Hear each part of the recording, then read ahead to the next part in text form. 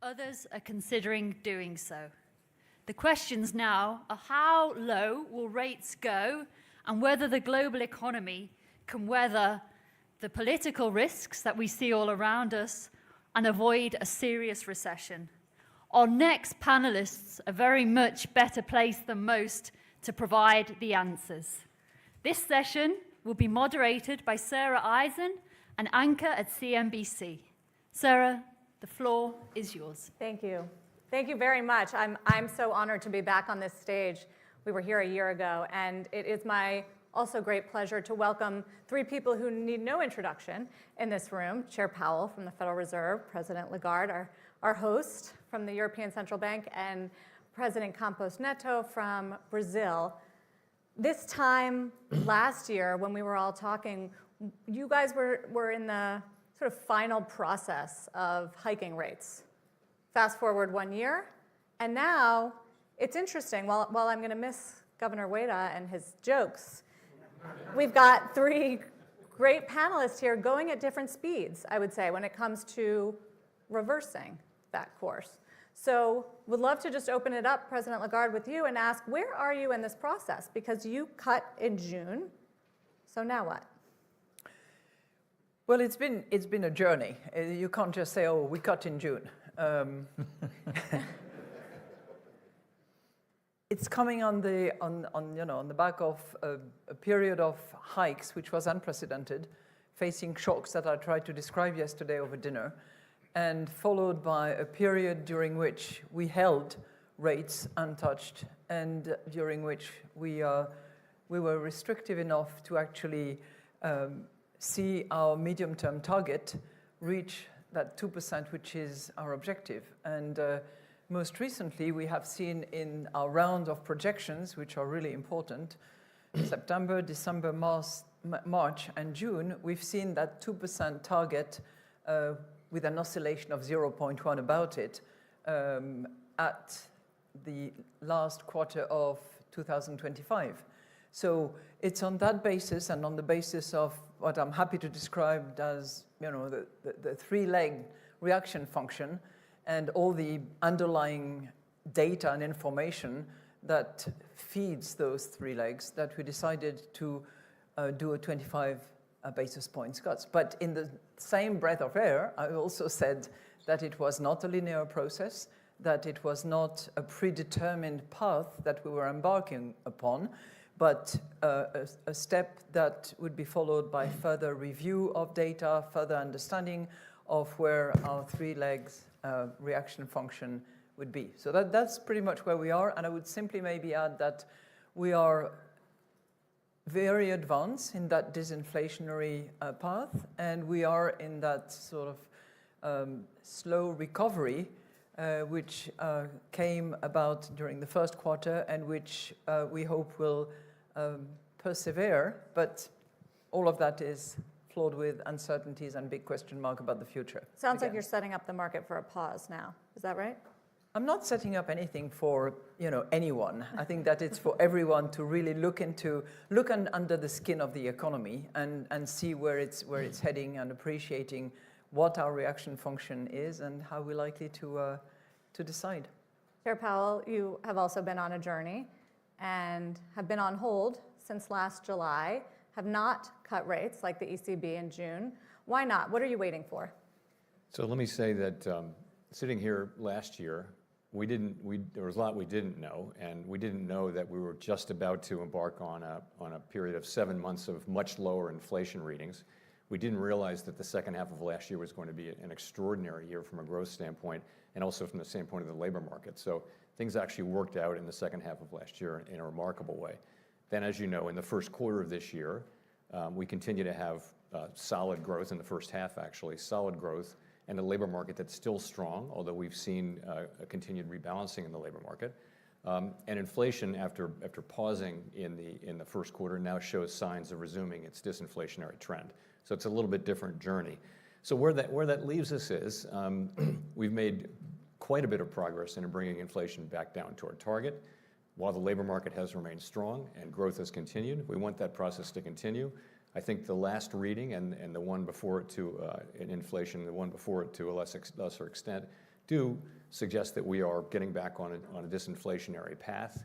We want to be more confident that inflation is moving sustainably down toward 2% before we start the process of reducing how tight our policy is, of loosening policy. That's what we've said, and what we'd like to see is more data like what we've been seeing recently. We'd also like to see the labor market remain strong. We've said that if we saw the labor market unexpectedly weakening, that is also something that could call for a reaction. How much more confident do you want to be? The PCE number, 2.6, that wasn't too bad that we got last week. That's right. So we're actually on a 12-month basis, we're actually at 2.6, both headline and core for inflation. And that represents really significant progress. I think we peaked at 5.4% in core. And the same thing has happened in headline. We've gone from 7.1 to 2.6. So yes, we've made a lot of progress. We just want to understand that the levels that we're seeing are a true reading on what is actually happening with underlying inflation. And as we were saying at the last part of last year, people were saying, you need to declare victory, this is over. And then we had a quarter of inflation which was well above 3%. So we want to be more confident, and frankly, because the US economy is strong and the labor market is strong, we have the ability to take our time and get this right. And that's what we're planning to do. So September? I'm not going to be landing on any specific dates here today. Let me also say that we're well aware that if we go too soon, that we could undo the good work we've done in bringing down inflation, and if we go too late, we could unnecessarily undermine the recession, the recovery, and the expansion, and so we're aware that we have two-sided risks now, more so than we did a year ago. That's a big change. I'd say risks are coming much more into balance now. President Campos, you have been on a different journey because you've actually been cutting rates for much of the last year and have recently paused. Why? What are you seeing in inflation data, and what are you going to do next? Okay, so if you go back a little bit in the history of time, so Brazil was one of the first countries to hike rates. I think in part because we had a different call on the dynamics of inflation, both locally and globally, and I think that turned out to be correct. And then at some point in time, we started the easing cycle. And throughout this process of easing, we've seen that inflation has converged. We have some of the problems that are common to advanced economies and other Latin American countries, which is labor markets very strong. So there were 2 points of attention. One was labor market being that strong, would that at some point in time mean inflation in the service side? And even though we haven't seen that yet, what we try to do is to try to estimate what would be the components of labor in every service so that we can anticipate if that were to happen. We haven't seen it, but we think it's, there is somewhat of a correlation when you look at the margin. And so most recently we decided to pause. That had to do not only with the current numbers and with this suspicion that we had service inflation that could peak at some point in time, and also because food prices were going back up a little bit, and I also think that's not only happening in Brazil, it's going to happen in some other places too.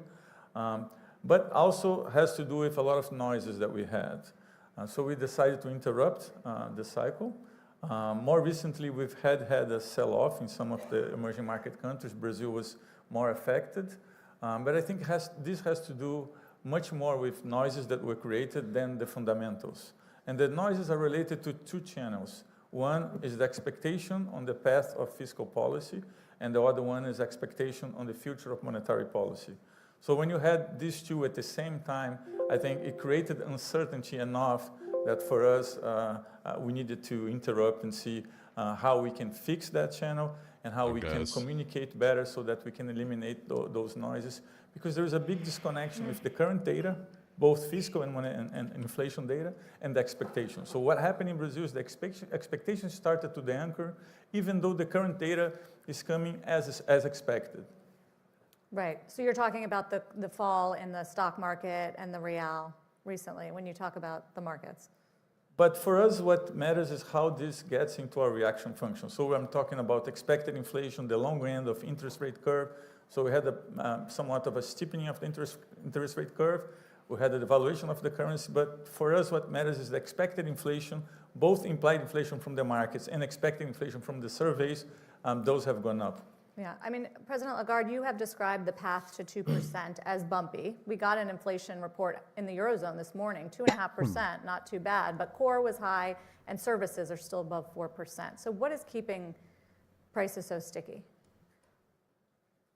Well, first of all, we had, as you said, a number that was lower than last month. So we said it was bumpy, and it's proving heading in the right direction for the indicator that we use, which is HICP, to measure inflation and to set our target. So that's good, but we still believe that it's likely to be a bumpy road until the end of 2024, but we still have target at the end, in the second half of 2025, on the basis of our projections, and the baseline is unequivocal on that front. You are correct that services hasn't budged. So services is at 4.1, if I remember from the numbers that we got this morning. And obviously we are very attentive to the components and what is behind services. And the real issue is to understand whether those are, this is caused by sort of permanent changes, or whether it is also a factor of the lag effects of other components which are finding their way more slowly and gradually into services. And the jury is out as to exactly what it is. The truth of the matter is that we do have a service number that has gone slightly up in the recent months, and which is now staying at this 4.1 Red Book went percentage up point. again. Now, obviously, we don't need to have Jolts services is at at 10 2% a.m. because manufacturing goods are below 2%, and at the end of the day, it's going to be a balance between goods and services, and it depends on the weight of those within the index. But we have to look really what is behind it. And what's behind it is a lot of wages. Services has a very high component of labor. Wages also suffer from the lag impact of the labor system that we have in Europe, where clearly bargaining agreements are negotiated not only on an annual basis in some country, but sometimes on a triennial basis in other countries. So you have this catch-up effect. You know, for those people whose renegotiation took place early this year, they had not had a negotiation of wages in the last 3 years. In the meantime, of course, inflation went up and their real wages went down. So there is an element of catch-up. So we need to really unpack all that to get to the root causes of inflation behind services. So we'll continue to look at that. We need data. It applies to wages. It applies to profits, because we are seeing profit gradually declining compared to the height where they weren't at the end of 22. But we need to see those profits absorbing the wage cost increases to make sure that the second round effect is out of the window, and services are also going to be on a declining path as well. But services is the difficult one. I was just going to pose that Taylor Swift is touring Europe this summer, and there tends to be an inflationary effect in services. Am I right, Chair Powell? We saw it last year, didn't we? It's not just Taylor Swift, you know, others have come as well. Larry Spring, yeah. I don't know. I saw her at Wembley, and there was a lot of spending going on. No, but how do you look at the services, the stickiness of the services inflation, and how tied it is to wages, which have been rising? You know, famously, services inflation is stickier, and famously, it's tied to wages. I would say, so look at the U.S. labor market. Tesla beat on deliveries. A pretty substantial move obvious. toward better balance than we had a couple of years ago when labor was in, you know, extreme shortage. So what you see now is an unemployment rate that's moving back up toward a more sustainable level. You see wages moving, wage increases moving back down toward a sustainable level of wage increases, inflation, and productivity. And you see, you know, vacancies to unemployment ratio coming back to where it was pre-pandemic, and so many other measures I could mention. So that's what we're seeing. And so the labor market, wage increases are still a bit above where they would wind up in equilibrium, but nonetheless, you can see the labor market is cooling off, appropriately so, and we're watching it very carefully. But it doesn't look like it's heating up or presenting a big problem for inflation going forward. Indeed, it looks like it's doing just what you would want it to do, which is to cool off over time, not quickly, not suddenly, not steeply. It's kind of what we've been hoping to see and have been seeing. So, and services generally they're such a mixed bag, particularly non-housing services are a mixed bag. Some of what you're seeing is catch-up inflation from inflationary pressures that happened earlier. That's true with insurance. It's also true with housing services inflation, where you've got some pent-up rent increases that have to work their way off. It turns out it takes more than 1 year for that to happen. It takes several years. So we see all that in train, and we don't see ourselves getting back to 2% inflation this year or next year, or maybe late next year, but in the year after. The main thing is we're making real progress. Can you keep cutting President Lagarde if he keeps holding? Does it make it harder? Well, look, I'm going to give you the conventional response because that's the conventional question you ask me.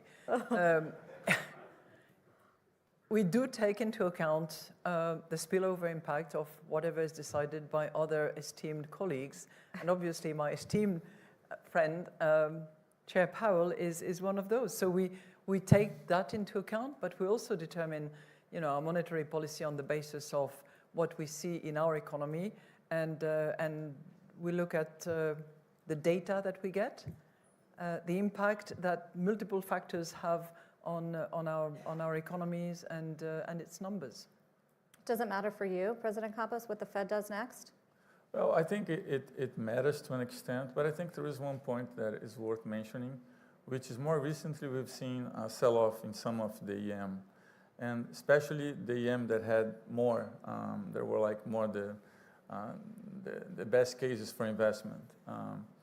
And you see that this is being explained with local news. But when you have a lot of sell-offs in different markets and they're all explained by local news, you have to ask yourself if there is a more fundamental factor driving that. And I think there might be. It's difficult to make the case right now, but definitely what we see now is there is more risk premium in a lot of the emerging market countries. And it was very synchronized with the long end of the US curve, and that correlation broke. So we've seen the last couple of weeks that even though the 10-year yield is more or less stable, even actually going a little bit lower, we saw a bit of a sell-off in emerging market countries. And I think that has to do with the fact that as you go for longer with higher rates and much higher debt, you start extracting liquidity from the market, and eventually you are repricing that liquidity. It could just be a temporary adjustment in EM, or it could be the beginning of a more profound movement. We need to wait and see. But I think the correlation between the US Treasury and some of the EM has been broken in the last couple of weeks. And I think we should pay attention to that. What about the fundamentals in emerging markets? Because the economies seem to do better. This dude just woke up and chose violence. He's going to talk about the yen in front of Powell. And does it continue? I think most EMs did a better job in terms of, or at least an equal job in terms of anticipating the process and starting the hiking process. Also in the fiscal part, on average, emerging market countries spend more or less 10% of GDP facing the pandemic. Advanced economies spend a little bit more than 20%. So I think there is also this thing which didn't happen in the past, which is by and large, emerging markets were able to deal with the pandemic spending less. And actually, when you look at the fiscal post-pandemic, emerging market continues, it's not the case of every country, but continues to do a little bit better. So I think that also change the dynamics. And one other thing is, I think, the independence of the central bank and the maturity that a lot of the central banks have gained in emerging market proved to be very useful during this process of the pandemic. I mean, all of your economies did better than expected with the interest rate hikes, wouldn't you say, Chair Powell? Yes, I think particularly, I mean, many forecasters had a recession in 2023, which not only turned out to be wrong. In the case of the US, we had well in excess of 3% growth. So. But you still see policy as restrictive? Yes, we do. How restrictive? Well, so that's kind of an empirical question. So I guess I would say, if you look at, we do think policy is restrictive, and we think that's appropriate.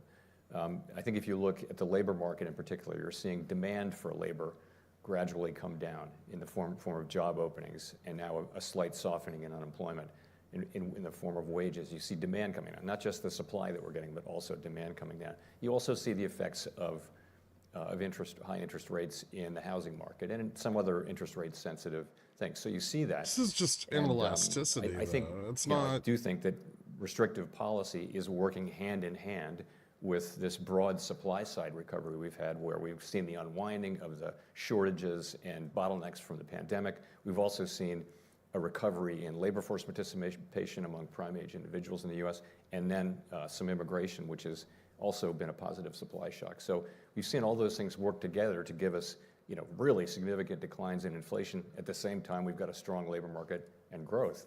This was it's a great outcome for the people that we serve, and it's one that we want to do everything we can to foster. So why not just cut rates to protect it? It's what I said earlier. Is it a bigger risk? Sorry, I'll rephrase. Is it a bigger risk that you cut prematurely and inflation stays sticky, or that you wait too long and the economy loses more momentum? Don't do it, Carl. That is the question, and so our answer to the our answer to the question is we serve a dual mandate, right? And these two things are embodied in that mandate. The risk on the inflation side is that you move too quickly, inflation comes back, and we didn't really solve the problem, and then we have to go back in, and that would be very disruptive to the economy. So the other risk is that we wait too long. We understand that, and the labor market softens too much. Perhaps we lose the expansion. So needless to say, we don't want to do that either. So, but at the same time, so we've got to balance those two. And again, given the strength we see in the U.S. economy, we can approach that question carefully. But as I said earlier, though, you see, a year or so ago, we were talking about inflation, and our framework called for us to focus on the How variable. weird that all the usual data stranglers and short stranglers aren't in their nice, comfy pre-market much fully closer exposed into to half-hour balance. And cash a good way to market see it trading is all over them. the beverage curve analysis that everybody It's a bit talks strange, about. yeah. It's not a lot of. We come Well, straight down I the beverage mean, curve, the which is range really from getting to like that place relative to job openings and hiring 75, rates, there's where 70 to traditionally 80 the is beverage curve is pretty flattened out, which would mean higher unemployment as a result of further declines in job openings. So you can't know that with precision, but it's very much understood by us. I think that he we does have a two-sided Band-Aid risks, on and his we have nose. to manage them. What about the recovery in the Eurozone? He's trying the Nelly President look. Lagarde? It's also been pretty resilient, especially on the unemployment front. How confident do you feel in sticking this soft landing? Well, we reached a level of confidence back in June when we decided to actually cut rates by 25 basis points. But as I said in the opening remarks, it's not something that is taken for granted, that is a given, and we're going to re-examine each and every step of the way whether that confidence is actually continuously reinforced in order to continue on that path. And the remarks by Chair Powell made me really reinforce my points about data, because we are navigating in this universe of one risk versus the other, but where data is so important. And data is so important because we proceed always with the burden of the lag of time, whether it's the impact of our policy decisions, whether it's the impact of wages, whether it's the sort of on-time data or not. All of that has to be taken into account and analyzed in details so that we can feel really confident that we can go forward. At the same time, there are also political risks. Certainly they're front and center. It was nice of all the authorities to make elections all happen this week, certainly in France and in England. President Lagarde, is there anything the ECB can do to shield the rest of the Eurozone from feeling any negative impact from a divided government in France or from whatever the result is of the French election in a negative way? I thank you so much for your question. It can't be a surprise. Because I'm not going to comment on the political situation of any of the member states, particularly those that are facing elections at the moment. But, obviously, the European Central Bank has to do what it has to do. Our mandate is price stability. Price stability is obviously relying on financial stability, and we are attentive to that because this is part of our job, and we will continue to do so. Does the rise in French bond yields look worrisome at all? These are the things that we monitor. This is part of the job. It's not particularly at this point in time. We do that all the time, and we are very attentive.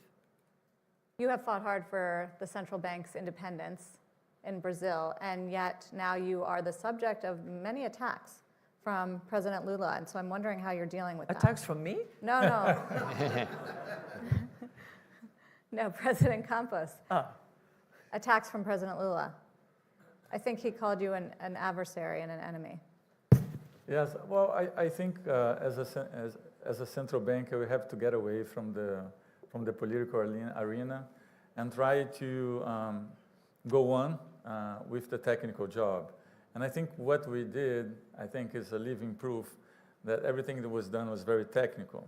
So during the elections in which Lula was elected, the incumbent Also, numbers are totally mad. in Globally, his they last only year of beat mandate, BYD by we percent or increased two. rates, Yeah, so you got gotta to wait till earnings when it's revealed that they sold 75%. twice That's as the many biggest cars for half as increase in much money. rates in an election year in the Right. history of any emerging markets. So if that is not a proof that you are independent and you acted autonomously, it's difficult to find another example like that. So And at think some all this point, Tesla narrative had that to the spin central back bank, up, right, has in order to been keep the political. Mag 7 I afloat. think we have to get away from that and explain what we're doing. And I think what we're doing And with has been very NVIDIA technical. falling recently, The last what decision better was target? unanimous, and we now have 4 members in the board that were chosen by the current president.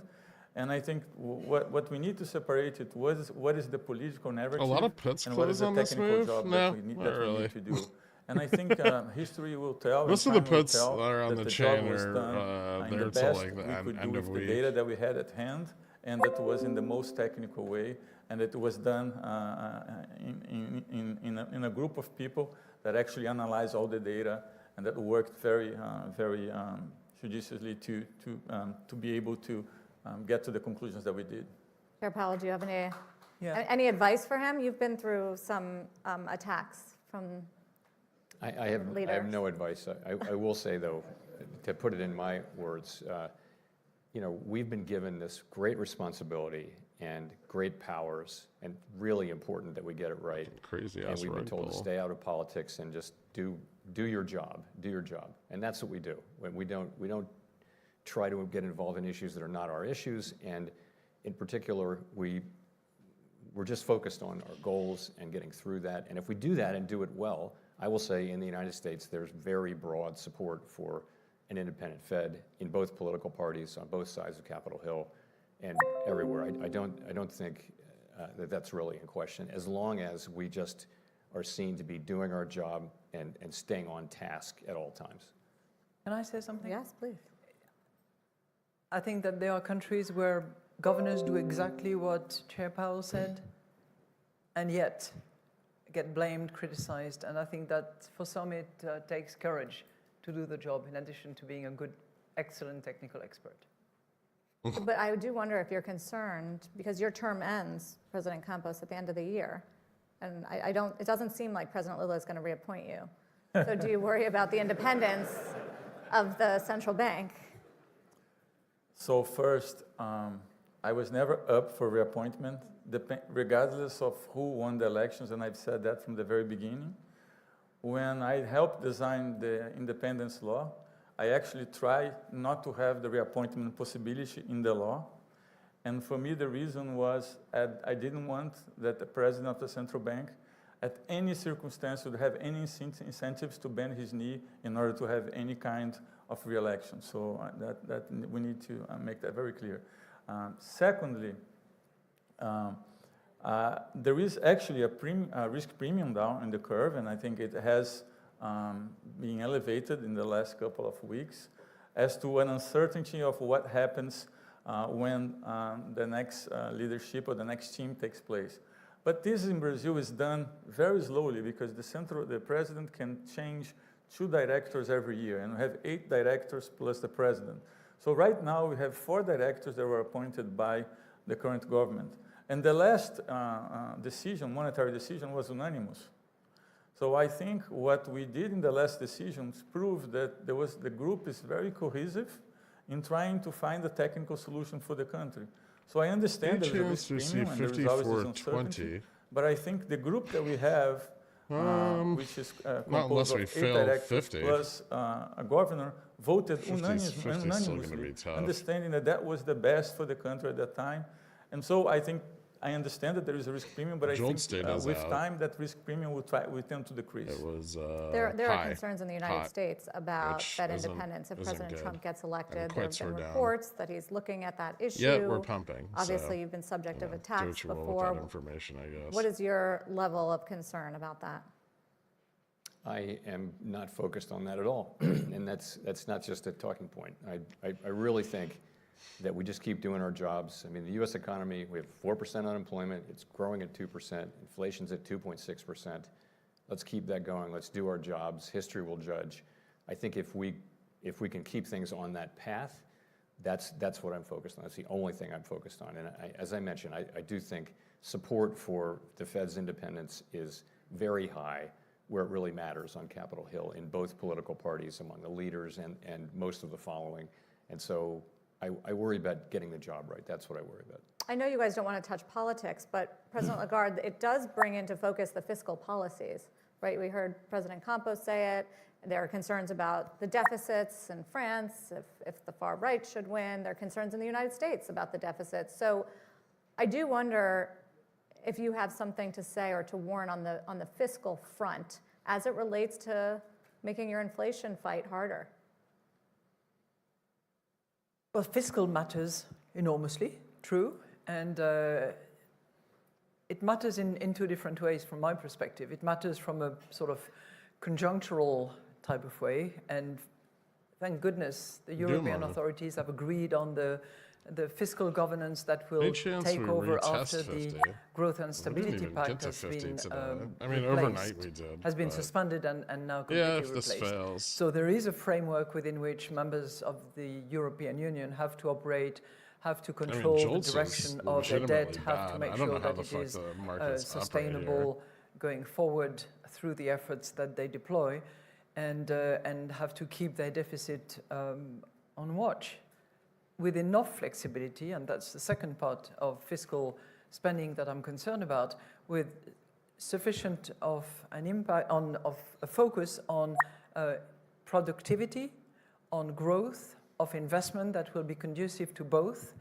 And my hope is that in addition to operating within the European fiscal framework, which but JOLTS should have at least been more of a shock, right? We barely got a drop on it. In addition to that, countries will actually look at the structural changes that they have to either continue to have in their arsenal of tools, but also that they will continue to improve going forward, because I regard that as critically important for productivity purposes, which we are lagging behind and have been lagging behind for a long time. So we're not so worried about fiscal expectations, as Roberto was saying, for Brazil or emerging market economies, but we're very concerned about the fiscal rules that have to be respected within the European Union and the structural reforms that will be conducive, hopefully, to productivity improvement going forward, because that's the only way for Europe to actually remain strong and thrive in those changing circumstances and transformations that we have talked about. And I know you're allergic to fiscal policy, Chair Powell, but I have heard you talk about the unsustainable debt burden of the United States. And even lately, there's been a sell-off in treasuries after increasing odds that President Trump will be reelected, that there might be a sweep of either party. Doesn't that make you nervous when it comes to the progress you've had on inflation if we do see more expansionary fiscal policy, more deficit, bigger deficits, bigger debt loads? So I'm going to I'm going to give you the traditional answer to some extent, and that is that we just know fiscal policy is a job for elected people. We're not elected people, so we don't comment on it, and particularly in advance of a presidential election, we're not commenting on anyone's particular policies one way or the other. I will say more broadly, though, the United States is running a very large deficit at a time when we're at full employment, and it just is, the level of debt that we have is not unsustainable. The path that we're on is unsustainable. That's completely non-controversial. I would have thought that this is something that should be a top-level issue, and you do hear this from a lot of elected officials, but it should be a real focus going forward. Yeah, How do we hang get back in to there. a sustainable path? Because you can't run these kinds of deficits in good economic times for very long. I mean, I wouldn't say, I can't really speak to the time, but in the longer run, we'll have to do something sooner or later, and sooner will be better than later. President Campos? Yeah, let's do a basic exercise. If you look at the total debt combined, just sovereign debt of US plus Europe plus Japan, that's 64% of the total global debt. That went, in terms of cost of servicing that debt, it went from 1.1%, 1.2% before the pandemic to around 3.3% right now. But then you added 25% of GDP to that debt, which was the cost of facing the pandemic. So we have a much higher debt and a much, much higher cost of service the debt. So I think there is an aspect globally that is the extraction of liquidity that cumulative will have an effect in the market that sometimes is not pricing correctly. And if you think about what we have to do right now, we have to pay for the cost of the transfer programs that we did. We need to pay for the cost of the green transition, which is somewhat expensive. We need to pay for the cost of the fragmentation, which you look at the surveys and it's very costly for companies and for governments. We need to pay for the cost of the low-income countries that spent very little during the pandemic and now need support. We need to pay for the cost of demographics. And there is a surge in consumption of energy that needs to be paid because of the innovation. So we have a lot of bills to pay. A lot of bills to pay. We are at the highest level of debt that we had in a long time. And I think it's sometimes I stop and I think it's time for us globally to think about a way to get to some kind of stable trajectory of the debt in the next couple of years. And it's not one country or the other. It's something that we need to do collectively because the global debt is very high and it's going to start taking a lot of liquidity from the markets.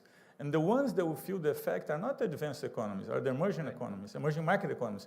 And the low-income countries are feeling that effect already. And you think the market is mispricing this risk?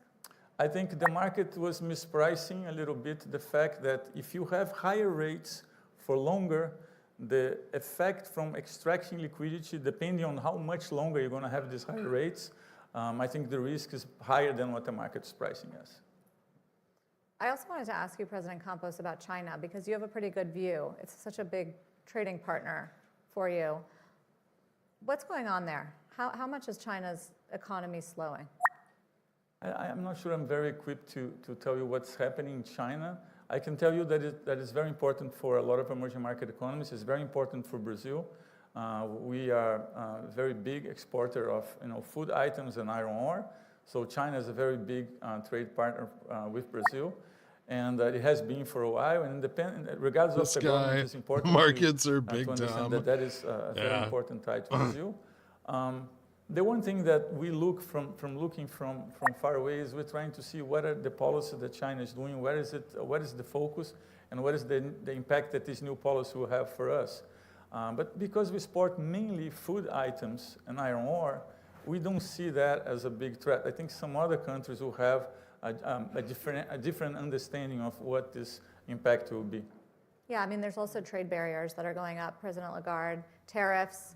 I mean, in our election, we're talking about potentially more tariffs. Are you seeing that in terms of growth and inflationary impact? Well, we're not seeing yet more tariffs than what had been decided back 8 years ago and which was consistently maintained later on in relation to certain products. So that for the moment is stable.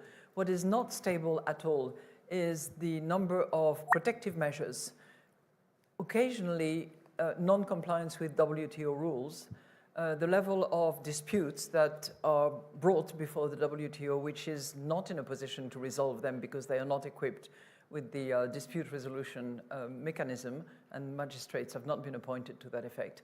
We've had more than 3,000 trade protective measures decided in the last 2 years, and that is like 5 times what is the normal average of measures that are decided. So that's a concern, and it's a concern because trade has been fueling growth, and because Europe at large is not a small open economy, it's a large open economy, and trade restrictions are going to affect Europe much more so than other countries that operate without this degree of opening and vulnerability in a way. But the second reason I'm concerned about it is that typically trade is conducive to innovation. Innovation is necessary for productivity. And I think that the combination of reduced trade on growth and the impact of trade on the capacity to innovate and to improve productivity is a vulnerability for Europe, and one that we have to address very forcefully if we want to win this battle of productivity. So and it's not independent from inflation. I'm not getting away from my topic, but it's one that is clearly a concern on the horizon. But and it could be inflationary. I mean, 10% across the board tariffs, Chair Powell, inflationary? Of course, I'm not going to be scoring any potential political proposals which have been talked about. It's just not our job to do that. Also, almost anything affects the economy. Trade affects the economy, immigration, energy policy. Those are not our jobs. There are other agencies that do those jobs. We do maximum employment, price stability. So in our political economy, we stay out of that. Right, but it has implications for price stability, surely, and maximum employment. Again, we're not looking to be, this is exactly what we're not looking to do, which is to become players on issues like tariffs. I mean, because it affects literally everything. All these things affect under inflation 70, and jobs, it gets slippery, kind of there down are to others in the 55. elected government who are responsible for trade policy. We don't comment, that's all. Understood. We've stayed under gamma back to your neutral job, then. here, right? There is this debate gamma among the neutral is Fed and over other there, central I think. bankers about where policy rates are going. R star, the neutral rate, 59. what that rate should look like, and whether it's different after COVID. What do you think? Can we go back to trade? Yeah, sure. Please.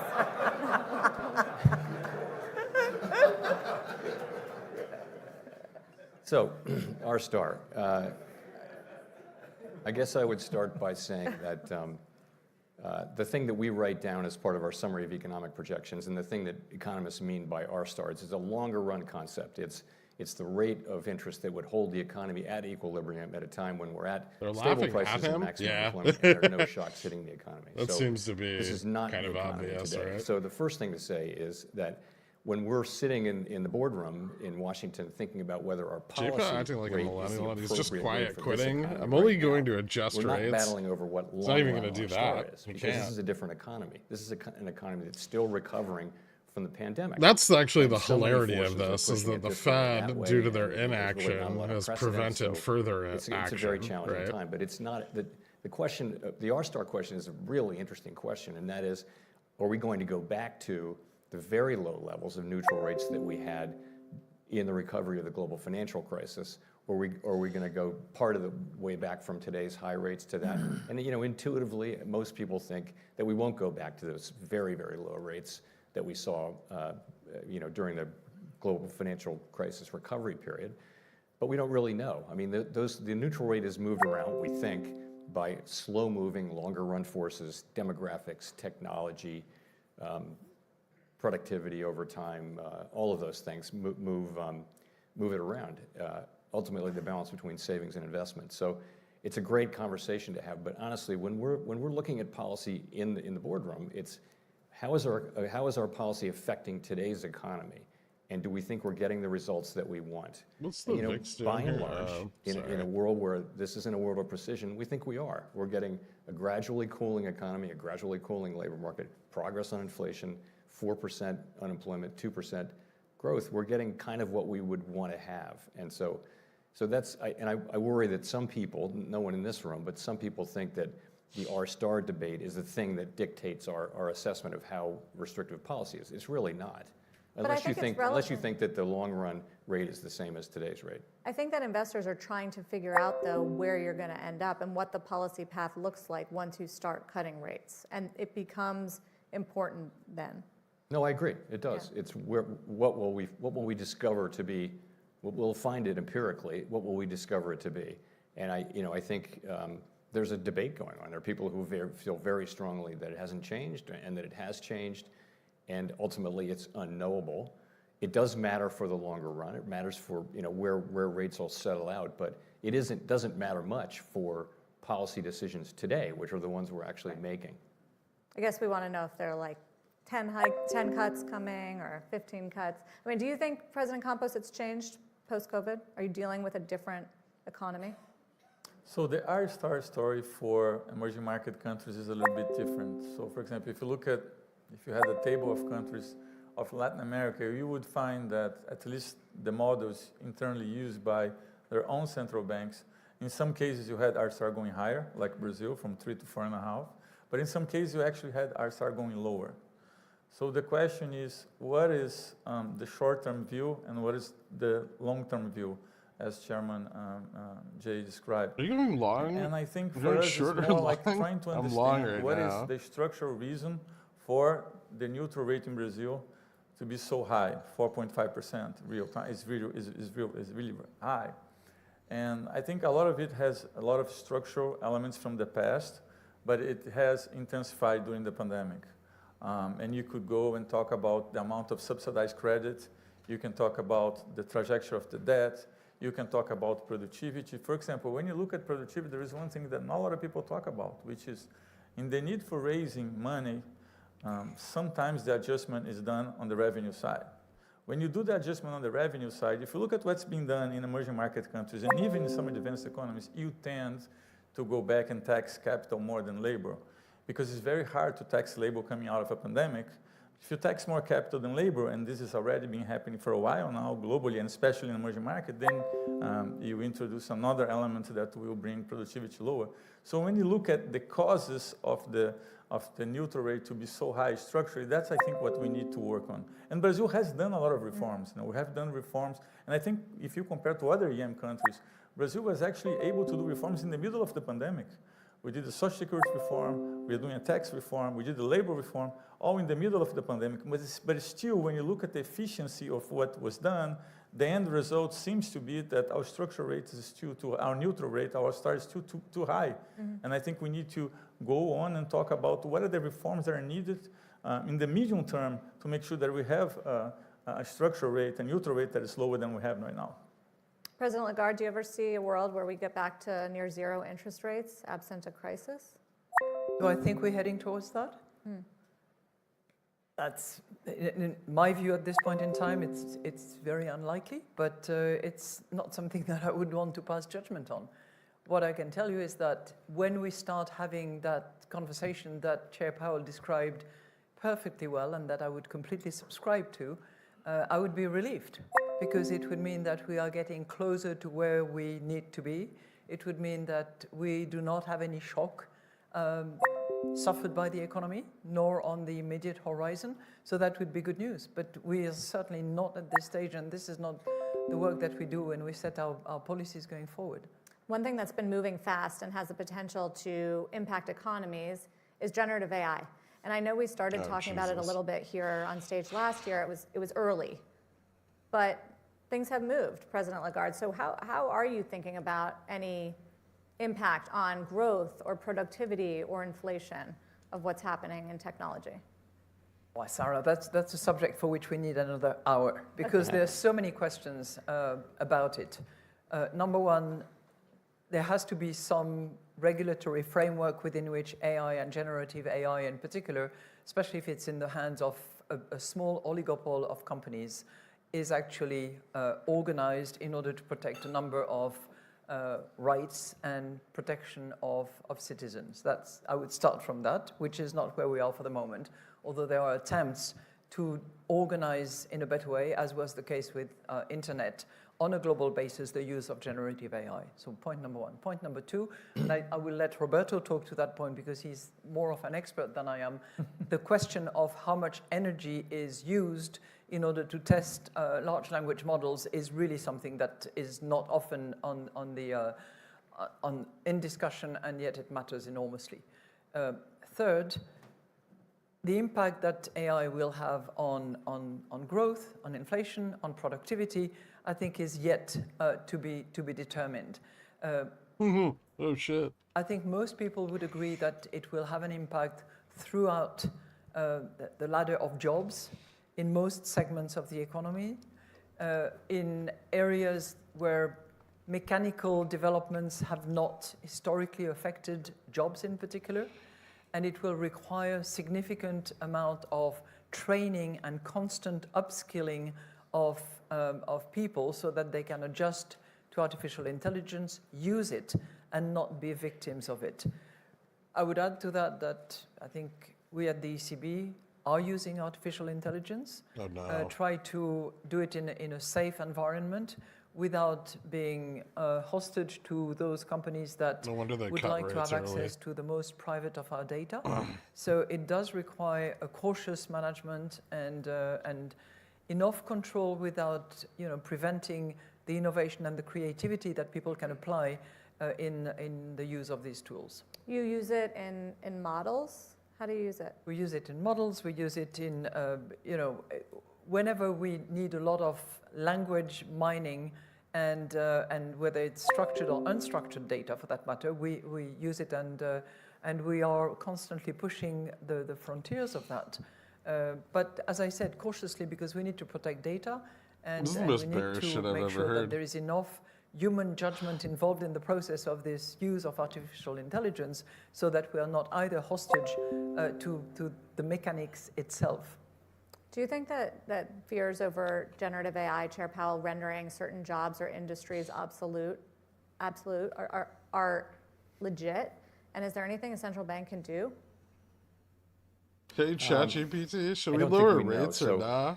You know these fuckers are You using see it this like massive a investment magic 8 boom. ball, You right? see, serious people in the private sector and the public I've sector. never There's a sense of fed something big ChatGPT coming here. or Claude And or it feels any like of what that will them. be is it will eliminate Even some simple jobs, it will options create some models new that they didn't jobs. massively fuck And up. the question really is for many people who will it augment their labor and make them more productive, or will it eliminate their job? And I just don't think we know that. It's too early to say. There's not a lot a central bank can do about that.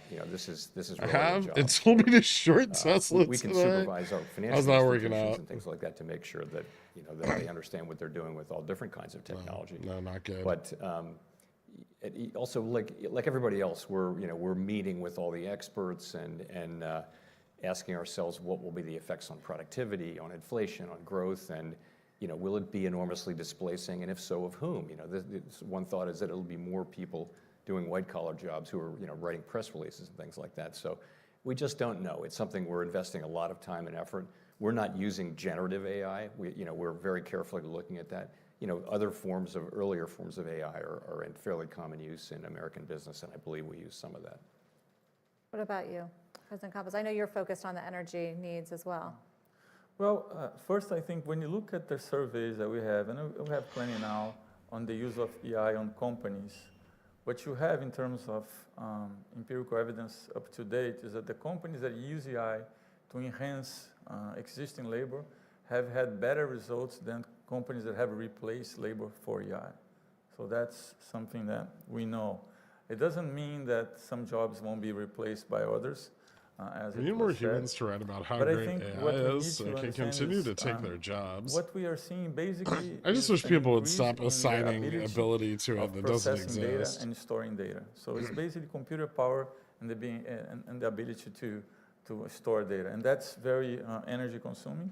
You have a couple of dimensions that you need to look in. You look to privacy, where is the limit, and what is the taxonomy of using this once it becomes a global instrument?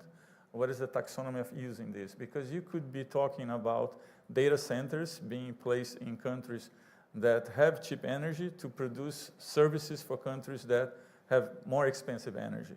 So once you start crossing the frontiers, thinking about how you're going to do this movement globally, I think there's a lot of consequences, and one of which I think is you're going to have very unequal growth between the countries that are more on the edge of producing this technology and the countries that are not, and the energy consumption also be very unequal. So I think globally we need to look at how we're going to connect the dots and create more or less a taxonomy for this development to be sustainable. In the minutes that we have left, want to do sort of a quick lightning round of questions. Mainly, you know, we talked about opportunities, we talked about economies. What about the biggest risk facing your economies? And I do wonder if they're the same or different. Chair Powell, what's the biggest risk facing the U.S. economy right now? Yeah, I mean, I traditionally have said cyber risk to that because it's, you know, we know how to deal with credit risk. We know how to deal with lots of kinds of risk, you know, market dysfunction, things like that. But we haven't really had a big successful cyber attack on a financial market utility or a bank. And that's the kind of thing which I think is, you know, the stuff of lying awake at night. I would also, today though, honestly, really it is just the balance that we talked about, getting the balance on monetary policy right during this critical period. That's really what I think about in the wee hours. President Lagarde? Same thing. Really? Really? Cyber risk? I think, you know, I'm saying that touching wood actually, and I wish, yeah. Oh shit. Because it's one, if you ask the financial sector, if you ask banks with which we Well played, me too. interact a lot, sometimes much to their chagrin, but eventually to their satisfaction in the long run, I'm sure, because we supervise them carefully. But typically, that's a risk that they flag as one of their top priority risk, and on which I think we need to constantly improve the level of coordination, first, second, third line of defense, and best way to respond to those. Now, clearly, I'm concerned as a person more than as president of the ECB about the backlash that there is against the fight against climate change, and some would argue that it has nothing to do with central banking, but I would contend that this is actually not the case. It does have a ramification impact that we should be mindful about, but it's a risk that is there, and that will come to haunt us if we don't do much about it. I thought you were going to say geopolitical risk. That's there too, right? Facing Europe? Geopolitical risks as defined by Maurizio earlier on? No, who was it? Yeah, Moritz. We heard a lot about geopolitical risk. It's there, and it's just on the doorstep of Europe. When you look at this horrible war against Ukraine, it's a major risk which is out there and which is hurting those on the ground and the neighboring countries in particular. What's your biggest risk? If you look at what markets price today, they will probably, at least for part of Yemen, especially for Brazil, the conclusion would clearly be that the main risk is fiscal. But I think that comes and goes, and it has to do with growth and productivity and a lot of the things. I think there is one other risk that I see, and it's not very tangible, which is the polarization that we live today. If we think about the amount of time that we spent on some social issues that are connected to polarization and that are not that meaningful to produce well-being of the society, I worry a lot about that. Yeah.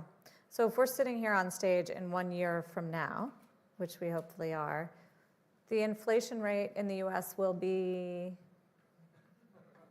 You know, mid to low twos. That's kind of, we're mid-twos now.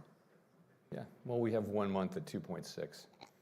And, you know, we had a brief visit to the low twos at the end of, but I mean, sustainably, durably underlying inflation between 2 and 2.5 is what I would say. That would be a great outcome. Headline PCE. Yeah.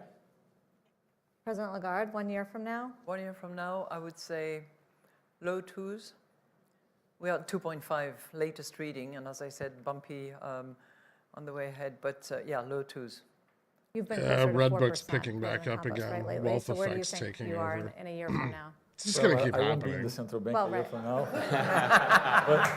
We already established that. It's already like But, within a month, it's but already pushing I think expansion that, and manufacturing again, right? The work that's being done is very technical. I'm confident that we'll continue to be that way. And I think when you look at expected inflation today, I think it has a disconnect with the current inflation, and it has a disconnect with the fundamentals that we have in Brazil. So I'm confident that the future inflation will be lower than the expected inflation. In other words, I think what the market's pricing today is not in sync with the reality. What about the unemployment rate? We're going to go full dot plot here. Yeah. You know, I'd be happy if it were just right where it is now. That would be a good outcome. Plus or minus a couple of tenths would be good. Is that likely? Yeah, I think it's reasonable. Starting to rise. It's moved up from 3.4. We touched 3.4, so we're up to 4, but 4 is still a very low level. You know, it's been a long time since, the last time we were at 4 or below for this long is, you know, I was a teenager, a long time ago. Also, unemployment rate in Europe, it's been, what, healthy, 6.5%? Historical low, Yeah. and I hope it stays there a year from now. What's the unemployment rate in Brazil? Well, it's close to 7% now, which is very low when you look at our history. I think probably will go up a little bit, but not too much. But I think what we need to look at is the participation rate. So we just published a study that shows that the transfer programs have an impact in the participation rate. Our participation rate was down and then it's recovering a little bit at the margin. And I think it would be very important to understand what is the dynamics of the participation rate going further. And finally, Chair Powell, were you a 2-cut dot or a 1-cut dot for 2024?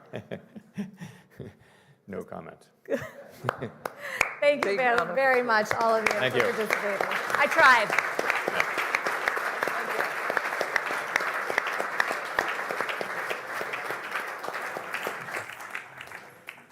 So thank you there for such a wide-ranging and fast-paced discussion. And we even managed quite a few jokes, even without Governor Wade here this year. So well done, guys. You really helped end the first day of Sintra on a high. Oh, God, who cares?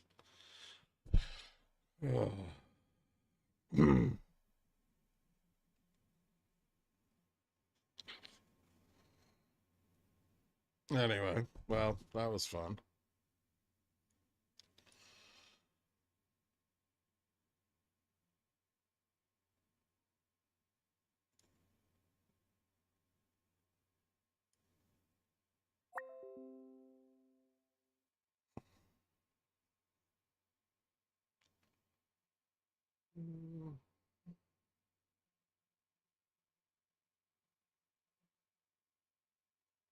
So $10 chop all day? No, not necessarily. If we get above GN, which is going to be tough, there's still a little resistance here. But out above that, we start squeezing out the short calls. So, yeah, we could definitely get like an outsized move on a breakout to the upside. Might be hard to get that breakout. And vol's turning up. I wonder if the market's gonna just ignore that labor is in fact not doing what Powell said it would be doing.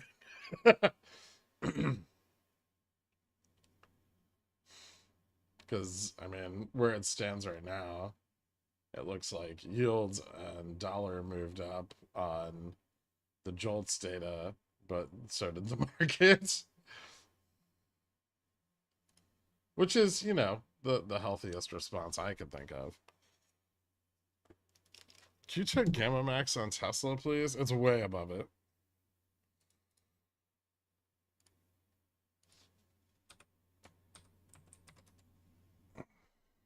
Probably even on the extremes, I would say it's above it, yeah.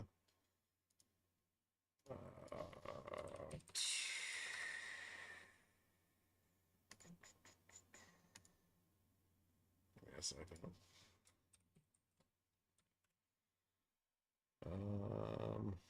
Yeah, it's decently above it right now. Gamma Max at 215, so Let me see something. I might be able to like pinpoint. A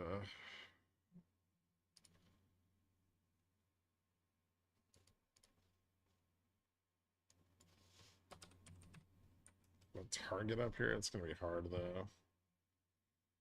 Yeah, 220 should have been a pretty hard resistance. Well, at least with last night's options. Maybe 230.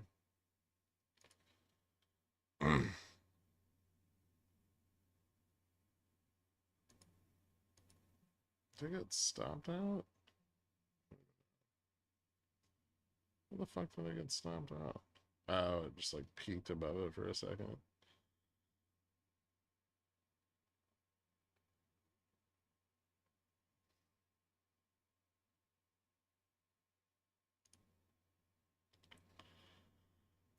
Bounces above that again. That's pretty bullish, right?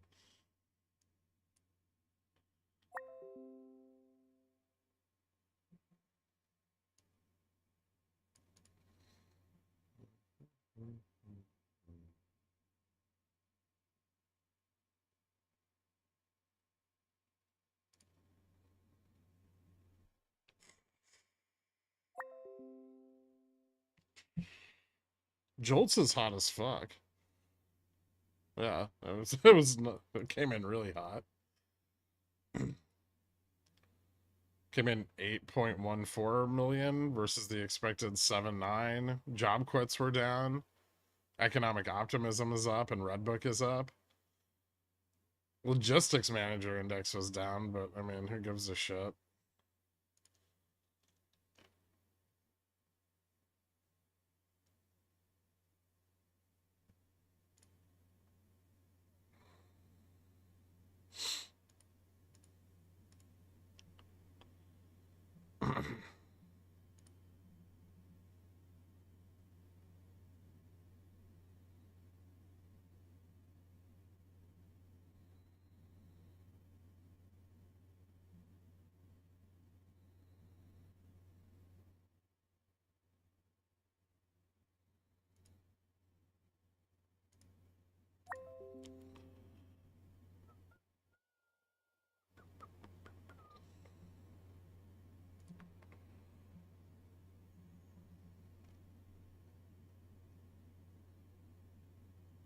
Hmm. Apple, Tesla, Microsoft is flat. What's Nvidia doing? Nvidia is still dropping.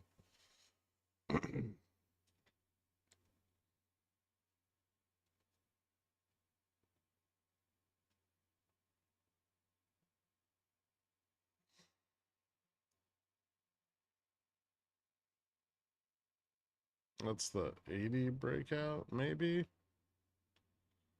which is pretty bullish.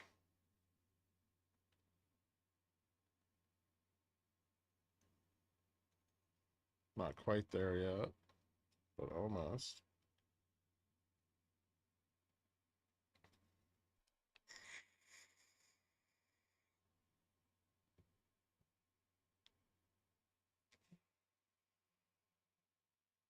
Do you ever feel impish? Occasionally. I've been known.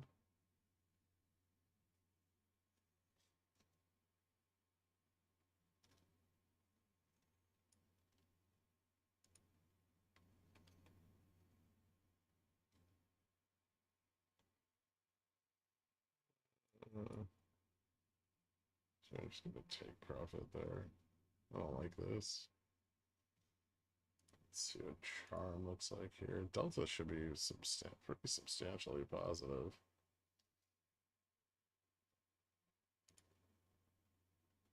Looks like buying still continuing at a pretty aggressive pace. So we're getting out of the money calls coming in. Not too many sold calls yet. Although closer to 80, we might start to see them.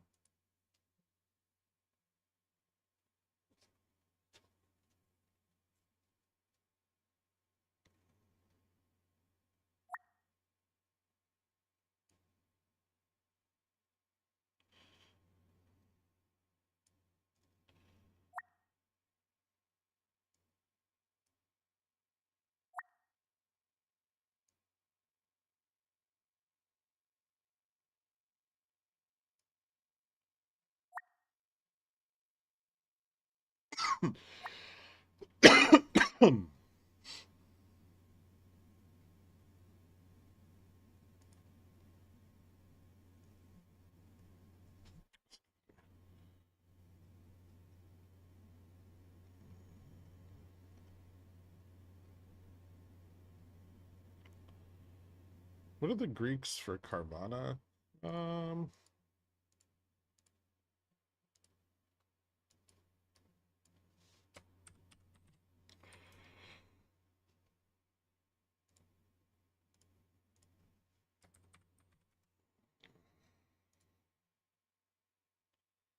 Gamma Max is 130. Vienna is at a 111.17, and then Gamma Neutral is at 97. Delta Neutral is at 99. If Gamma Neutral gets back above Delta Neutral, that should be moderately bearish. Delta's been falling off pretty hard the last few days.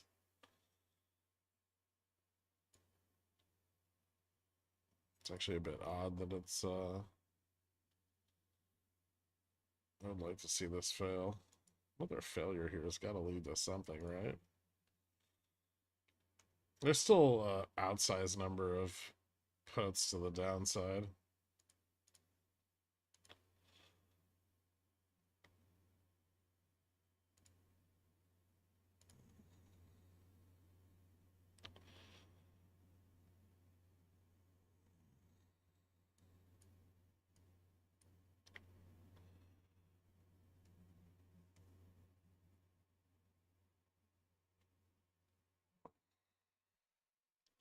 They're selling the fuck out of the 54.75 put. Yeah. They're probably selling the fuck out of anything they can get liquidity on at this point. They're in a very precarious spot. We're below GN. If they lose 54.50, they're in trouble. So it's they're really trying to defend it as much as they can, right?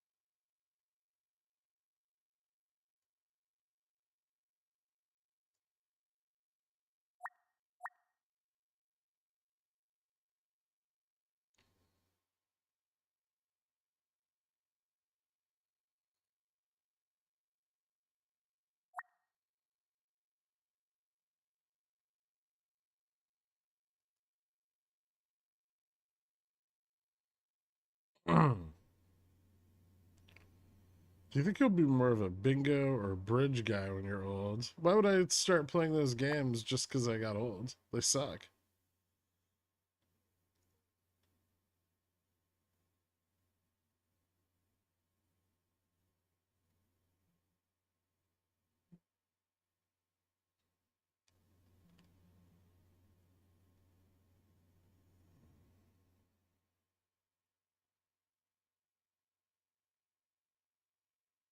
Do you think models need to be adjusted northwards?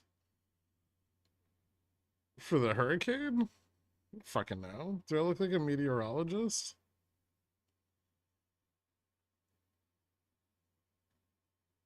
I don't. It's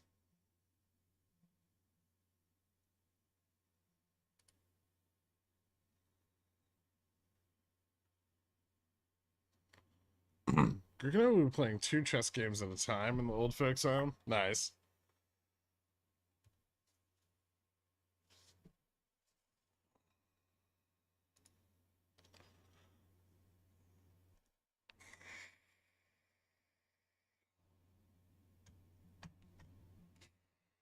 You look like one of the Mexican girls presenting the weather forecast. Fantastic.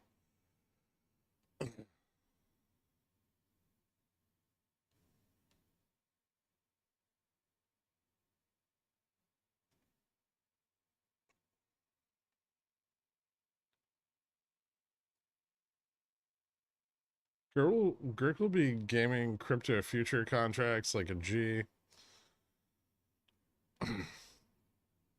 We'll see.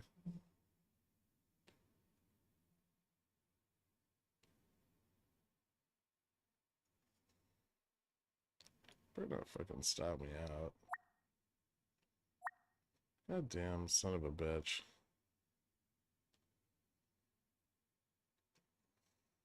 The fuck is this?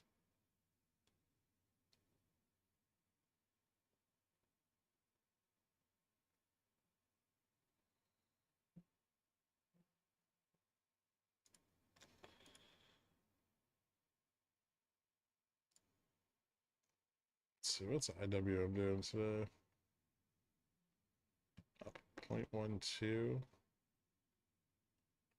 Fubo's up a whole penny. Fantastic.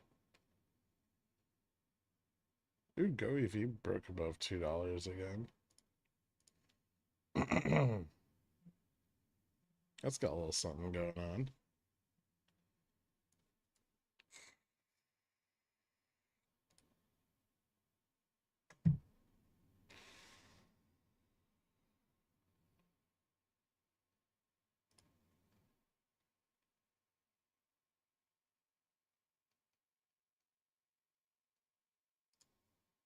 Oh, EPAM, you useless bitch.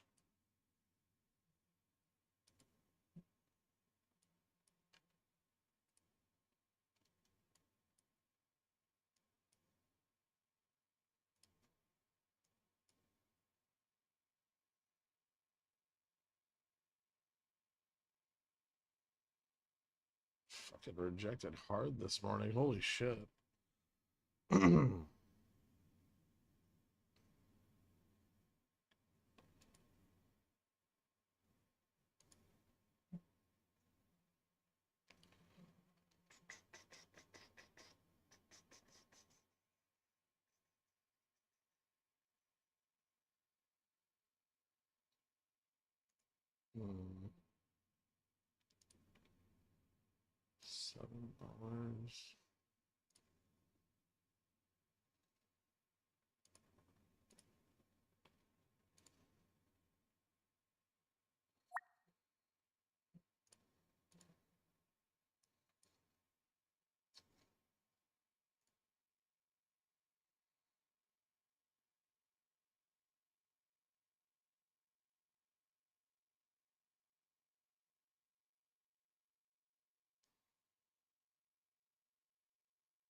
I'm sad AQN didn't hold on to any of yesterday's morning's gains. I'm not. I'm glad it didn't.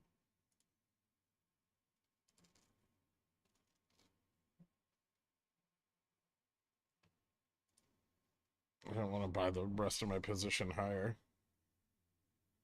I want to go back to pre-market where things looked bearish.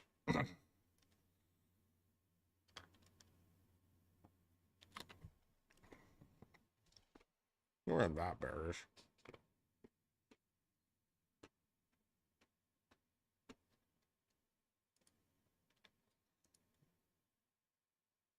I mean, we got support like right on trend, right? Just tapped it for a second and then bounced. Still plenty of buyers willing to defend 54.50.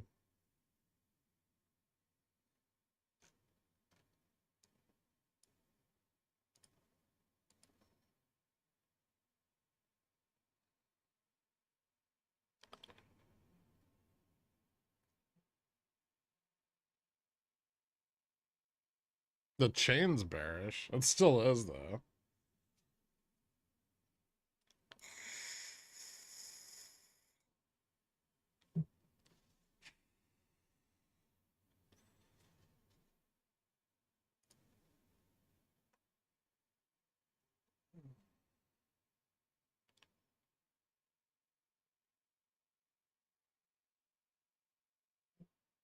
I just want to test 5450 so those buyers can defend it again. They will, if we do.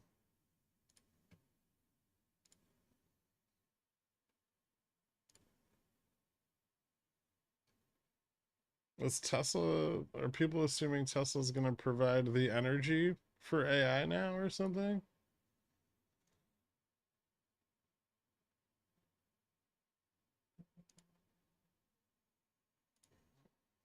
Ooh.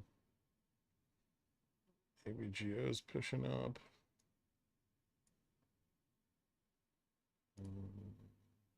Amazon's breaking back out above VWAP.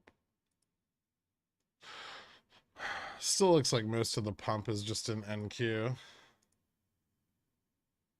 Dispersion's getting pushed even fucking harder.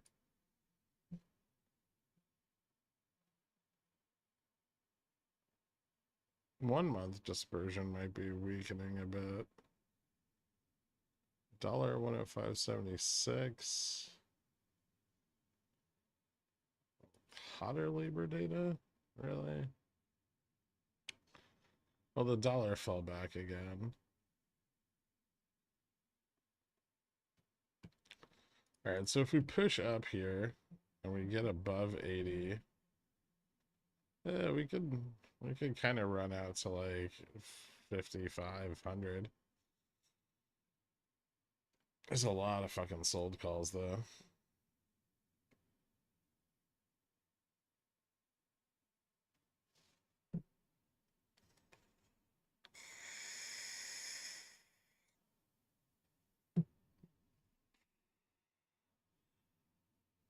It's the only way to get all the important indexes to go up at this point. People look at the Qs, SPX, Dow to see how everything is doing. Nobody gives a shit about IWM, XRT. I give a shit, dork.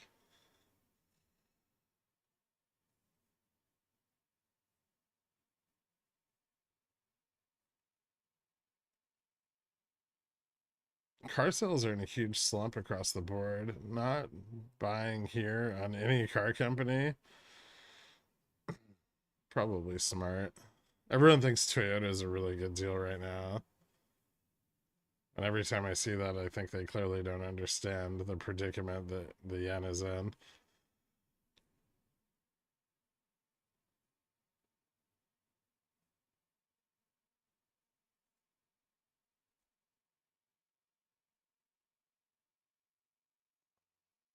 It's not about you, Pam. I'm angry that it got rejected off a new high this morning so hard.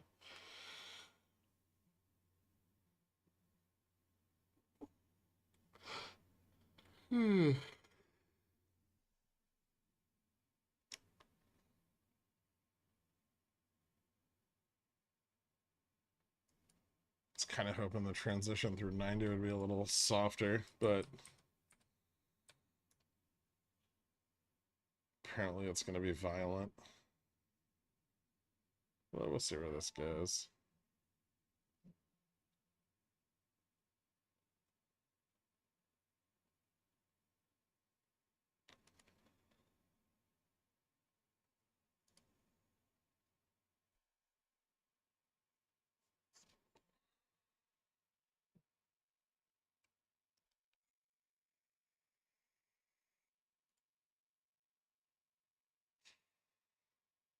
Imagine UCO is kind of flat today, right? Oil didn't do anything today. Yeah, looks like it touched 35 this morning and then failed. Oil's down about 10 points. Not a lot. Hey, Dork, why are yields not going up?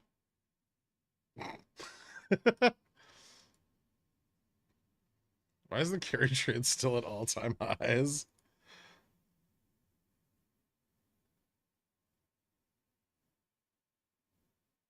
Yields are kind of pretty spicy.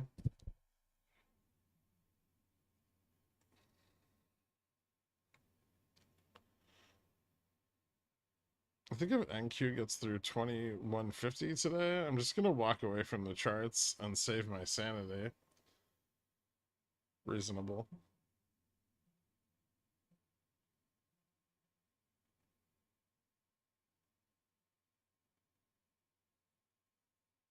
real question is, why is the long end staying up there? Well, it's not dropping as hard as like the 5-2, right? But it's yields are still down, right? The 10-year dropped from like 4.6 yesterday to 4.43.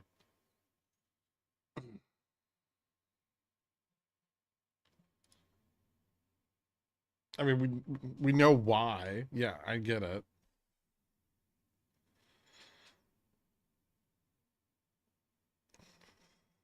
The bear is steepening. Like a bear tea bag.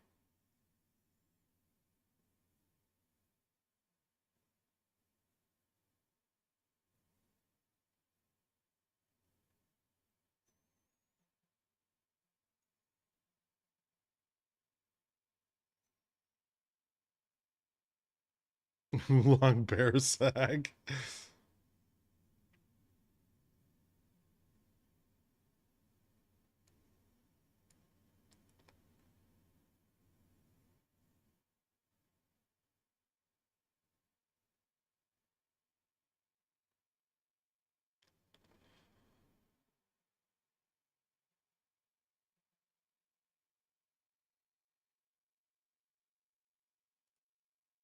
Hmm.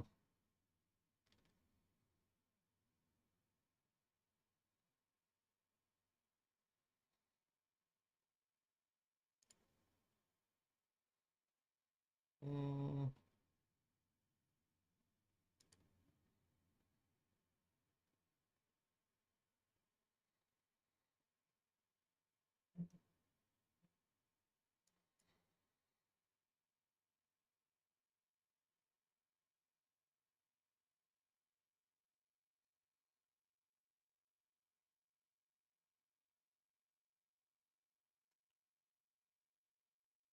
Mango is your kryptonite? I'm very, very allergic to mango. And I got this fucking salad from this place last night, and it had like a cilantro lime dressing that was green, and like little tiny cubes of mango in the salad. But nowhere in the description of the salad did they say there was mango in it, right? So I was just eating it, and I thought they were like little fucking heirloom tomatoes or something, because they weren't ripe. So it was just like bland mango. And felt the anaphylaxis coming on, and I was like, oh great. Moral of the story, don't eat salads.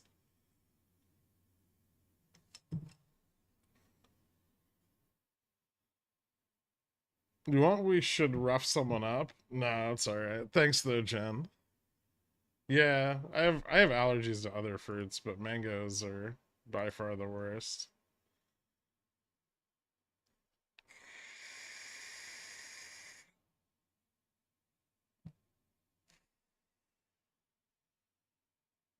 Did you get to use an EpiPen? No, they gave me some corticosteroids at the hospital. I just left my apartment and walked over to the hospital, which and like treating me took all of like 2 minutes, right? So like I went through triage, and they took me to a room, and they gave me a bunch of steroids, and the swelling started to go down, and everything was fine, and then they kept me there for 4 fucking hours. All right, Mr. Private Healthcare.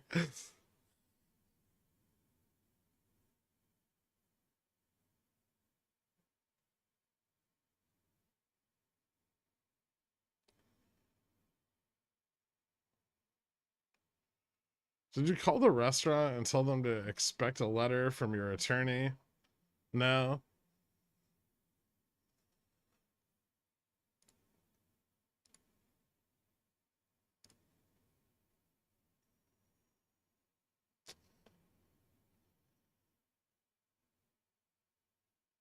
Oh, that's interesting. I didn't notice that.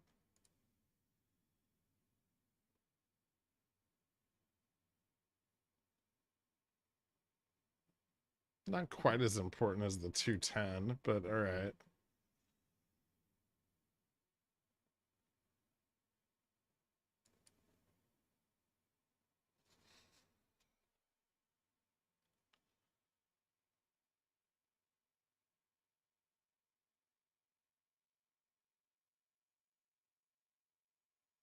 Do they charge insurance by the hour? Yeah, for the bed.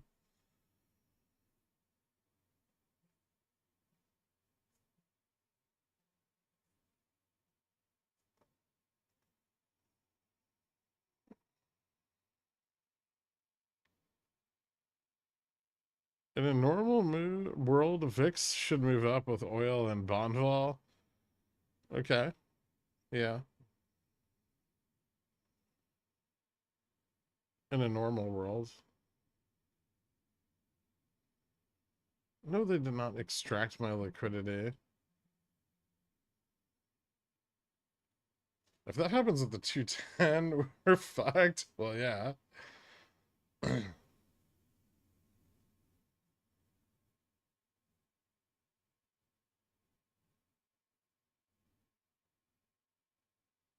Do I buy puts or calls?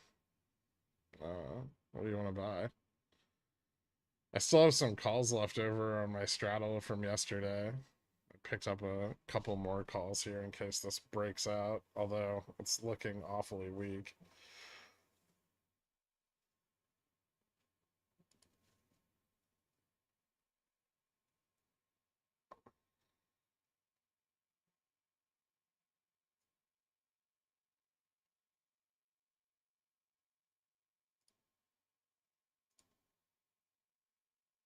It's just surprising because the little tiny put wall at 5480 is in fact very little and tiny.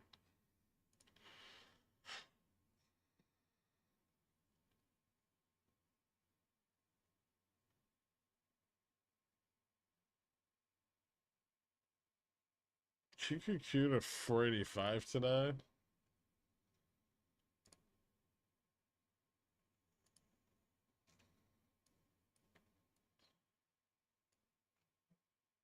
If we break out here, it could get up to like, yeah, like 486 even.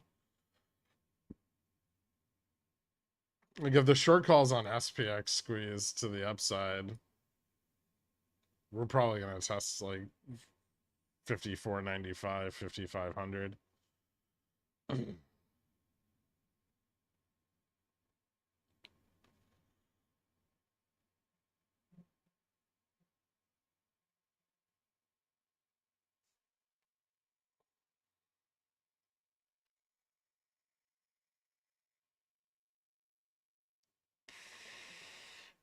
Did you ever do a 500x leverage crypto stream for fun?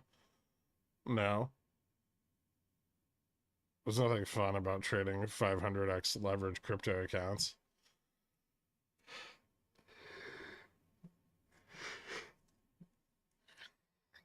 This push seems unwarranted given the data. Is it just a big reposition? I don't think it's a big reposition. I think they're just running away from risk.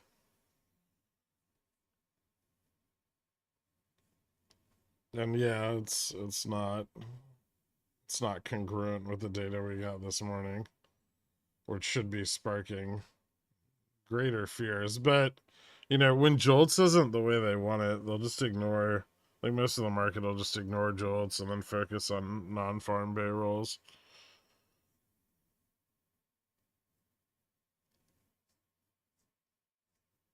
Jolts generally only has like an outsized effect to the upside.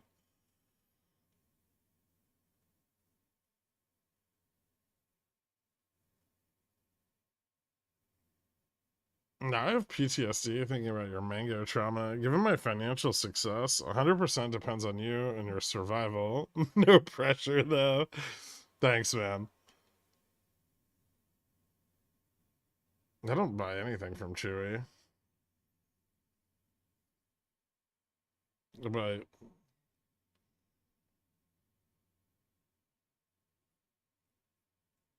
cat food from Target or Costco. Target. Yeah, I think Target. I buy Iams.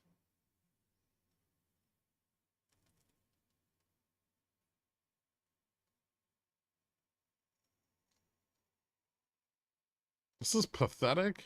Pathetic. What, the price improvement? We're just like pushing against resistance, right? That's why it's so grindy. There's actually like a put wall between like 80. It's kind of, well, it's not even a wall. It's like a little inverse put ramp between like 80 and 70. And so like if we slip here, we fall back to 70. Um, but if we break out, we start pressuring the short calls, and there's a lot of them, like above 85, especially from yesterday.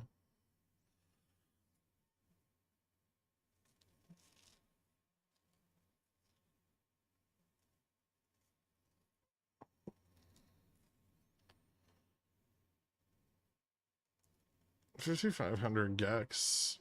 Likely sold calls. Yeah, I would say most of the calls to the upside are sold. Do you know that Pooseum, Museum for Fossilized Poo, is opening in Williams, Arizona? Okay. Cool, man. Send me pictures.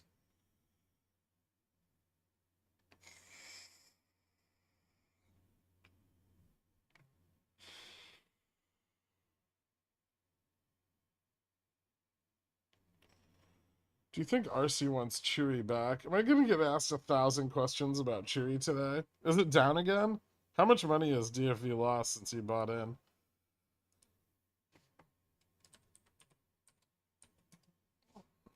Jesus fucking Christ.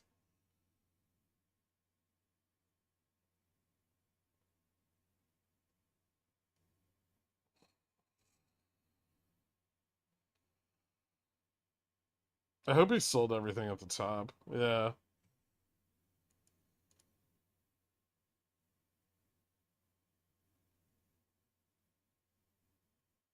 Like right when he tweeted.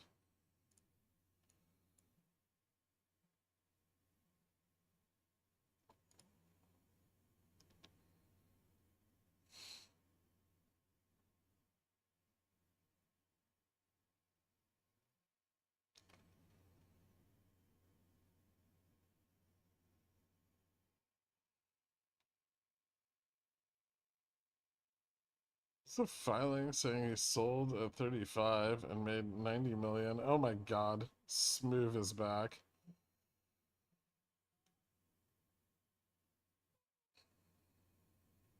Dude, I can't today. I just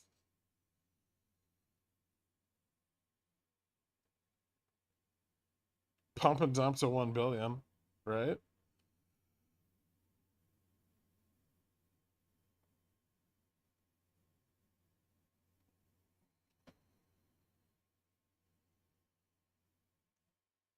Bulls can't get it up. Listen, they're trying really hard. Don't shame them.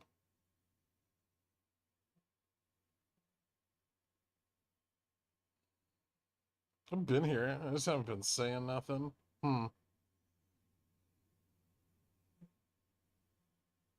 That's very unlike you. Have you quit smoking weed or something?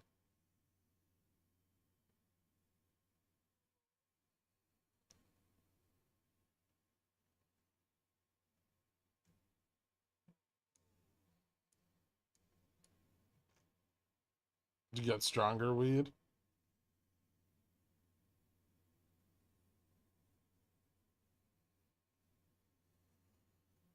625 Carvana 100 Ps. I thought you went short when it was trading at like 135.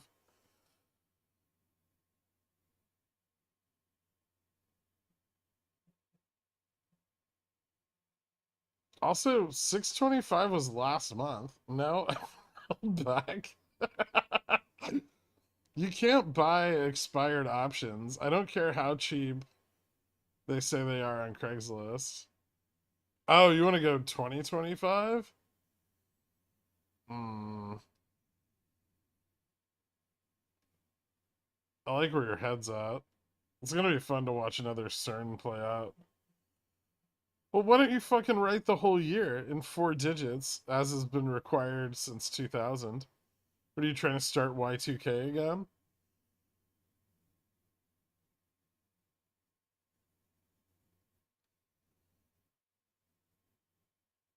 You're not that limited in characters.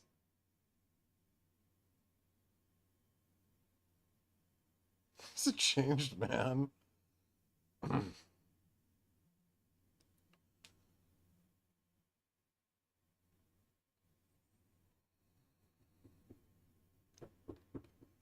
One second.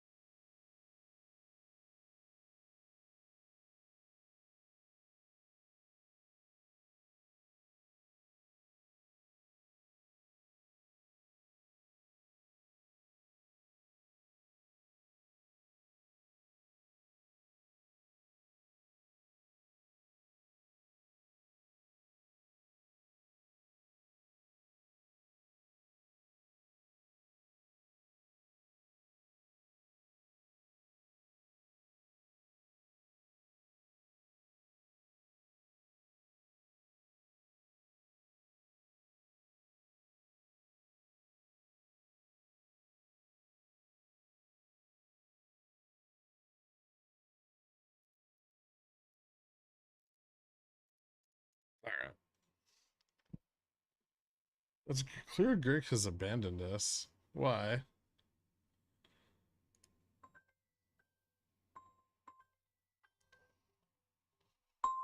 Jesus Christ.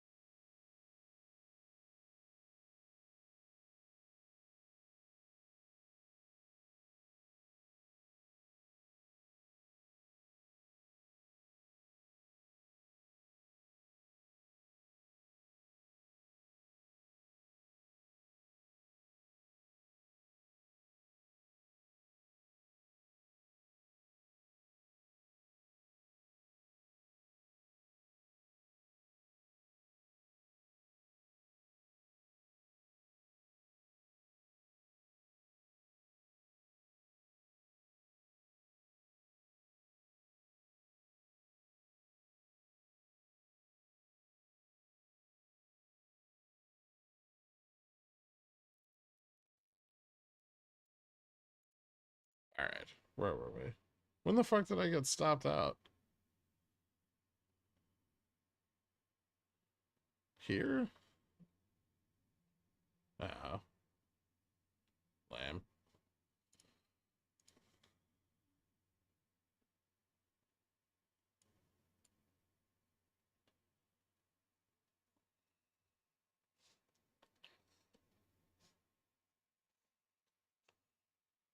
Before it ran, yeah. I had to set some kind of stop because I had to answer the door, so what are you gonna do?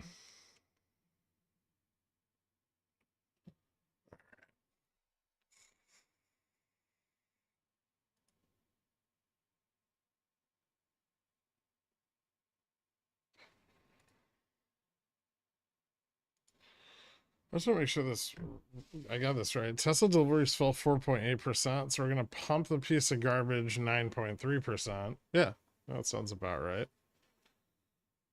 How many of you guys are just shorting Tesla? And also, why?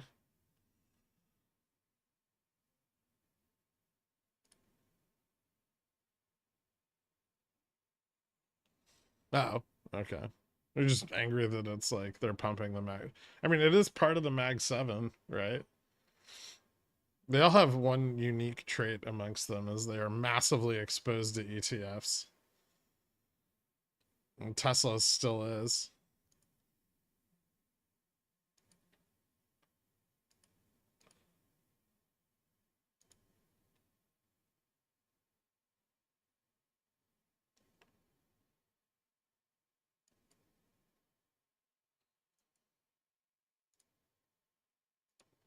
So it's got, I mean, it should technically be out of range here, but 235, I guess, if it keeps going.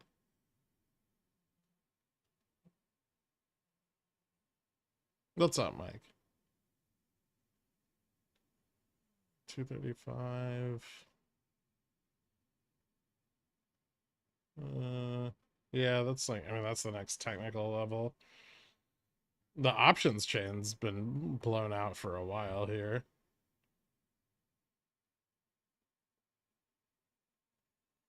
Are you seeing something in Fubo? Well, they had a partnership announcement with NBC yesterday, and that looked kind of fun.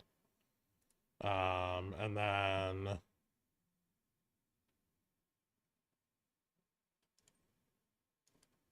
I think they have earnings coming up pretty soon, right?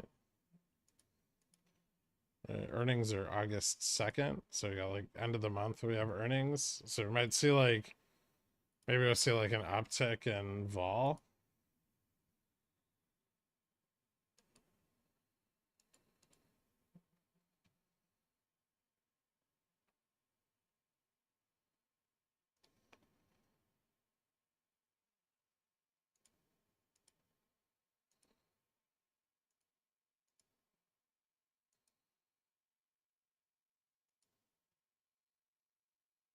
Might be reasonable.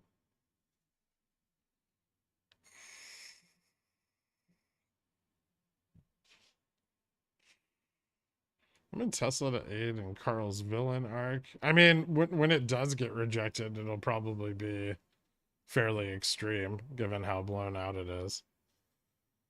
Gamma Max today was at 215, so, you know, you figure, like,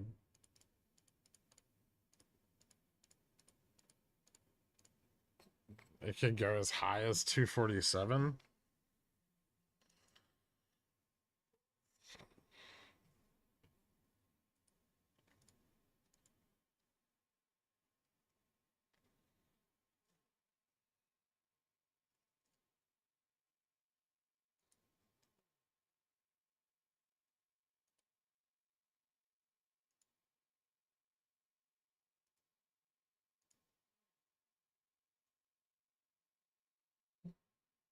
It's really in the day, and we have half day tomorrow.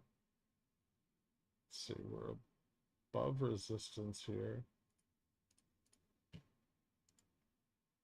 I'm not sure that this is going to top out here either. Like, if this gets above 285, it can keep pushing. Failure would be bad, but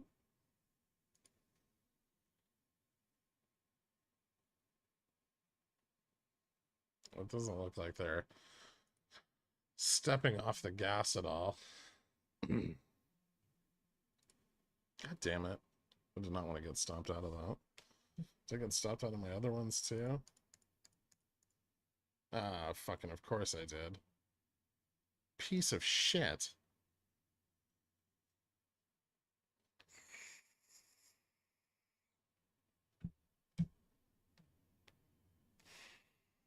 I used to like Elon until you pointed out how big of a narcissist he is. Plus horses. Well, the horses are just part of his breeding fetish. I don't fault the guy, his fetish, you know. He's just a lying asshole. No, I had other calls too that I got stopped out of. So now all I've left is my straddle calls.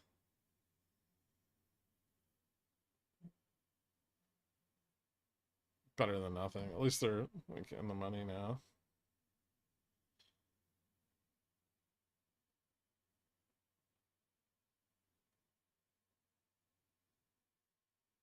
I'm happy the Mango Man didn't take you away from us. Otherwise, my wife would have needed to find another babysitter for me. Additionally, will the Pigeonwell channel have exclusive 100 BPS out of the money degen plays? I've thought about it. AVGO almost went to the Pigeon Whales this week. And then I was like, you could slap a condor on it, I guess.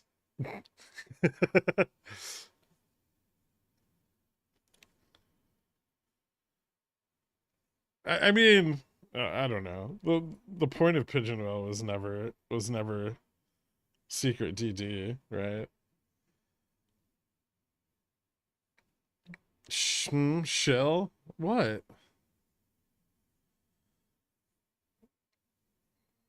You're just angry you didn't buy weeklies on AVGO yesterday.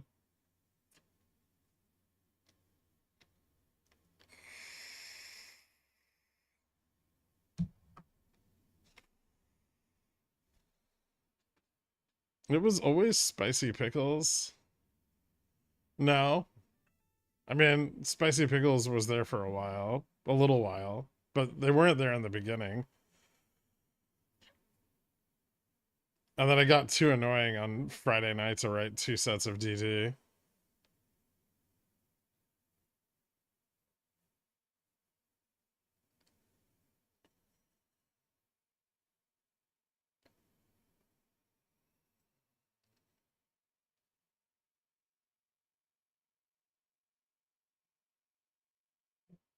Well, fuck the Boers. We'll see.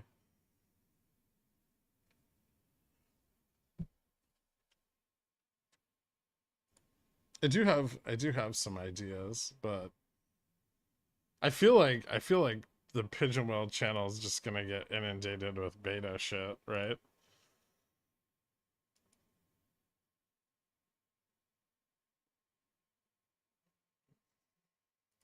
What?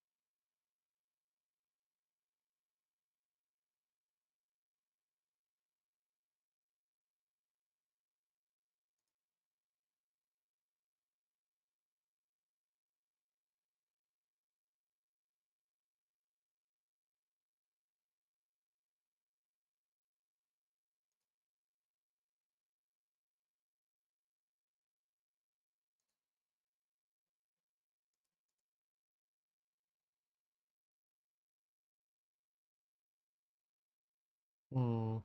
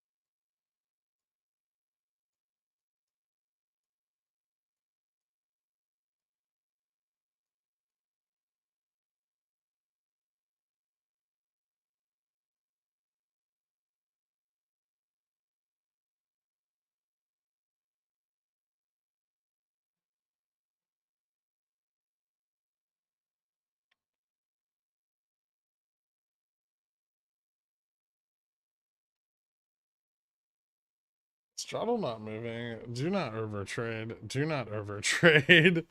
SPX looking more and more dumpy. Is it too early for puts? Yeah, probably. It might be starting to break down a little bit here. We'll have to see.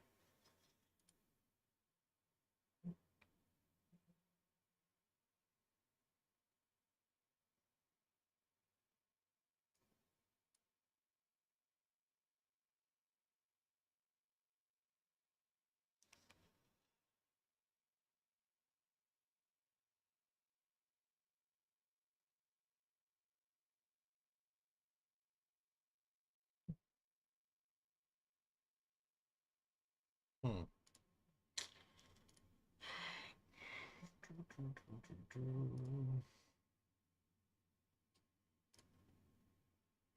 Hmm. Apple needs another bounce.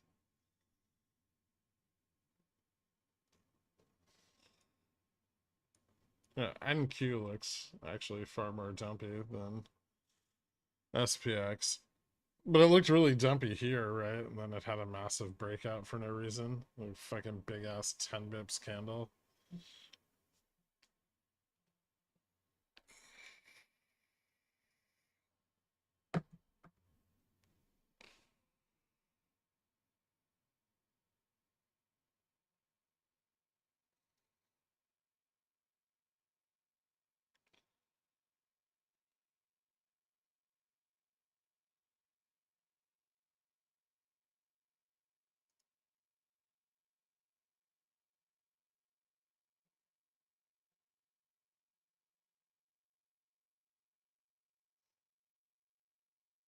What do you think of the market creep up with overall bad data today? I think they're just going to try to jack the price of the market up as high as they can through today and the half day until NFP hits.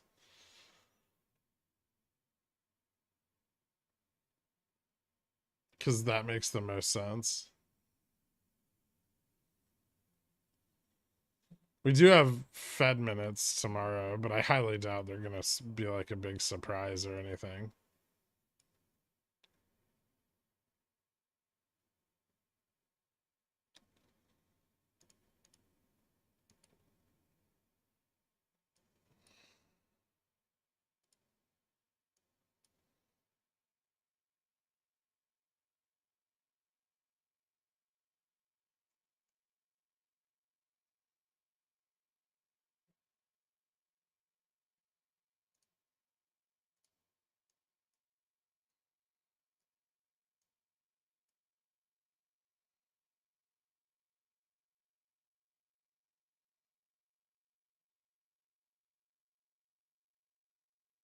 Hmm.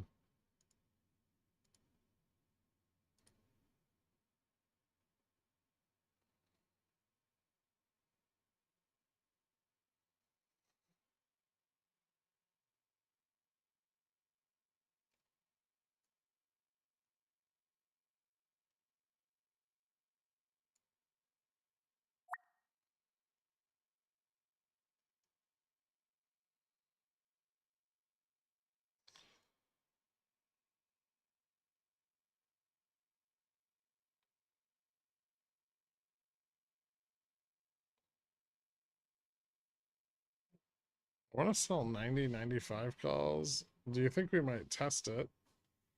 Possibly. Yeah.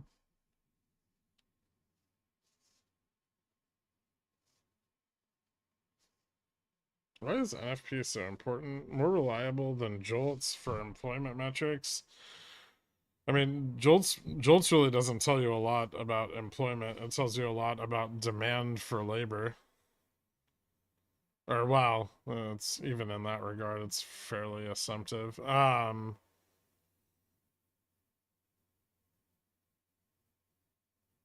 there's like a pretty strong argument that, you know, the fact that jobs aren't being filled is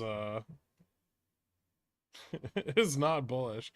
But it has more to do with the reduction in labor force than it does the demand for actual employment, right? This is like these are jobs that are just persistently open. It's not like a moving landscape.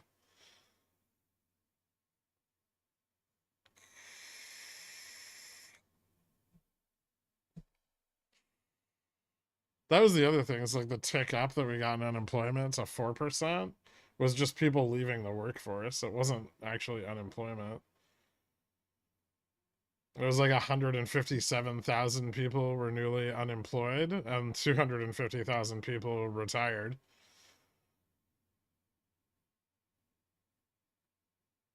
Zom ready for puts? I don't know. I'm still long oil.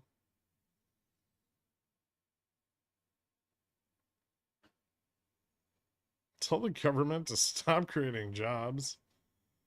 NFP data is going to be really impactful if it's hot. I don't know how impactful it'll be if it's not. Like if it cools off. Is this bearish?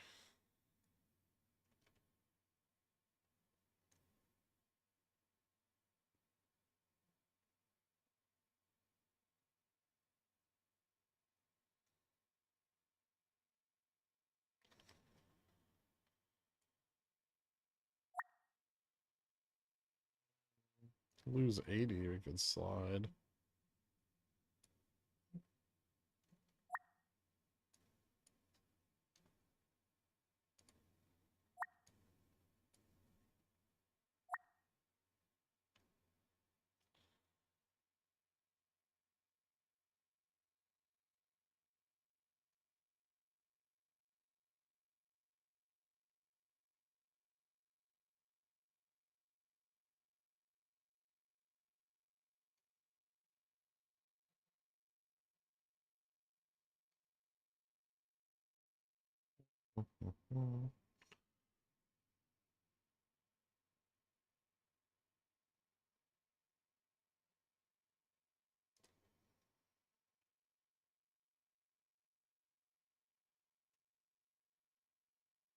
A little uptick in vol.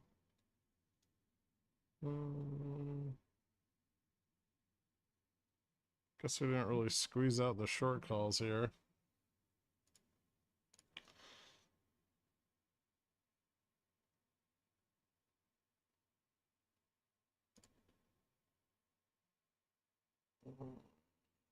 Charm's getting a little bit tighter. Gamma and Delta are still pretty positive though.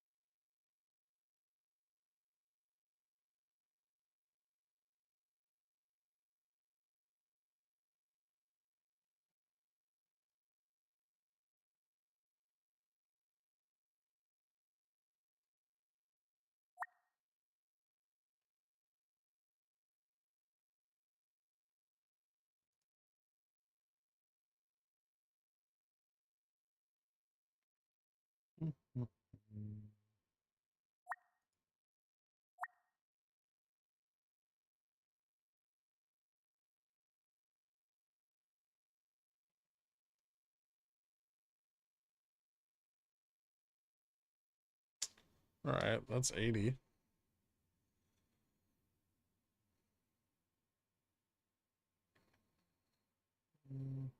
Not gonna mount much of a defense here with fucking VIX at 12.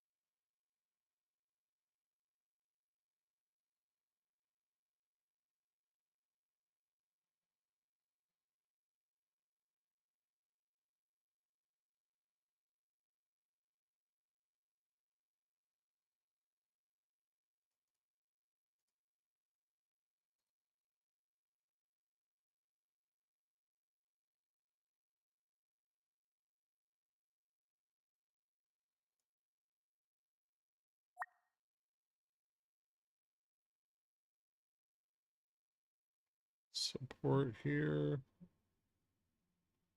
76. VIX 3-month at 14. Ooh. Ooh, very close. Hmm.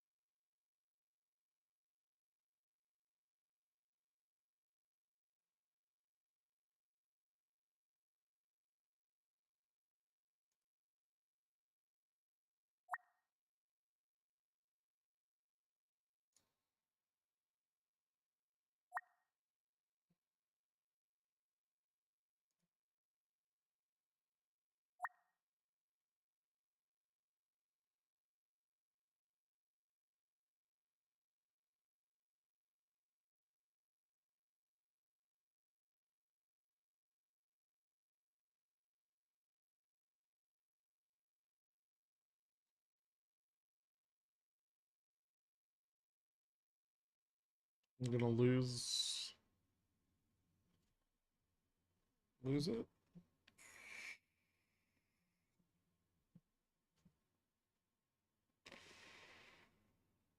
Dumps. Ooh. This is getting spicier.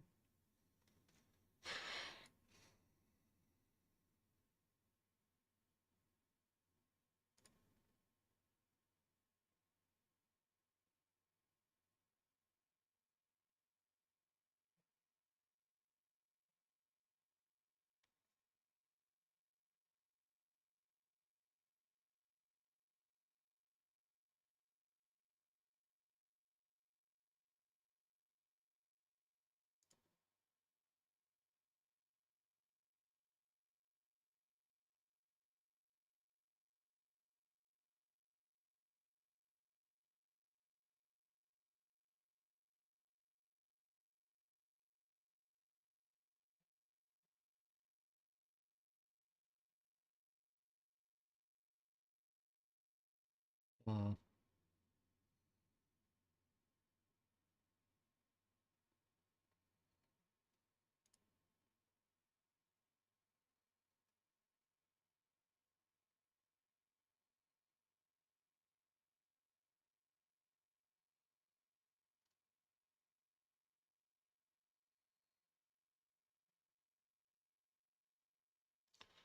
Jamie pushing 24. GoEV doing stuff. What's GoEV doing? Yeah, looked a little spicier today.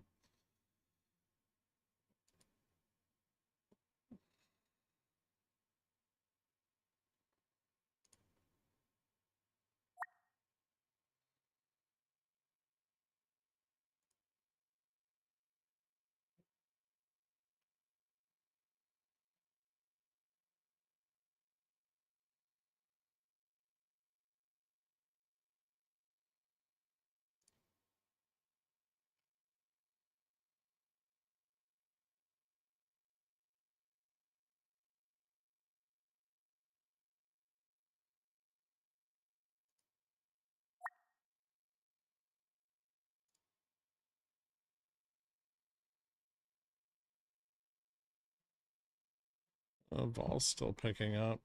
Hmm.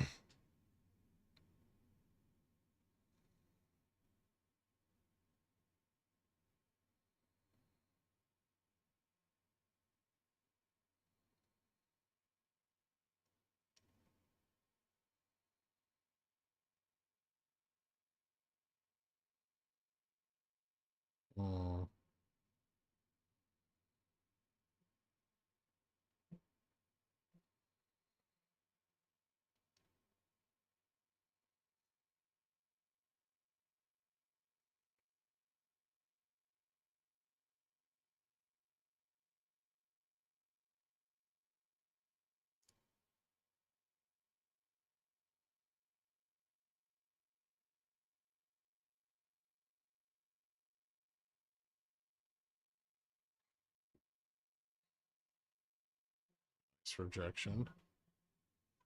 I'm gonna short vid down again. VIX? Probably. I mean, but there's not a lot to short, right? Like you get a lot of diminishing returns here. Is GoEV like going crazy or something? It's doing all right. It'd be cool to see it break 250.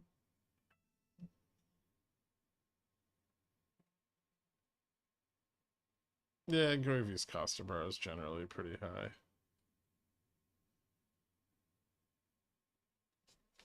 Failure here would be interesting. Because then we start pushing into the bigger pile of puts to the downside. Although I feel like some of those must have gotten shaken off, right? Let's take a look.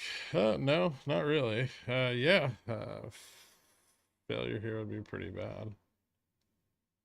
So I guess we should expect defense.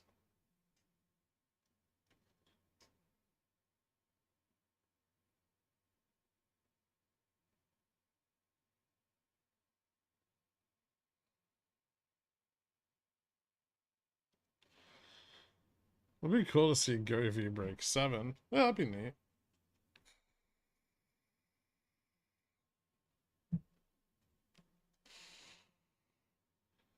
It's extraordinarily unlikely, I think.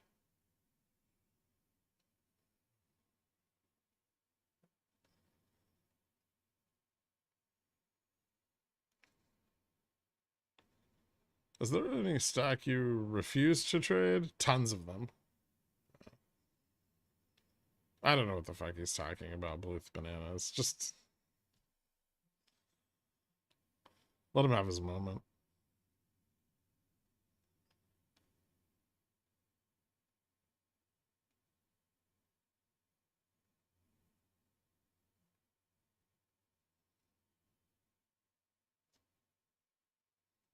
All they have to do is say we built one car. They've already built vehicles.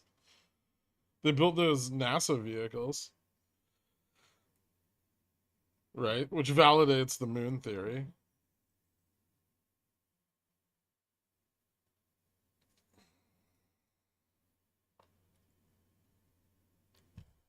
And, you know, I'll give them this.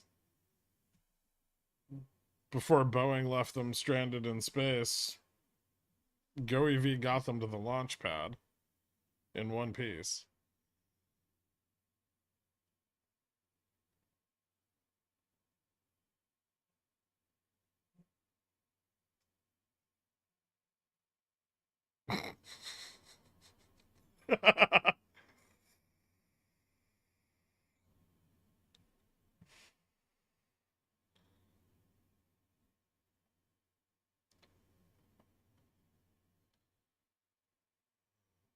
Their car's driving a line perfectly.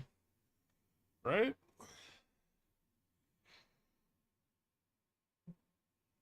I mean, if they ever did start making cars, I'd be interested. Their business model is interesting. Their CEO's a fucking tool, though, which is problematic. It's never good to have a tool for a CEO.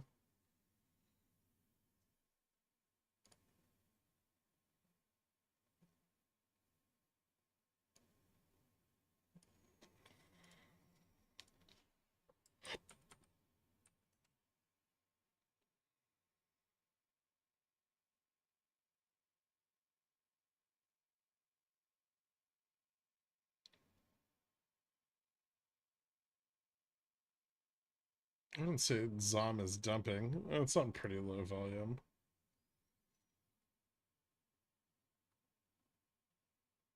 What in the fuck is going on here?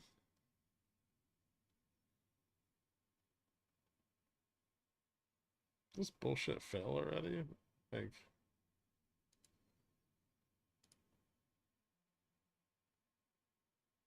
of course it can't. I assume.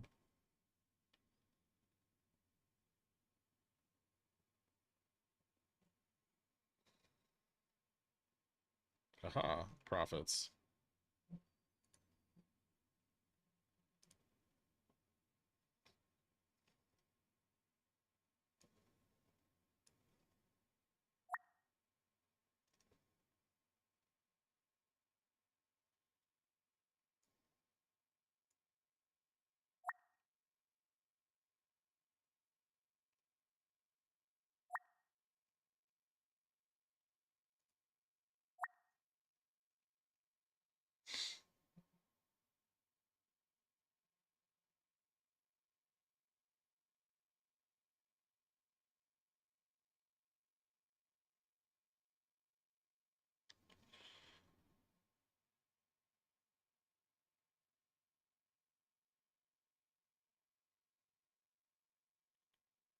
Dork, quick. Sell all the 5475Ps.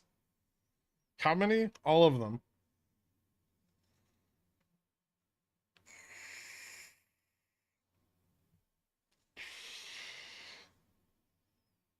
Why would I do that? Because they're about to go out of the money.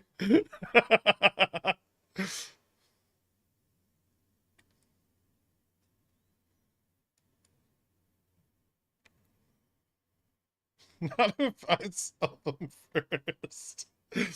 We should make a movie with the same cast as Margin Call, except all they do throughout the entire movie is sell puts. And we'll call it Todd. I think I could pitch it to Netflix. Someone get me a seat at the table.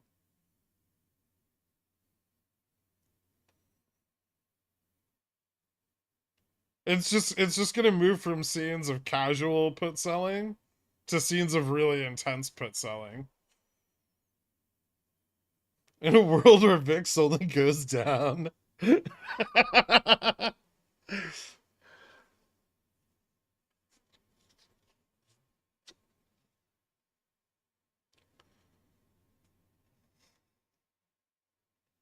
You see the heavy score in your set. Yeah, right?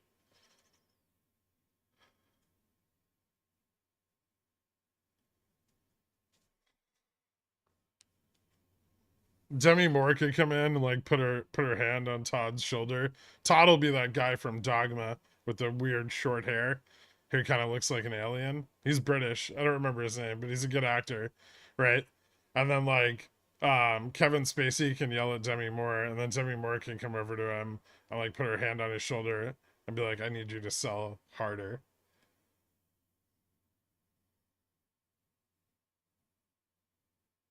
Richard Ayoade? No, no, the blonde guy from fucking or it's not Dogma. He was in Legion.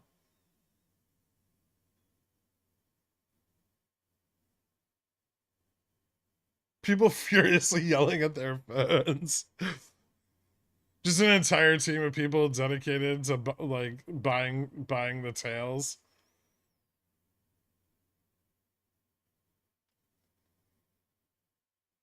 Alan Rickman's dead. Rest in peace.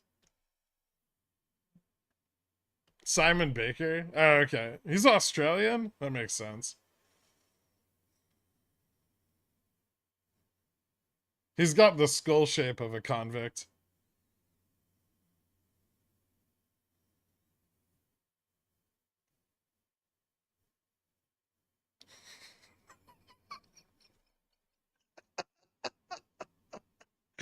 I'm sorry, Australians. That one was just too easy. Phrenology.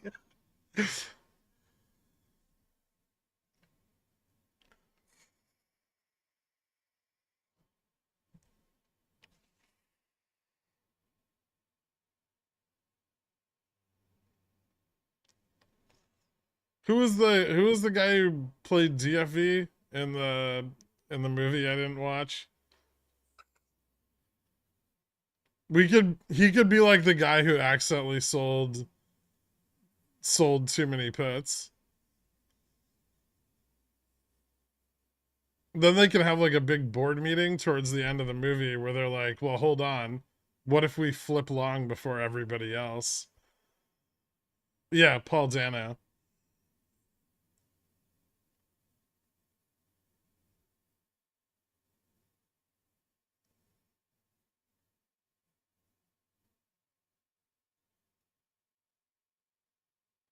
And then we could have like a side plot where like the guy who used to go long vol has just fallen deep into like a drug, like some sort of terrible drug addiction. And we could have who was the guy who played the Joker but really badly and then made it his personality?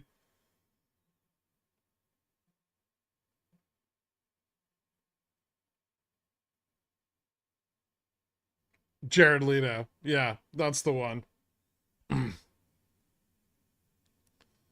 Jared Leto could be the one with the drug addiction. And like he used to be long vol. But nobody explains to him the plot of the movie before he acts out the scenes. Who also has a weird cult, but it's just him. Like he's the only member, right? The only thing worse than Jared Leto is Jared Leto's band. Who plays Ken Griffin? Kevin Spacey. He's actually perfect for the role.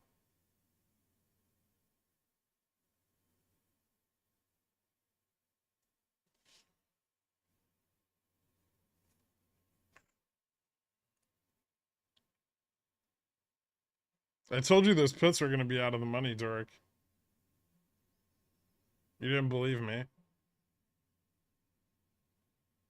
They sold all of them.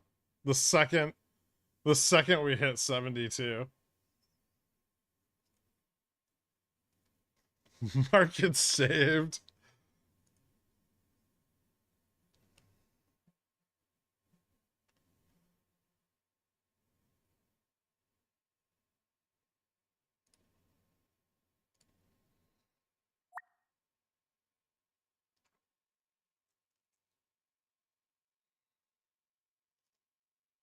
Why is Super Stank in the movie? They don't have anything to do with this.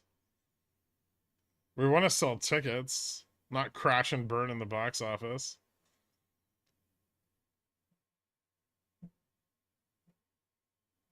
Now, here's the question. Who do we get to play Jamie Dimon?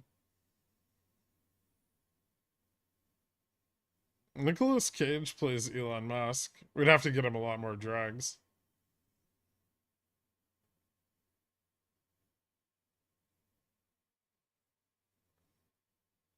Is Simon Pegg racist?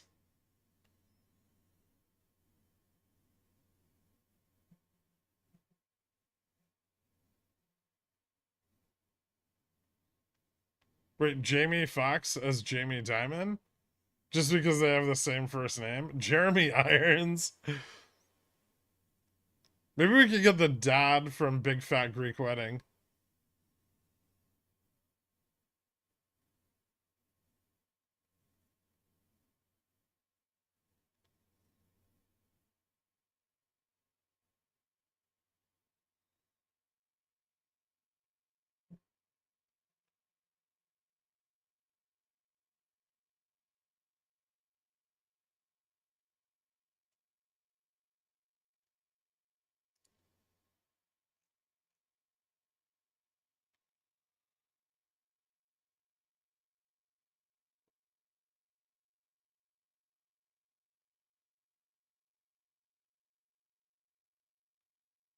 Brendan Fraser. Hmm.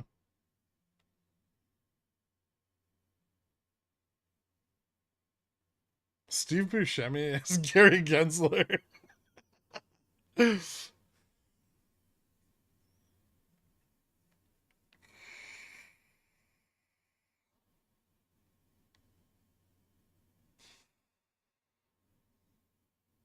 I think if we put all of our collective skills together, we could make this movie.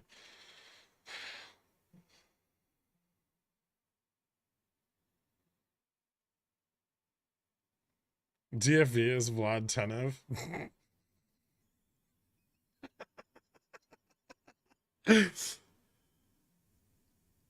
Did you see that guy that lost like $30 worth of money on 30 shares? Pulled his lawsuit.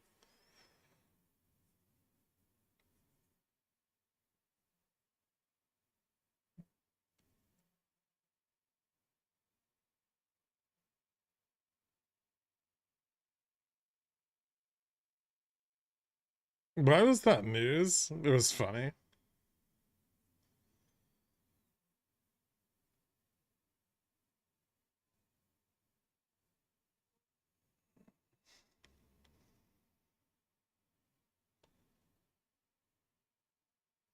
The legal fees were 1,000 times the value of his position. I know, that's what was funny about it.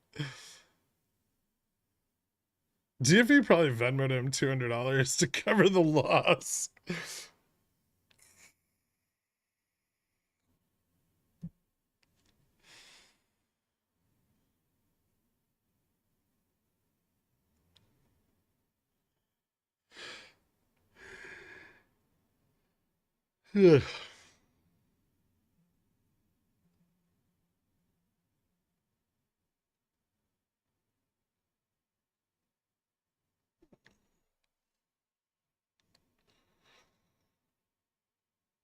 Bubbles from Trailer Park Boys is Todd. I heard that guy's an asshole in real life.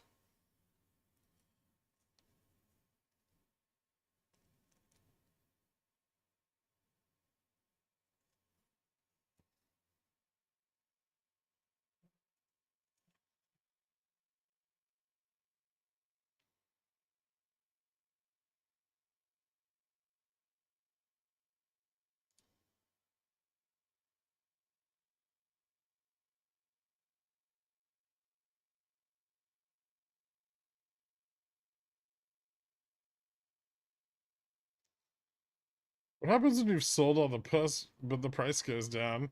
Oh, that's awkward. That means the MM's long the puts that you're selling. You've overdone it. That's going to be the climax of the movie.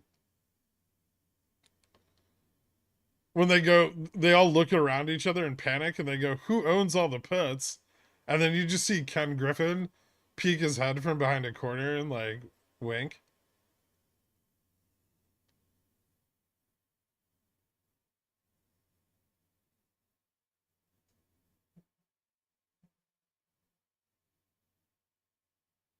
Then you do the like ending screen and they go Citadel's market making arm made $50 billion that day. The American economy still has not recovered. Finn.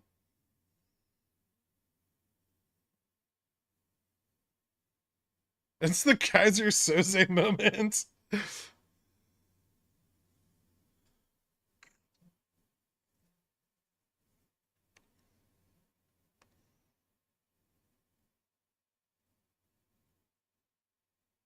We have like a legitimate Hollywood writer in the Zillionaires. We've got this.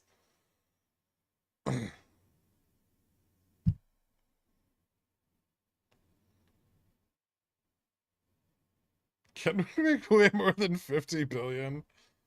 It's a placeholder number.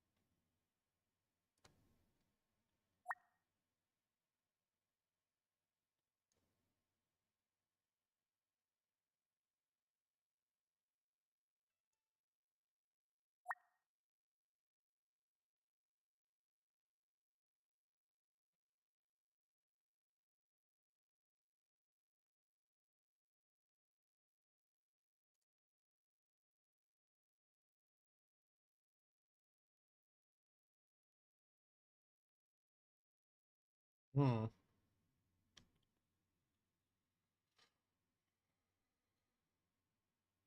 The wink needs to happen, right? I know how accounting works. I want my cut to be a percent of ticket and streaming sales, not profits.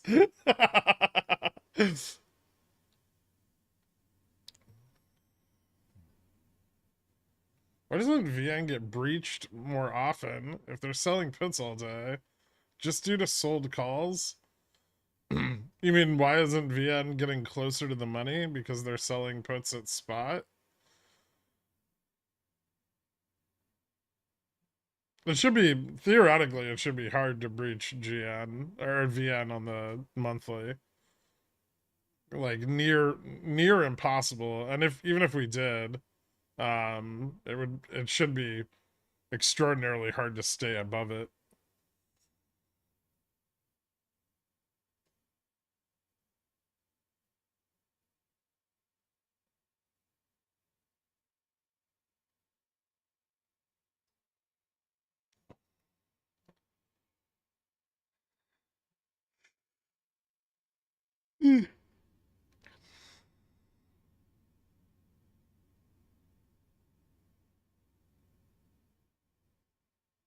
VN's been stable. It did pull a little bit closer to spot the other day.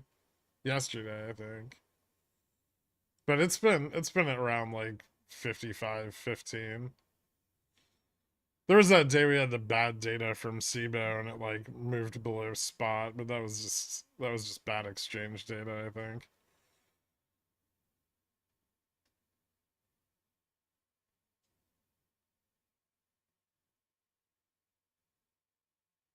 Is there any chance there'd be a place for cameo of JFresh as Burry?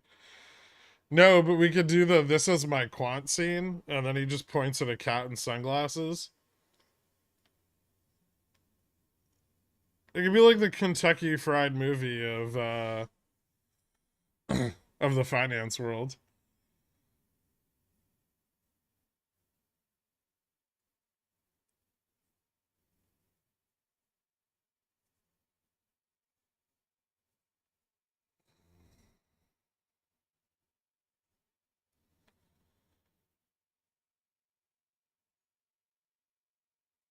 Doing all right now after the mango thing. Yeah, I'm hanging in there. Oh, son of a bitch.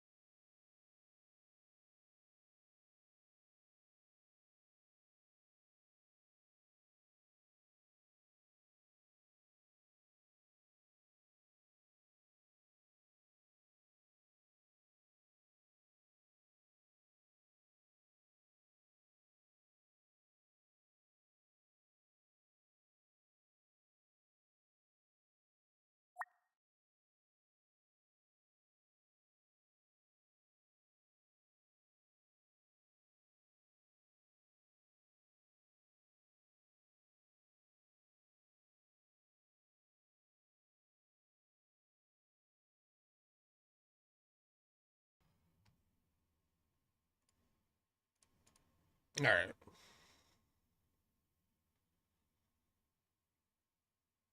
Dork, if you'd sold those 54.75s, you'd be rich right now.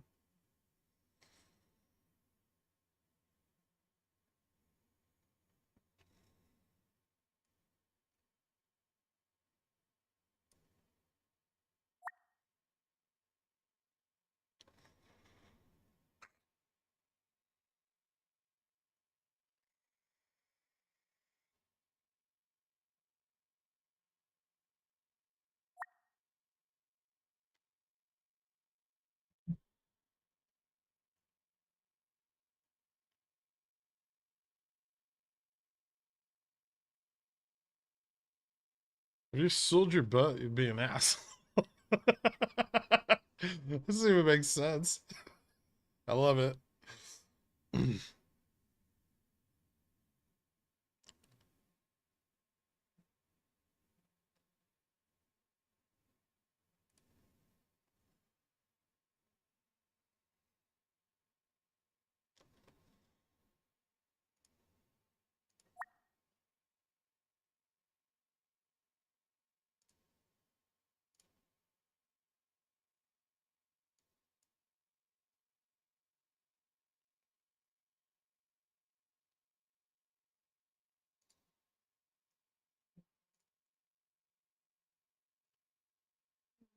Alan's doing a little thing.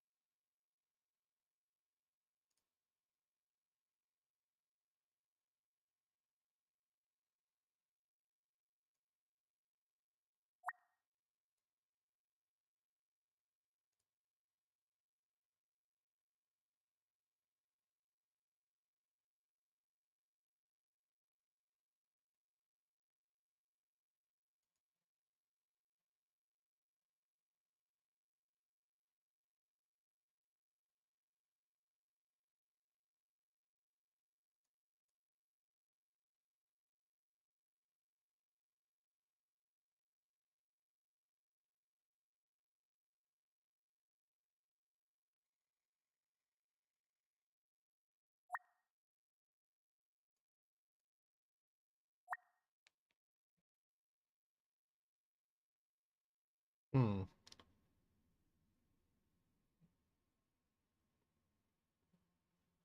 I'm asking once again, can equities care about yields? 10 years almost back at 4.5.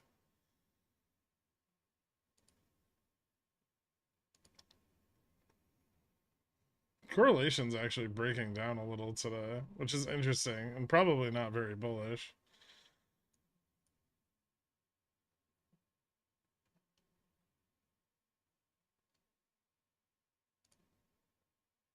But Nvidia is recovering. The dark horse of the Mag 7.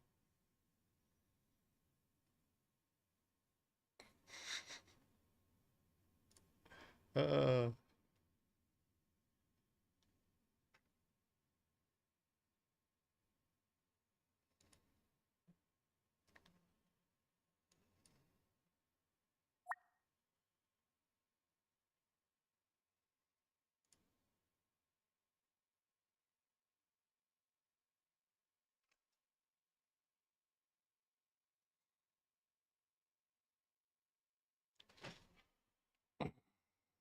Also, sometimes the only horse. Yeah.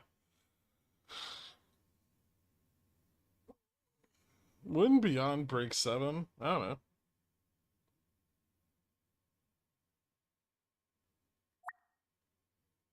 Todd wins Employee of the Month 2 days in. No matter how much bearish stuff happens, it's all fixed when puts are sold. Yeah. Remember you told us to pay attention when volume is elevated, but price isn't really changing. Does that apply to ES on the daily for the last 2 weeks or so? Yeah, it does. Thoughts on chili dogs? Ooh. I mean, they can be quite tasty. I don't really like hot dogs though, because they make me feel like shit when I eat them. Way too salty.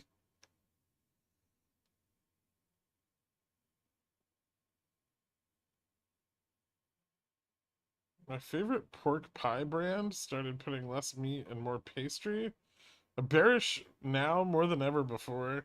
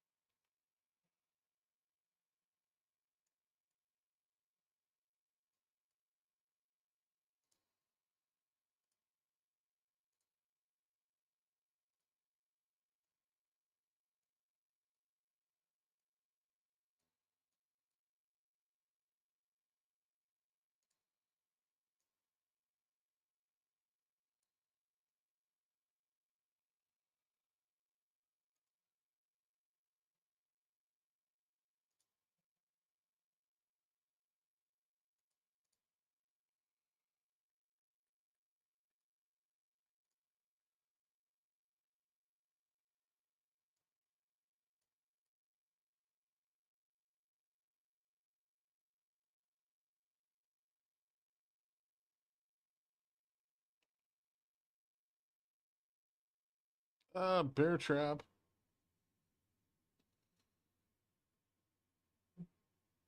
This volume is a little low on the daily. It's been pretty elevated over the last, well, not this week so much, but like post OPEX, or yeah, post June OPEX.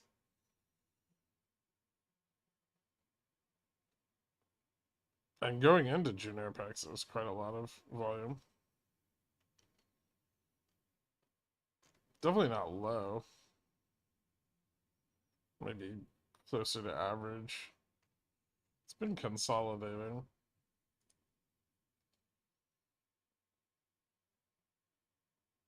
There's a lot of volume at the peaks. If you go down like another time frame,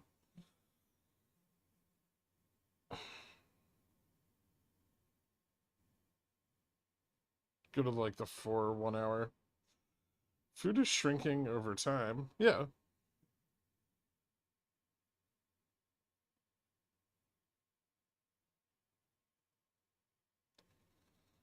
Was this another one of those thrilling JFresh crash weeks? Could be.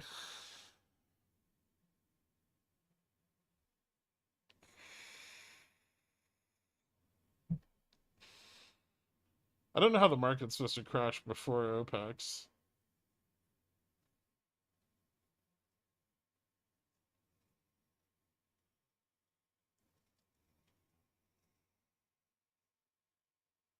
Looking at the charts, also resistance from an hour ago, bulls should have a hard time getting past 85. They should have a hard time getting past 80, frankly. But NQ doesn't have a hard time breaking up here, and that we may get. And if it does, it can help drag the SPX above that resistance.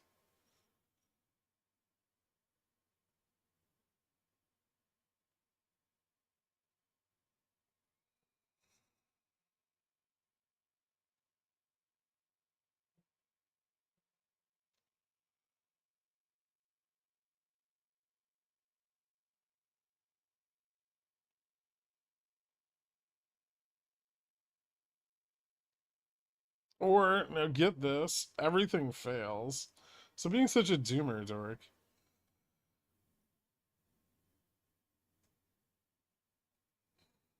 And I'm not just saying that because I went long at the bottom.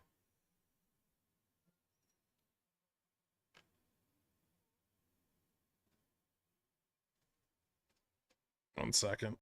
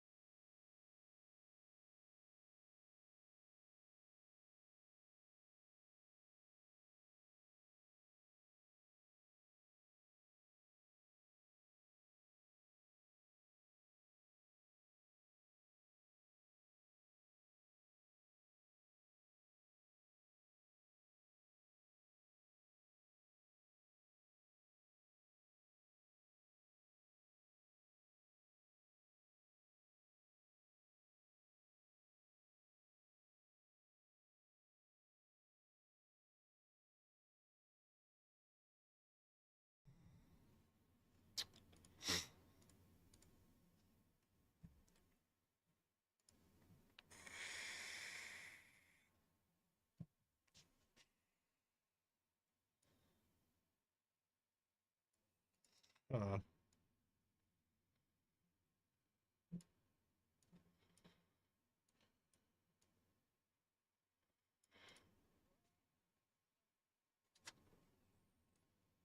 that doesn't seem great. I guess it breaks up. Long.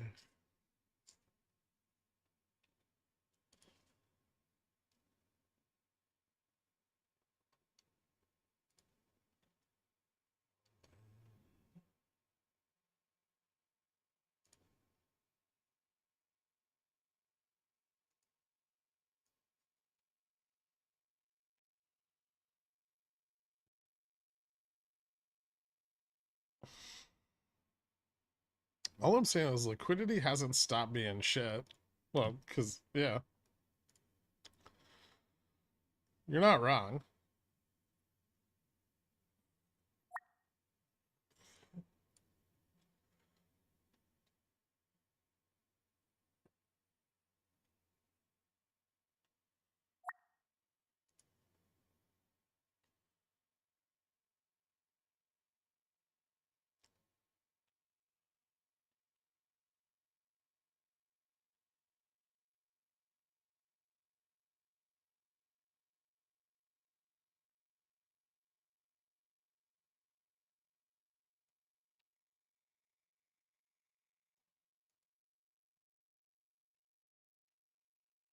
What keeps IWM from failing harder? That's a good question.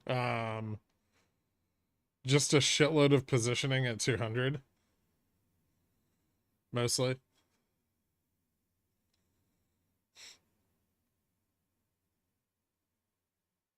And massive pumps and things like SMCI and Carvana, shit like that.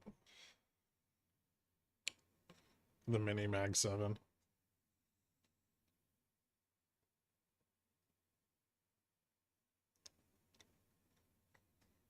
Except it's really like 14.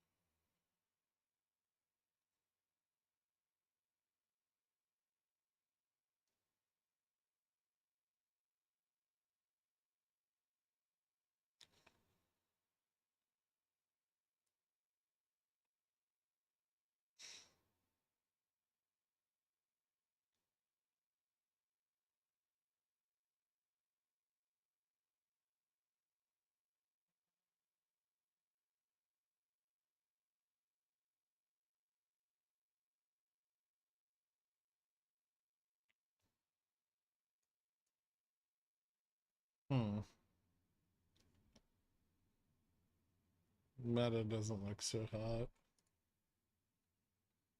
Microsoft.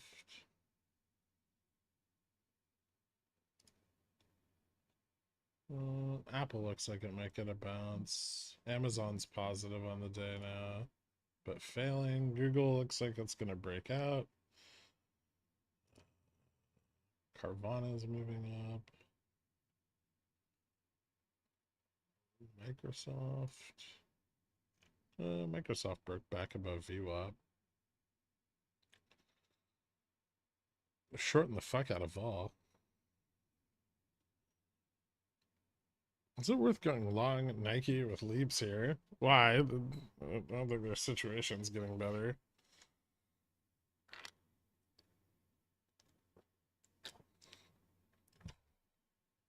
You gonna bet on the consumer recovering soon? Because that's what that bet is.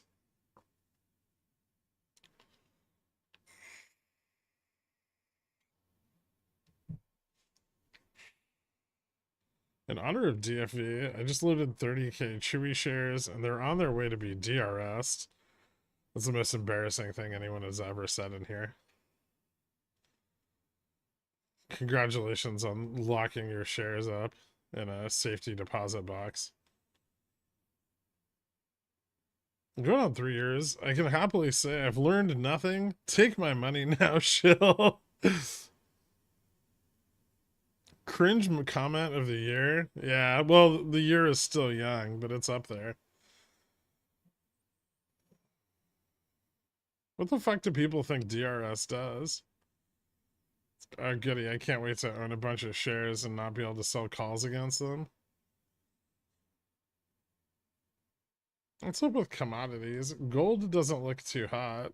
Gold's been fine. There's nothing wrong with gold. How dare you? It's doing a bullish consolidation, all right?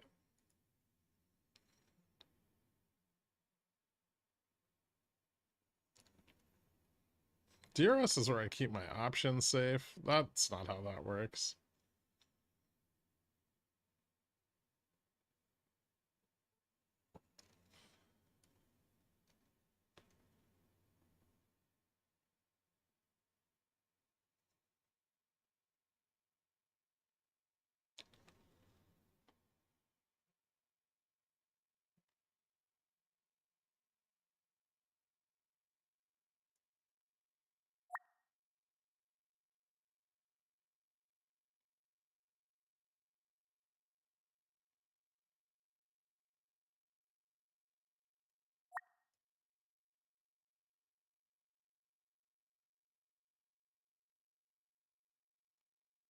Hmm.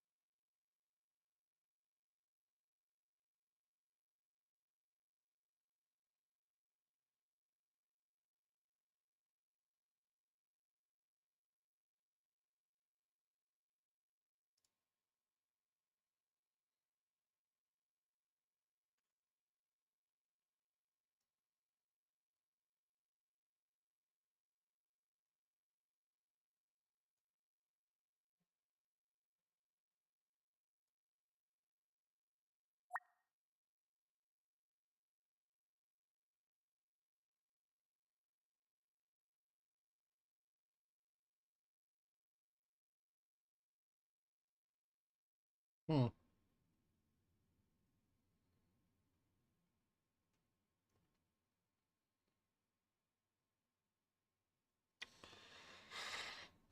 Thank you, Jay. Make the Bulls de-risk for a second time today. We'll see.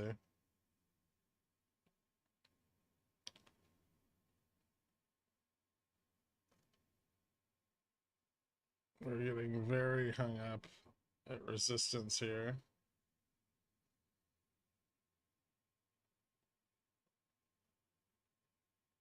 We did tap VIX 12.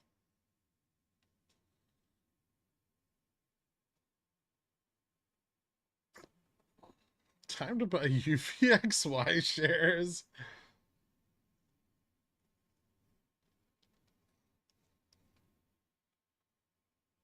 Hmm.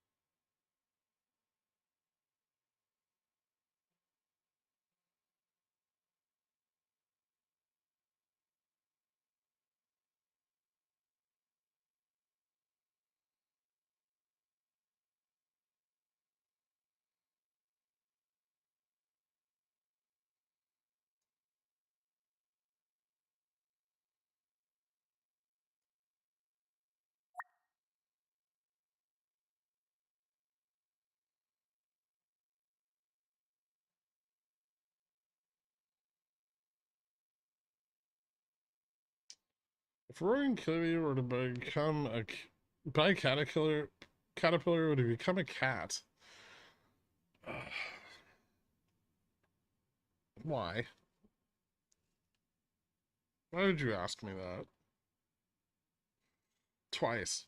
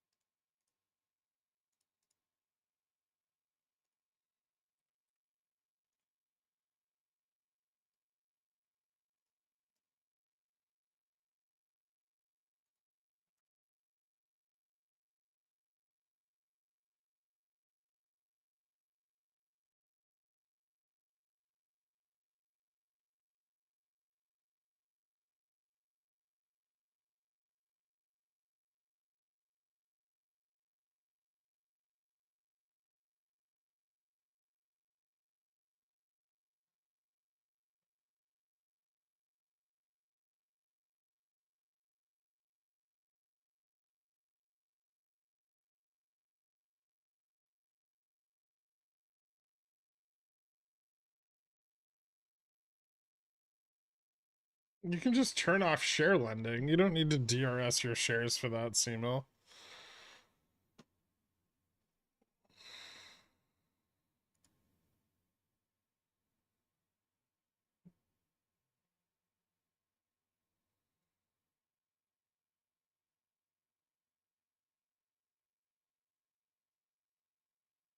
It's too bad they can't ignore it anymore. Fed hikes rates. I don't see the Fed hiking rates.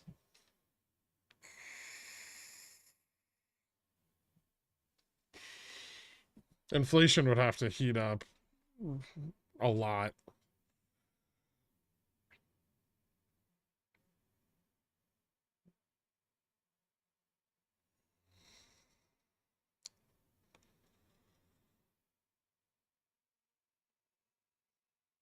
What's the worst you downloaded with LimeWire? I downloaded a picture of boobs and then I printed it on a color printer at Staples. And then I sold copies to all my friends at school for $5 each. They were nice boobs. We've all been there.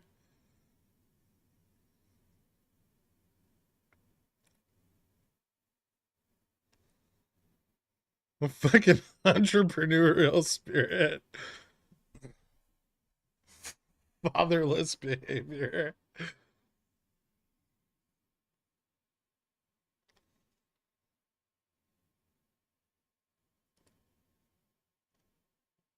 My mom didn't care, right? Everybody else's moms, they cared for some reason. But my mom was like, what are those? I was like, boobs. She's like, all right.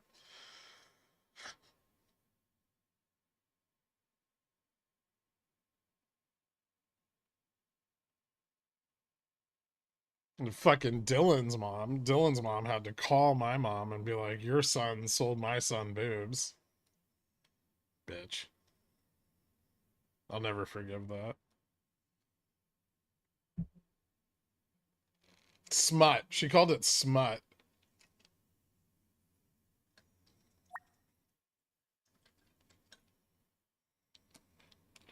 What a miserable person.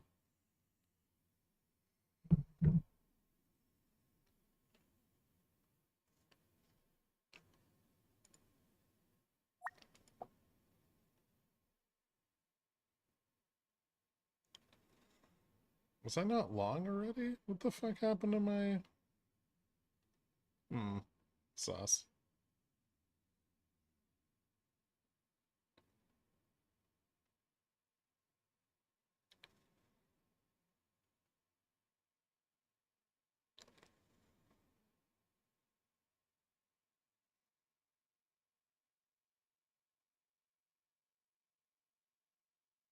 Oh, I hit my take profit.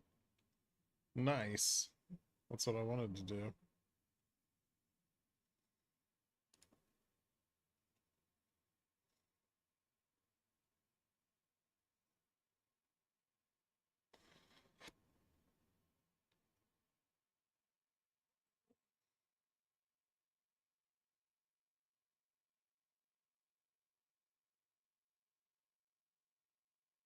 Why can't EPAM get it up? No one's buying it. I think that's the problem.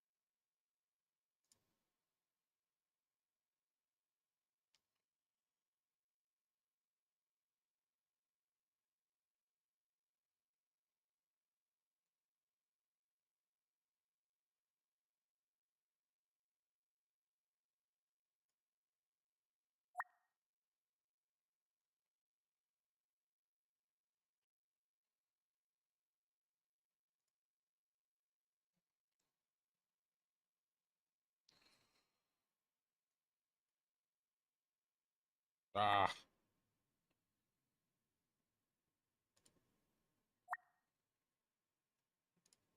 Wait, did that move fast enough? Hold on. Ooh, it did. That's impressive.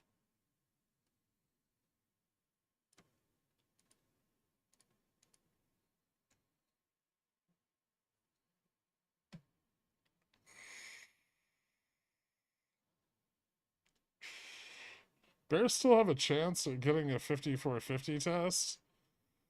If we lose 70, sure, but I mean, it seems unlikely here. $10 above 70. 13. I mean, I probably wouldn't be short above gamma neutral, right? Seems not as good.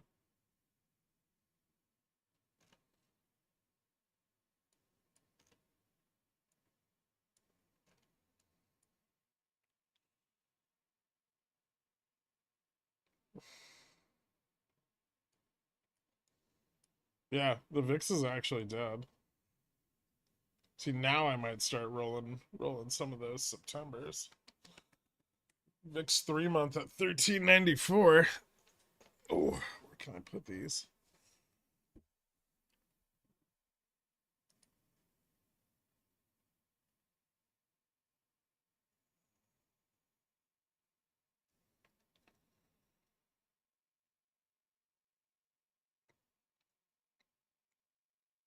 What happened with Tesla deliveries? They were down a bit from last year.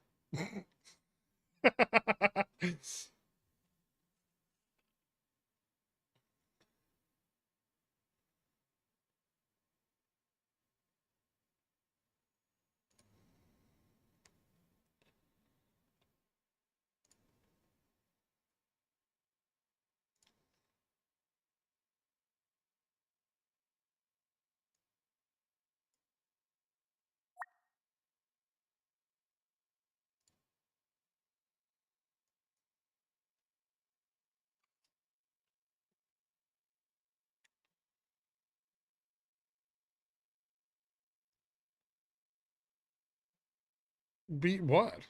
Expectations? I think they were just like flat on expectations. But that should be good enough to keep Tesla bullish until earnings show that they sold all the cars for a quarter of the price.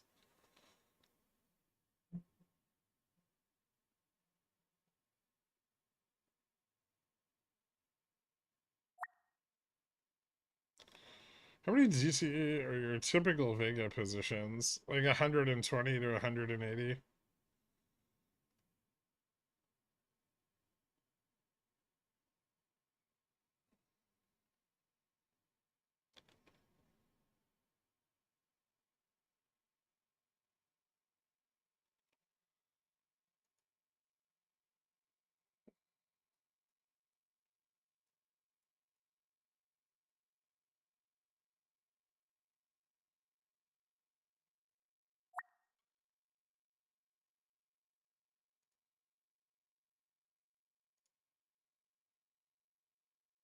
There we go.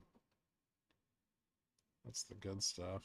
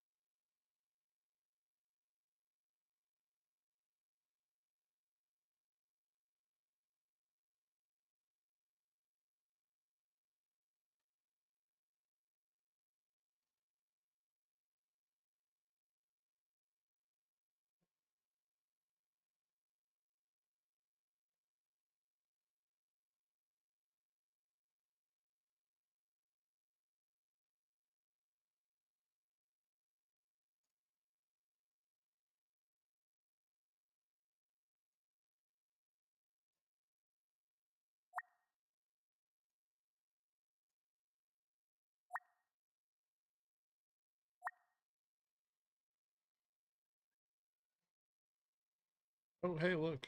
There's a little VIX. Squeeze in some short calls? Maybe.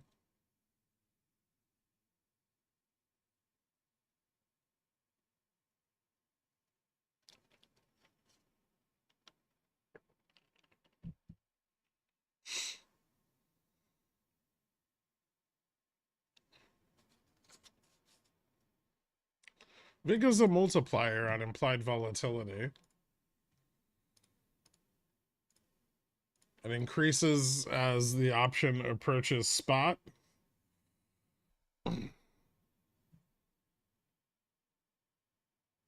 So it depends what kind of multiplier you want on your premium. The higher the multiplier, the higher the chance of profitability.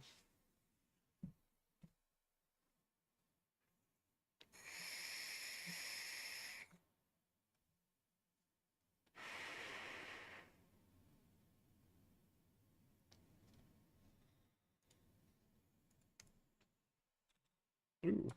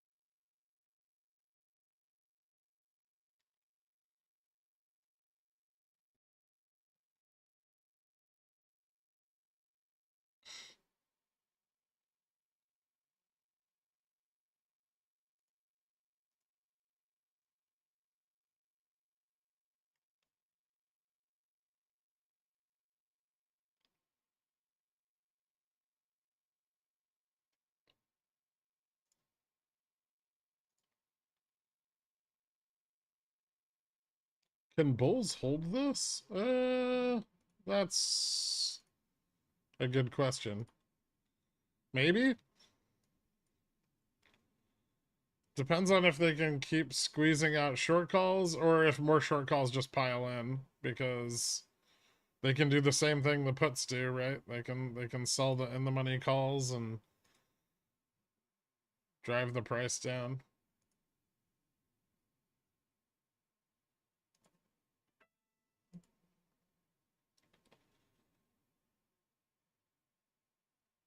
Everything's pretty blown out here, and it looks like they're still just buying fairly aggressively.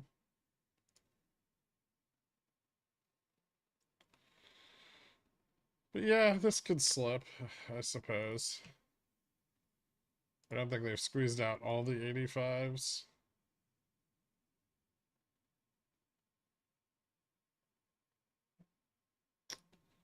No, they haven't. And there's a little bit of resistance at 90 and a lot of resistance at 5,500.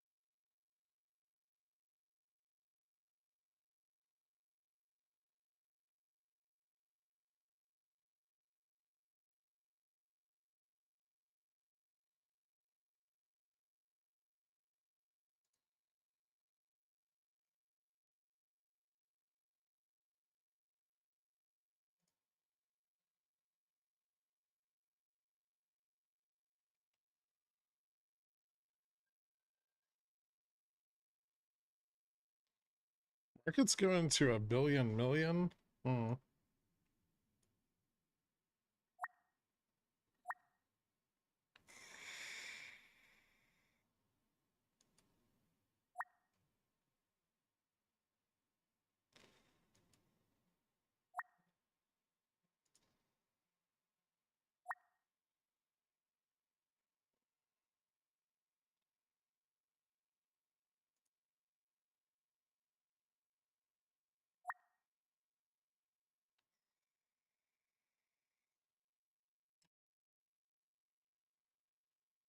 Mhm.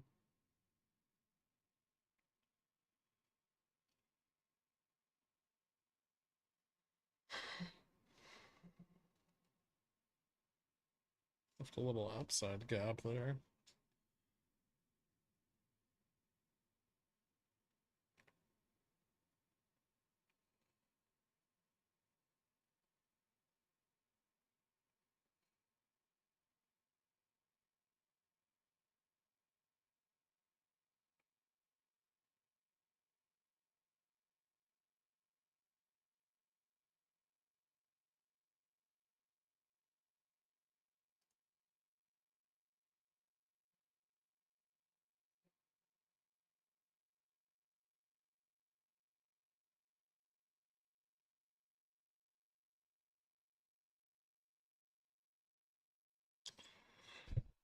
How risky to do in the money bear golf spreads look like? Look here, the idea being a return to 80.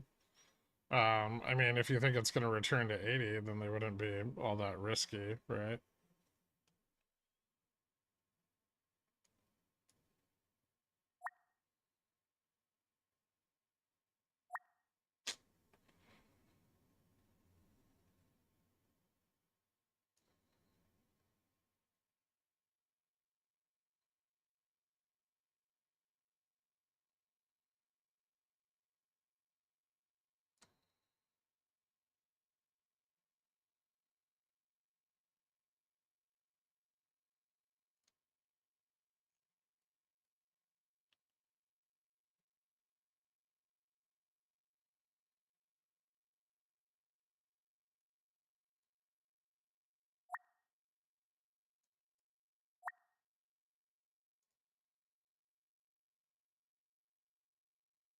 Hmm.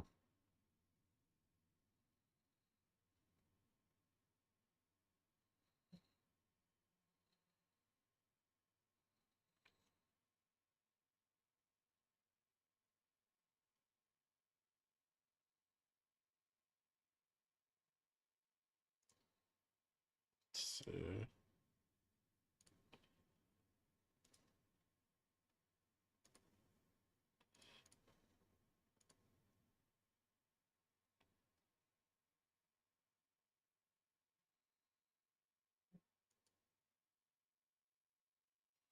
Ban all forms of pooled money and make people make their own decisions and see how quickly things change. Change my mind. What are you, a communist? Ban pooled money? What about the fees? How, what do you want? Brokers and traders to starve?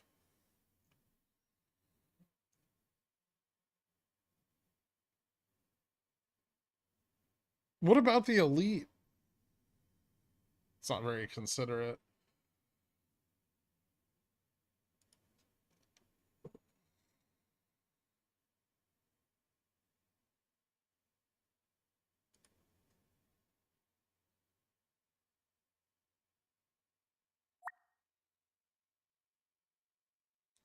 Somebody think of the ultra wealthy. Exactly.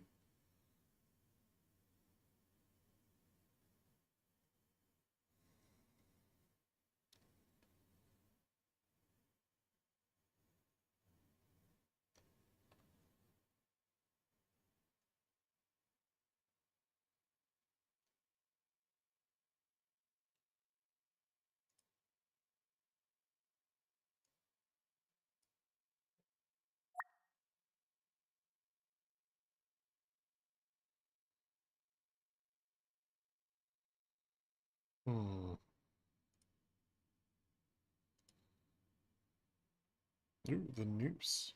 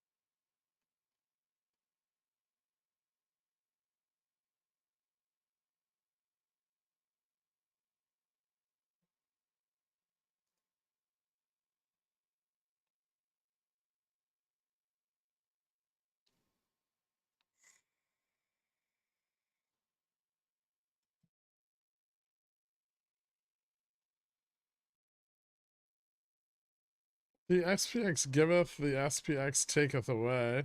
It's pretty accurate. They'll never financially recover from that. Exactly. Day trades on MQ not count. They're unlimited. It's there's no pattern day trading on futures.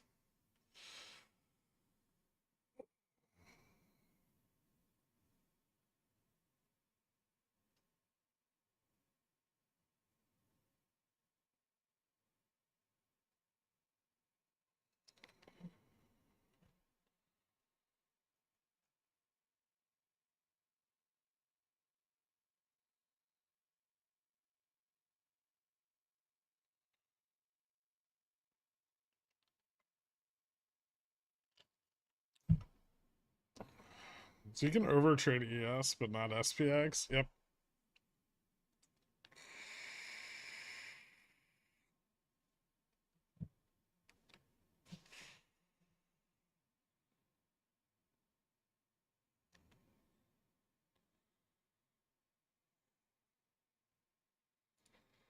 So if we lose 85, we could dump again if the short calls don't keep squeezing.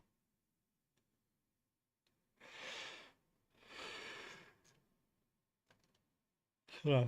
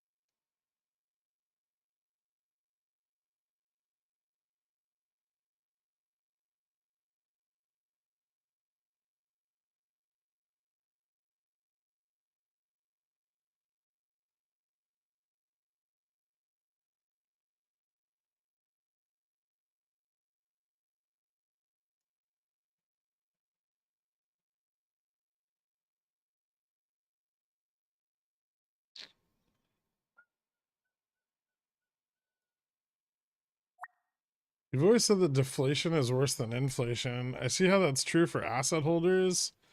Can you explain how that's true for the Main Street? And I prescribe to the Austrian stance that inflation is simply the expansion of money supplies, so I know I'm an outlier. Well, first off, holy shit. Thank you so much. Did you accidentally type an extra 0 or 2?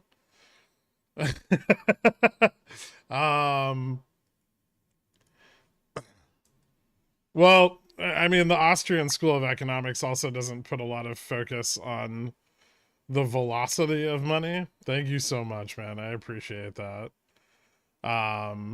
But, you know,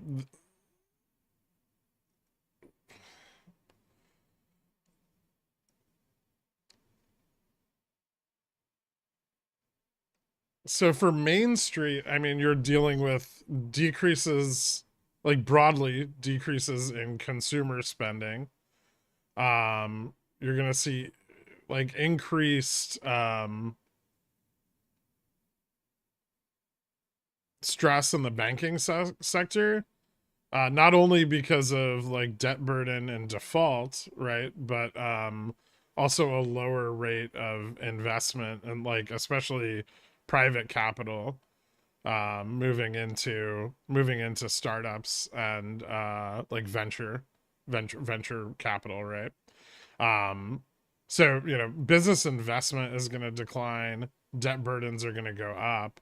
And this is like deflation is really when you see like broad wealth destruction. Asset prices, especially the ones that, you know, back things like CMBS and MBS, fall rapidly in a deflationary environment. And so, you know, and that's the collateral, right? That's all of the banking reserves, and collateral is tied up in those leveraged assets, right? And so when those asset packaged securities, right? And so when the underlying assets in those securities start to decline in value, um, you know, all of their margin and all of their leverage just starts grinding down. I would like 1/100th the answer he got.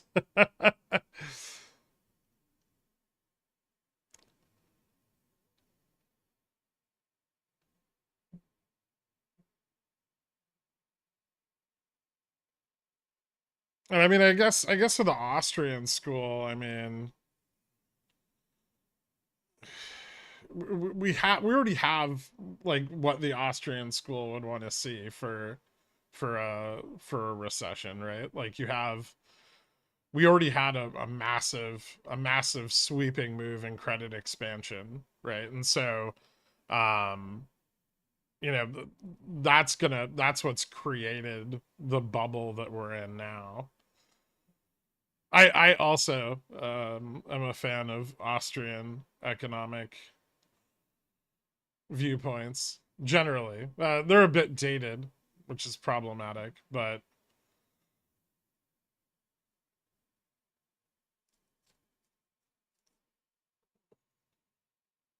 Do you think these expansions were artificially created? I mean, yeah, right? Because we increased the money supply. And we increased the money supply at a rate that, you know, we couldn't manage the following debt burden. And so we continue to increase the money supply in order to offset the burden of that debt.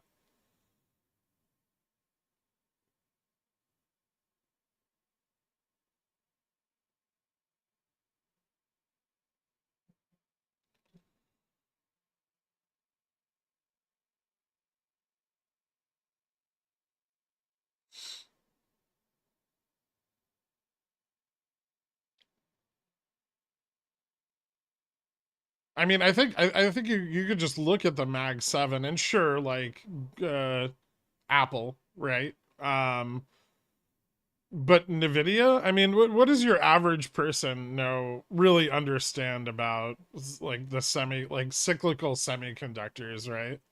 How that market works, its implications on data centers, right? What drives that market, or even the supply chain for that market, right? Like retail doesn't know shit about that. Yet every fund that retail is invested in, whether they buy Nvidia directly or not, they are owners of Nvidia. Right? So you just have these massive distortions in where to put the money because no one knows, right?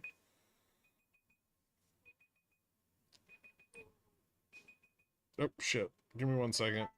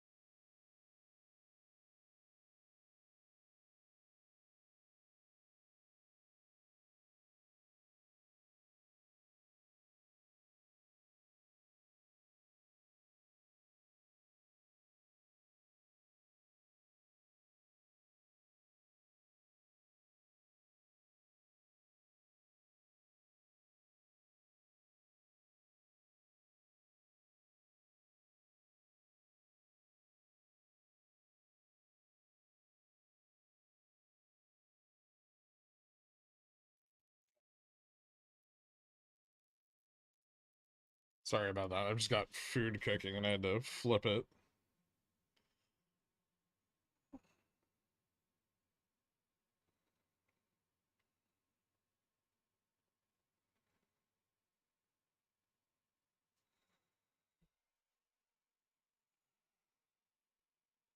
You stopped me in my tracks with the Nvidia comment. What were you gonna say? Why the fuck are we pumping? I mean, because there's options here, right? Well, they're short calls, but they can squeeze. We squeezed off the 385s a little bit here. Not much. I mean, you saw the spike in vol. So not a lot of the positioning moved, which makes me think we'll probably come back down. As long as we get more put sellers or put buyers. Well, call sellers. Call sellers or put buyers. Probably not going to get a lot of put buyers, although they are underpriced.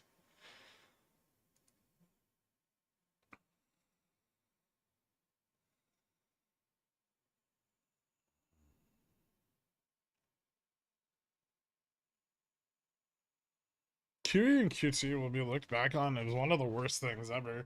I mean, I hope one day that we just look back on Keynesian economics as being stupid as fuck. Right?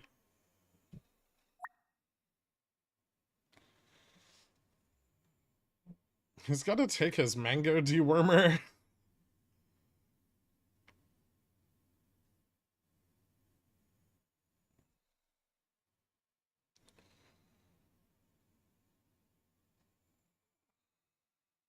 Is Gherkin a drug dealer? No.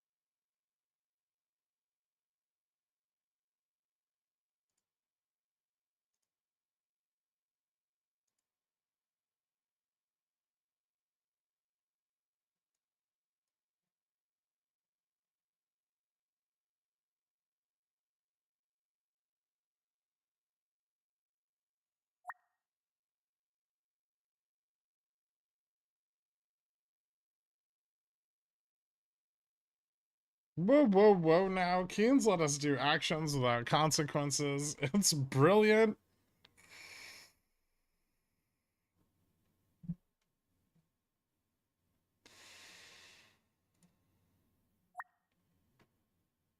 Gotta hate Keynes. Is it all Keynesian or just neo-Keynesian? It's both.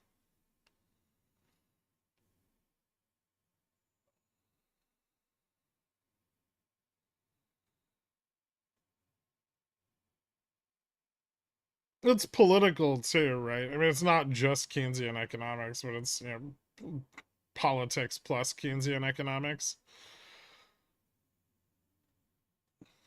Rhinecone, fight me. Thank you so much, Daniel. I appreciate it, dude.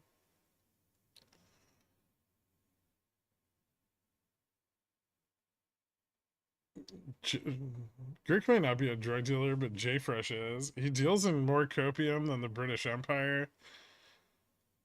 Rough.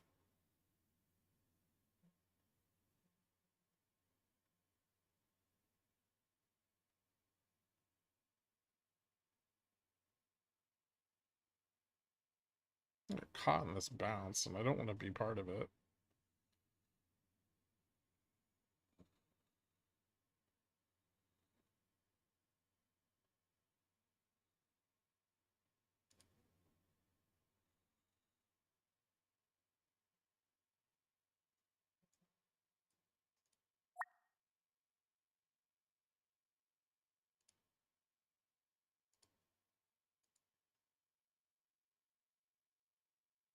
How the fuck did I get stopped?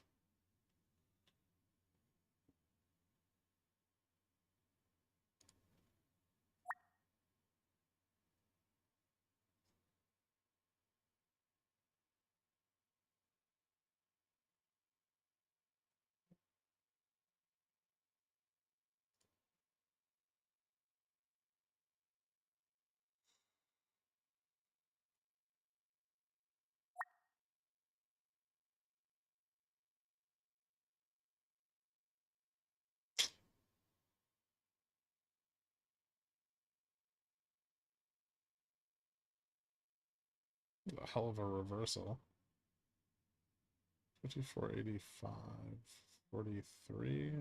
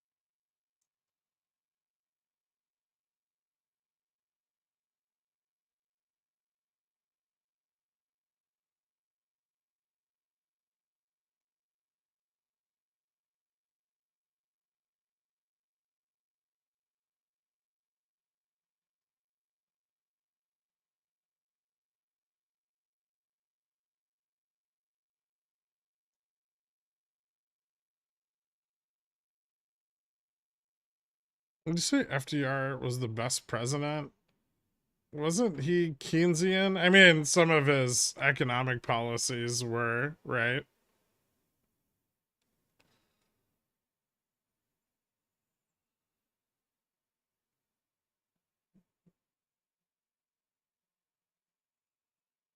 But he also got bailed out of his mistakes by World War II, which we don't have right now, right? And he was deficit spending into a recession. We're deficit spending into you know, massive growth.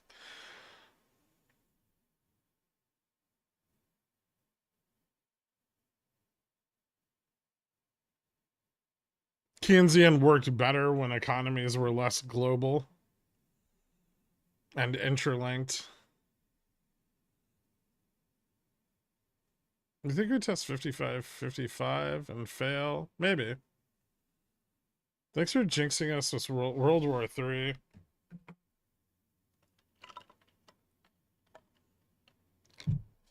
We could get a civil war.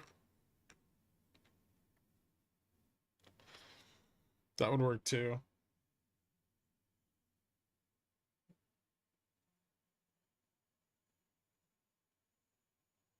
I don't know what to get my husband for his birthday. Any ideas? What's he into?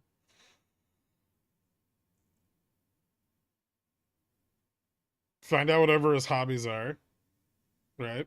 Do some deep dives on him. Find out what the most expensive things are in those hobbies that he doesn't own. One of those.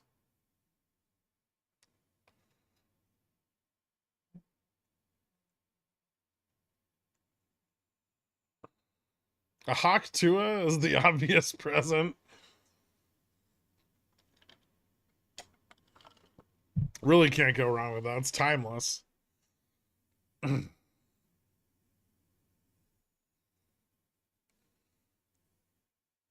hear Pigeon Whale membership is popular. Yeah, a little too popular.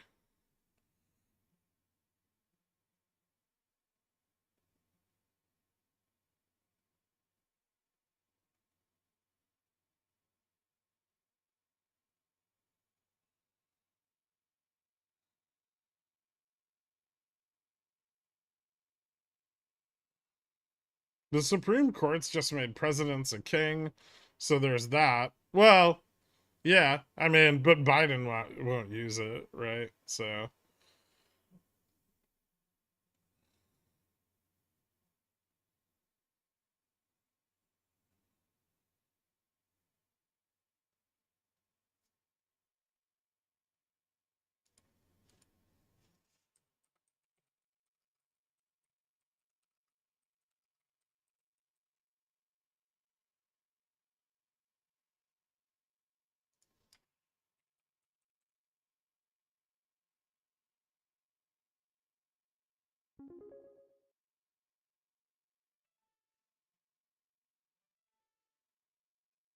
My least favorite marsupial is the Queensland koala due to their smug face.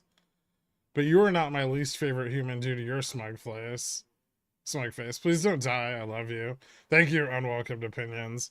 You forgot about their smooth brain and inability to identify food that isn't attached to a branch. The koala is definitely one of the worst animals.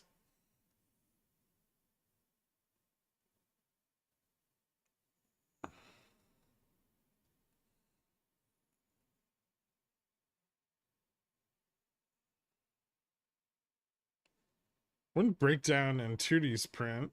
Are you diabetic? No. No, I have food in my oven that I'm cooking. Jesus. Hold on.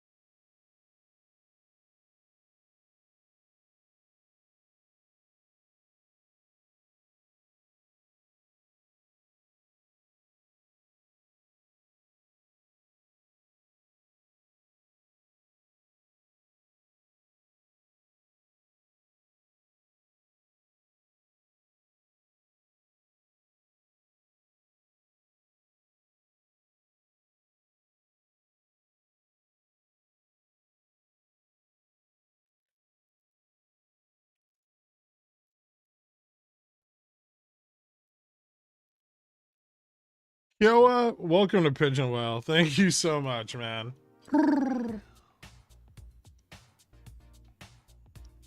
You should be automatically added to the Royal Pigeon Whale Society for the advancement of cooing and other lofty goals. Chlamydia? What? Oh yeah, the koalas. $99 straight to Kirk's pocket. He's gotta be a shill cause he's taking all my money. Think he's gotta come to my head. Held a koala when I went to Australia. They smell horrible because of chlamydia.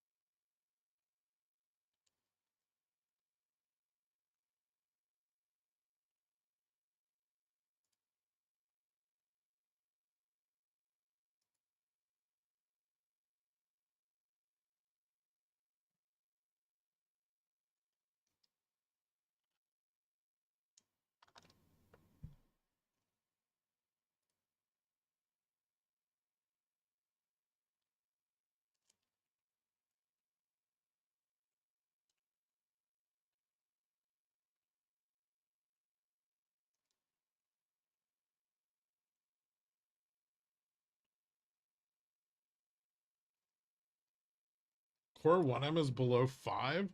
Jesus Christ.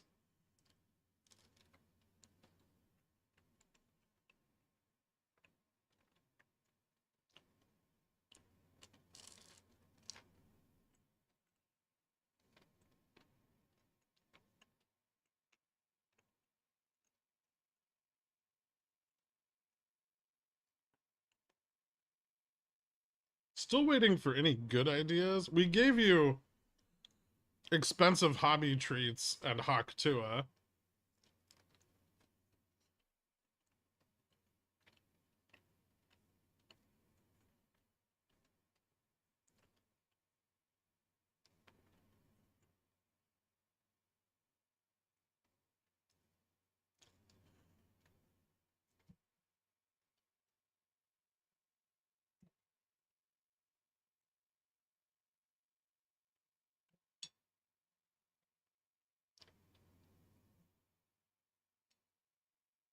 What wife gives their husband another woman? What? No, that's not what we meant.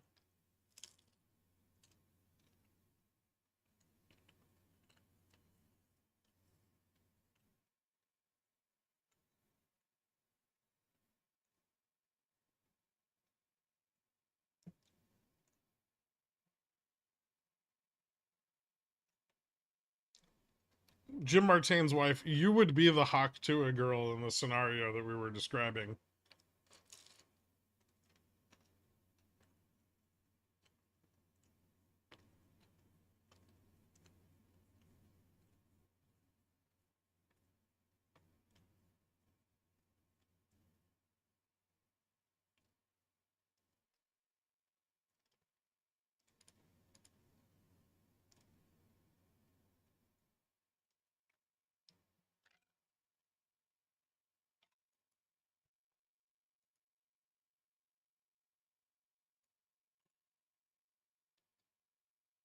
Microsoft's almost $3.5 trillion, guys.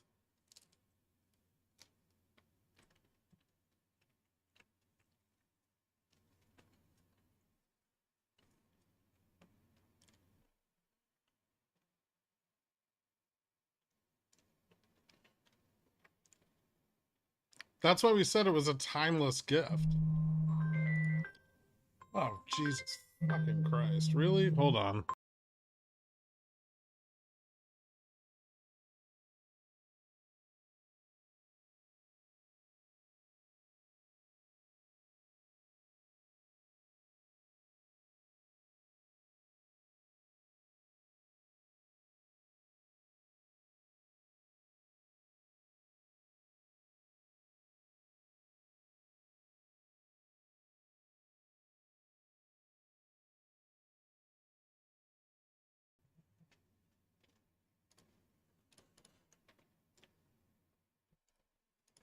Ooh, GMs.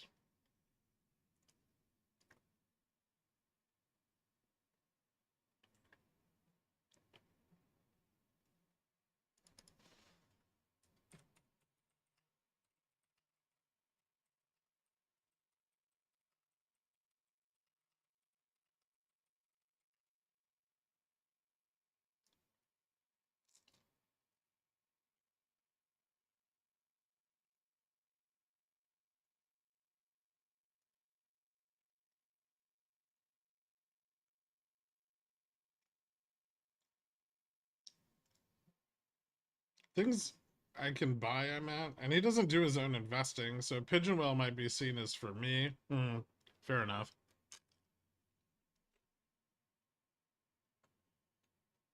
I'll be a terrible president anyway.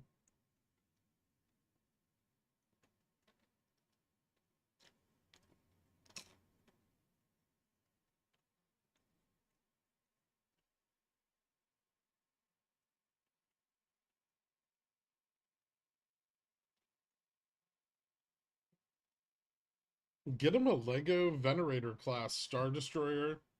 Nerd.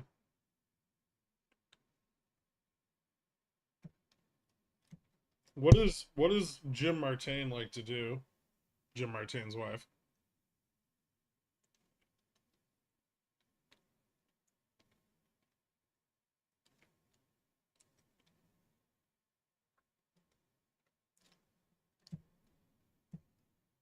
Because VIX futures are also getting boofed.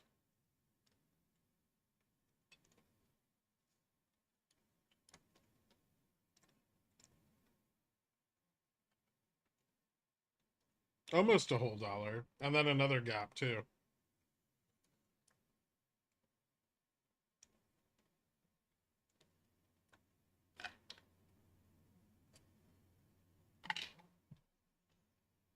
See, this is the kind of shit that makes me buy $50 out of the money puts.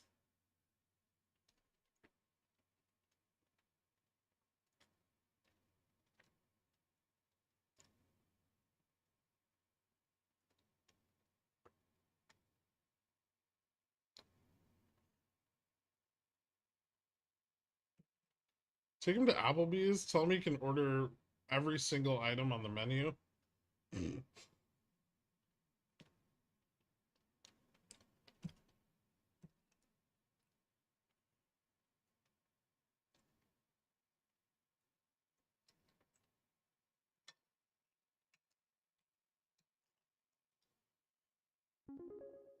Ooh.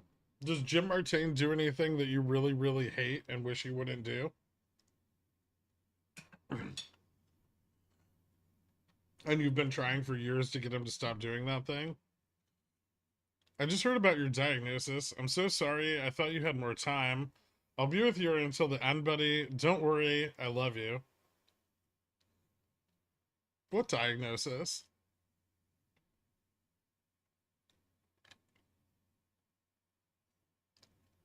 Not that I can think of. Are you guys Mormon? There's got to be something. This is an abnormal relationship. I don't know how to address this. Chronic mango intolerance.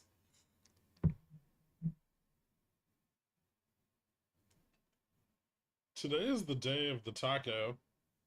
Is that the market formation that we've made here?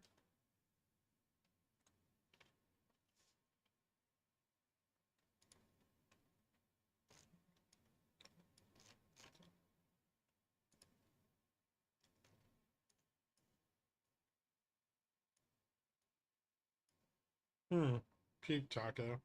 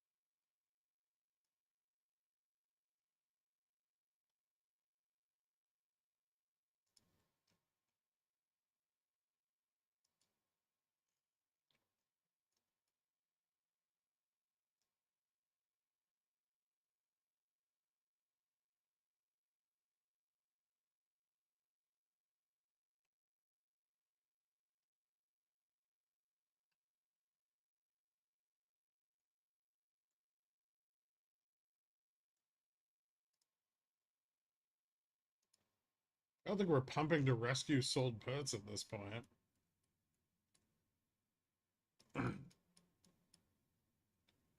Maybe before like Fridays. No.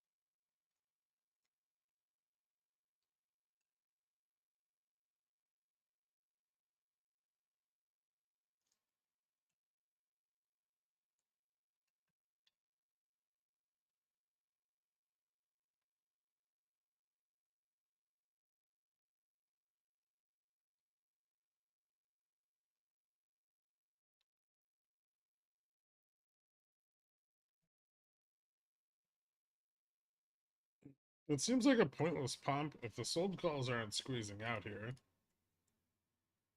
I mean, some of them have squeezed out. Not all of them, but some. I don't think the purpose of the pump was to squeeze the sold calls, right? It's to get the fuck away from 45.50 or 54.50. Sorry.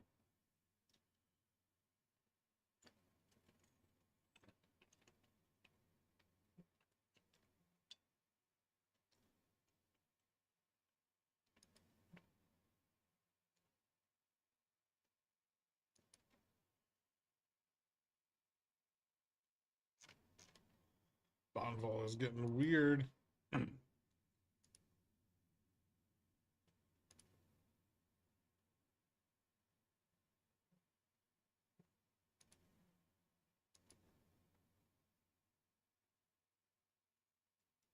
Hmm.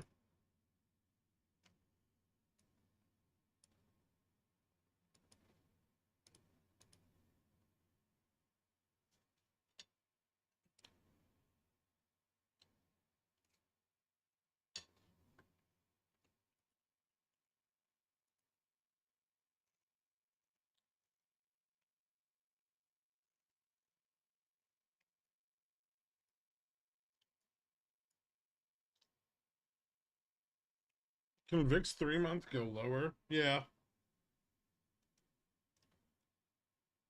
I think the all-time low on it was like 11 or something.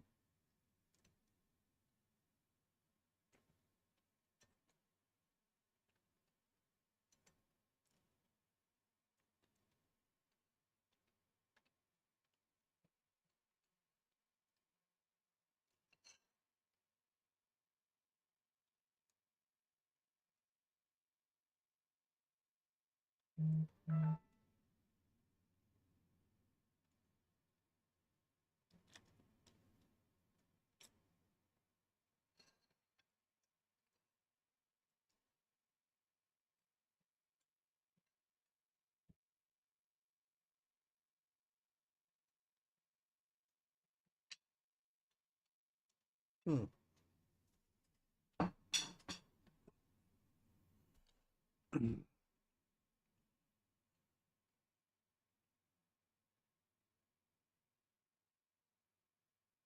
Steam Deck?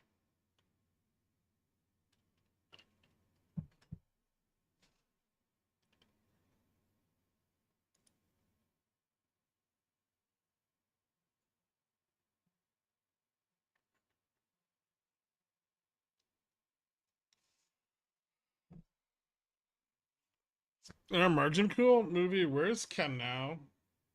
He only reveals himself at the end of the movie. So no one knows.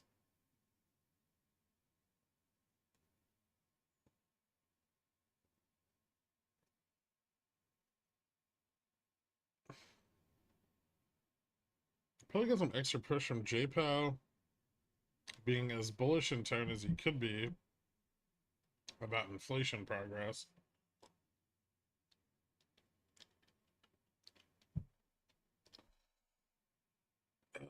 But what progress? That's the thing. That's the thing, right? They're all leaning on these fucking like they're not even leaning on the 12-month models. They're looking at 12-month models on a delay prior to the period where inflation spiked.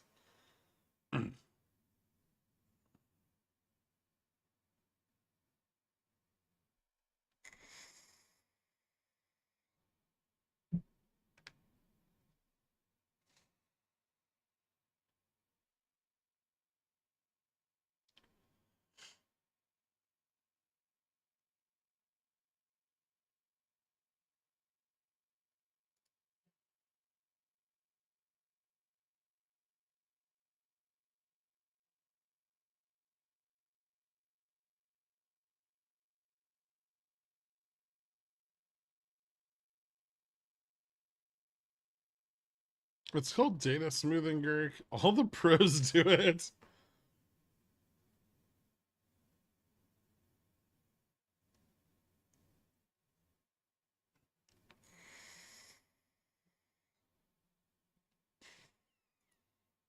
I think we're still a good long way away from single digit VIX.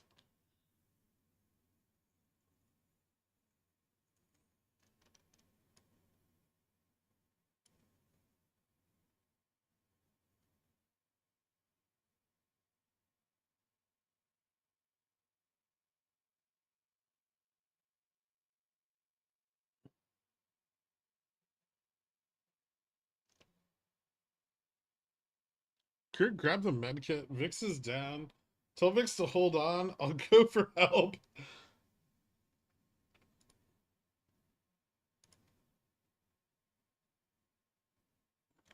This pump wasn't easy. Did you just challenge Todd to delist the VIX?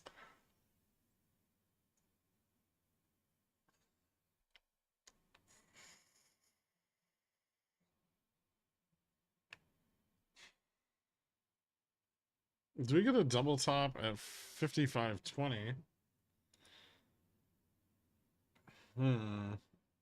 Well, a top at 55.05 would be pretty bearish. We'll see.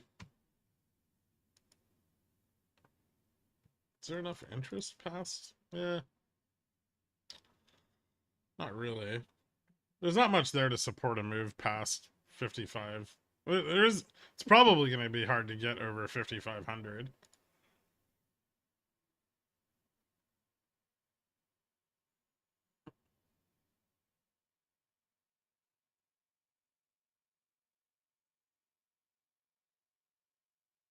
Hope there's no insurance policy.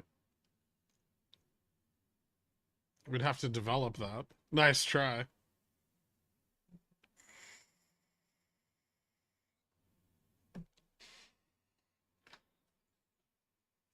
You could have been a millionaire if you sold the puts when I said somebody needs to sell the 475 put.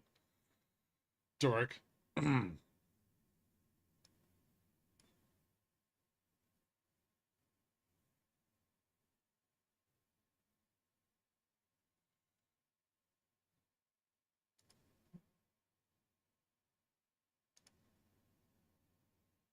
Have you considered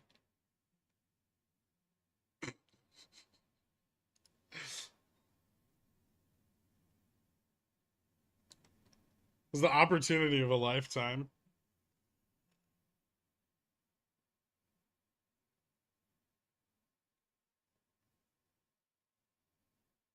Generational dip buying opportunity. Guacacholi wind down.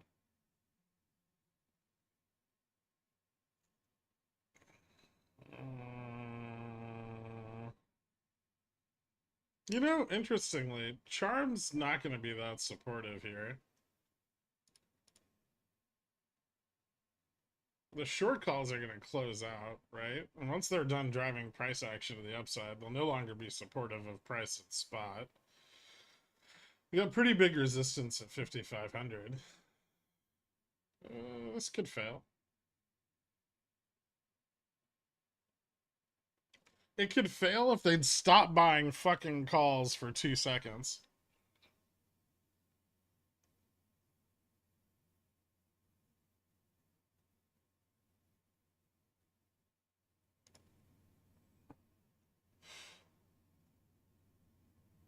Jesus. We have multiple downside gaps. Yeah, we do.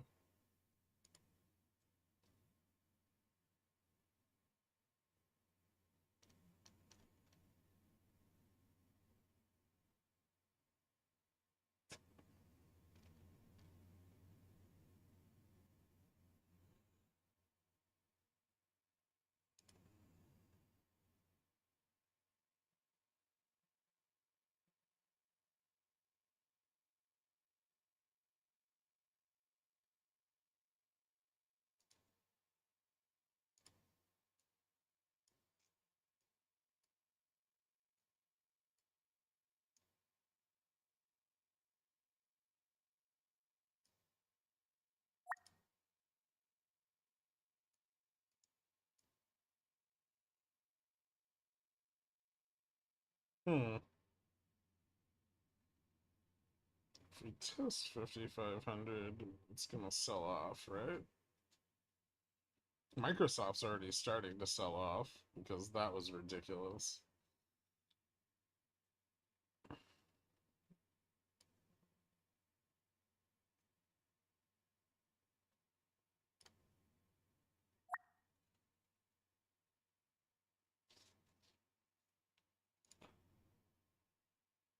Cat's still below 330. Amazon, Google, poor EPAM. Actually getting shorted.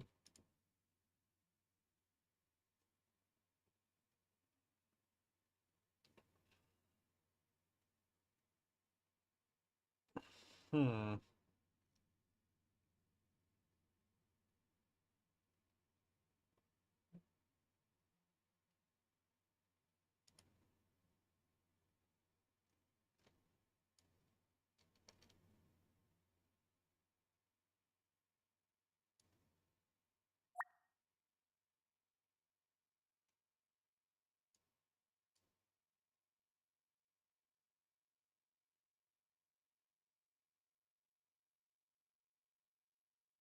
Is there news for the Microsoft pump?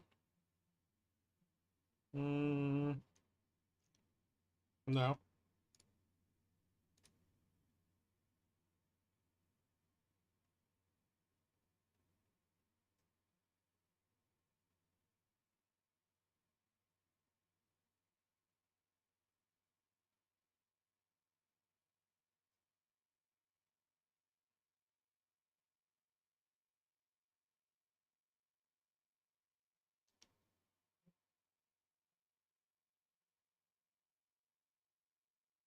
Mm.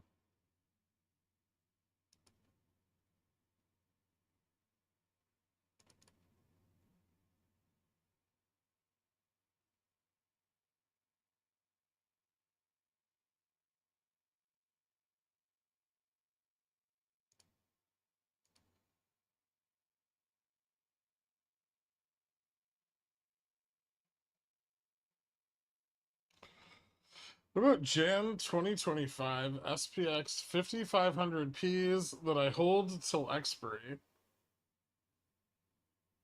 Interesting.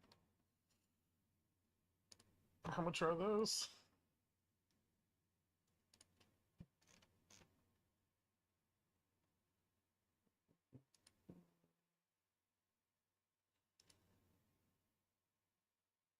$15,000 a pop.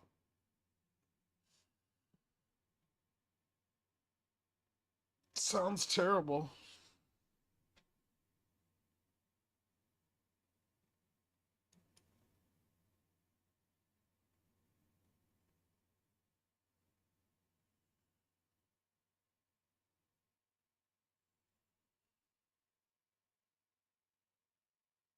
Why? They're gonna go to 100K a contract.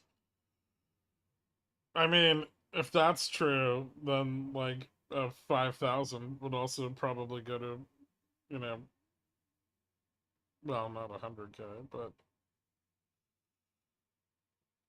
a lot.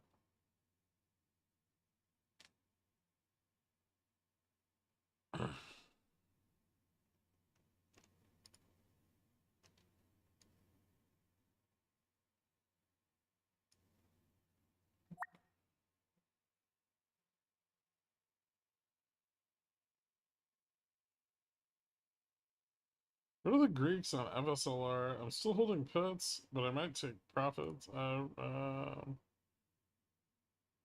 you took some profits.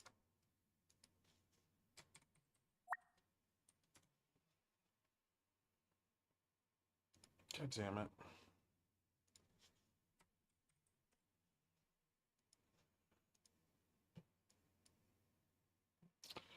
Uh, Gamma neutrals at 222, Delta neutrals at 206, Vega neutrals at 203, Gamma max is at 280.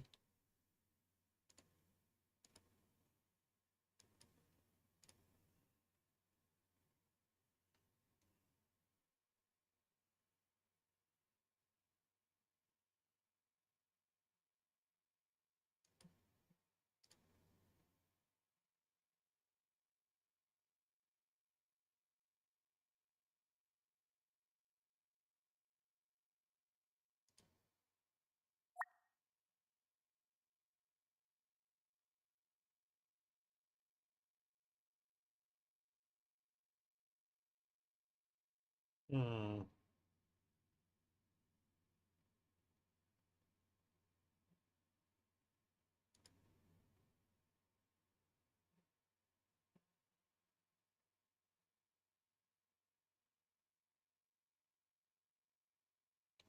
If this sells off, how far could it slide to? 85 seems like a reasonable downside support. Although less than it was a couple hours ago.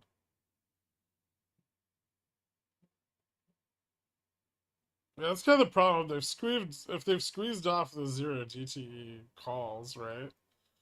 Those also act as support for this range, so it'll make it harder to keep prices up here.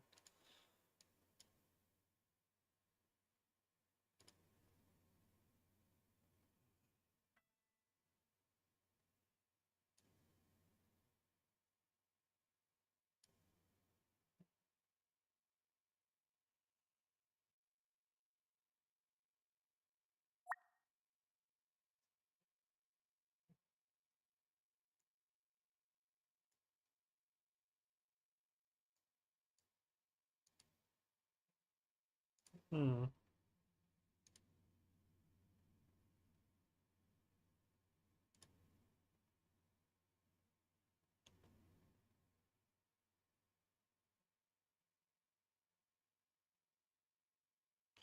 Still inconsequential below 25. And actually 25, 26, right?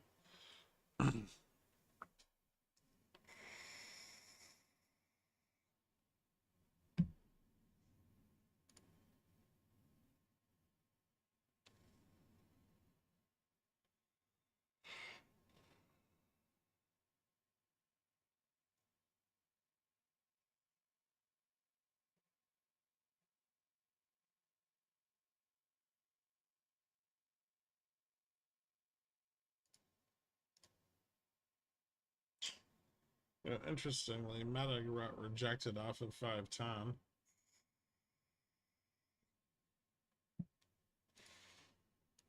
It could be a good downside play.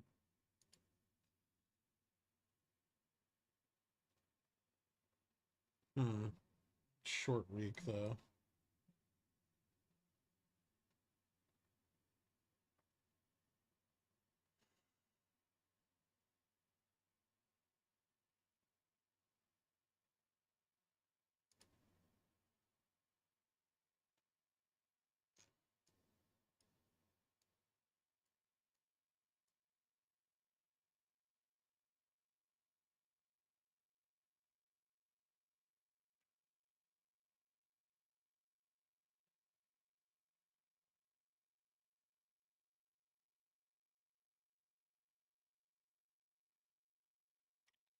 EPM has almost no volume and just dumping $6 from the top. It's pretty illiquid. It doesn't take a lot of volume to move it around.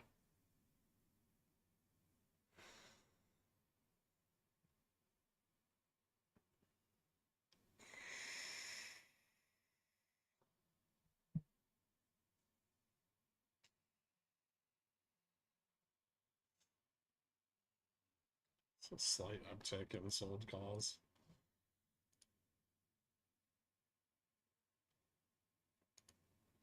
Just a little. Yeah, MM still wants this to be around 54.80.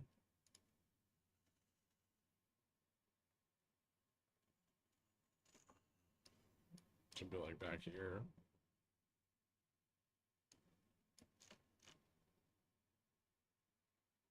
Hmm.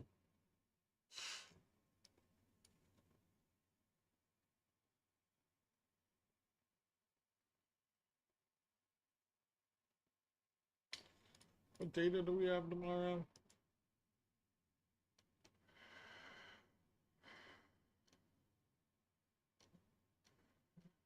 Job cuts and ADP. Balance of trade. ISM services. Ooh.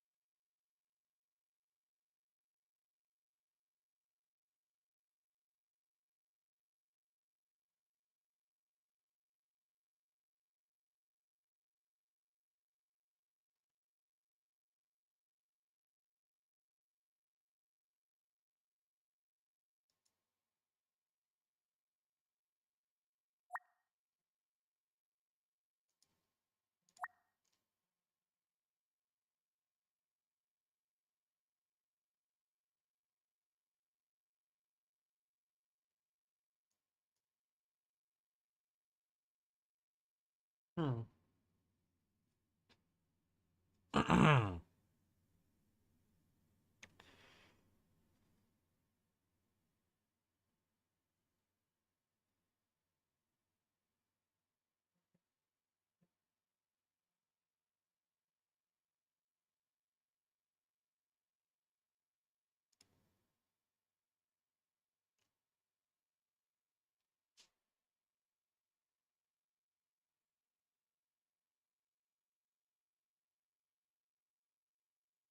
Fellow?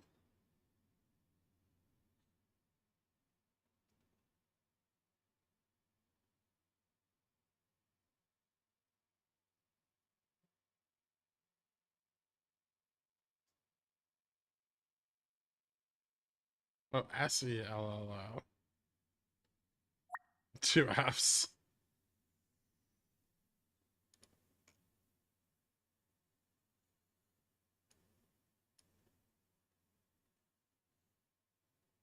Recovered to go back for another top. Fantastic.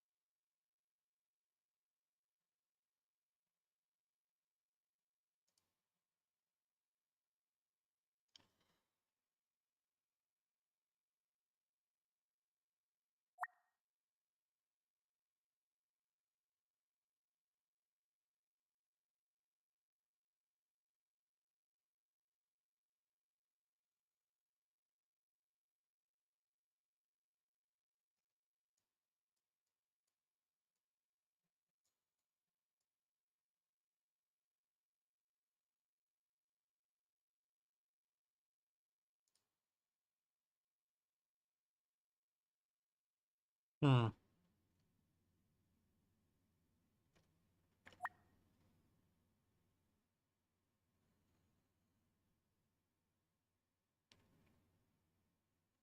What a weird way to spell pump.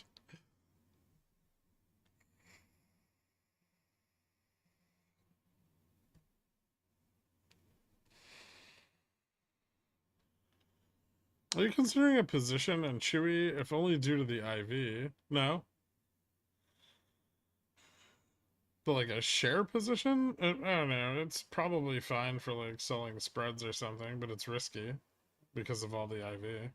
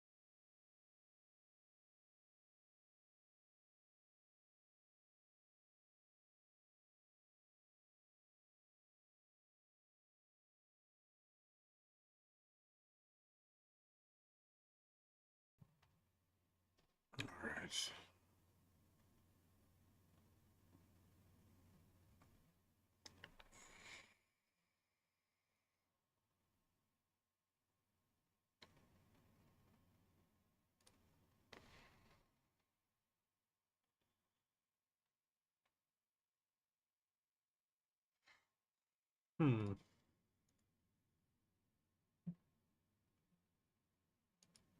Can this go higher?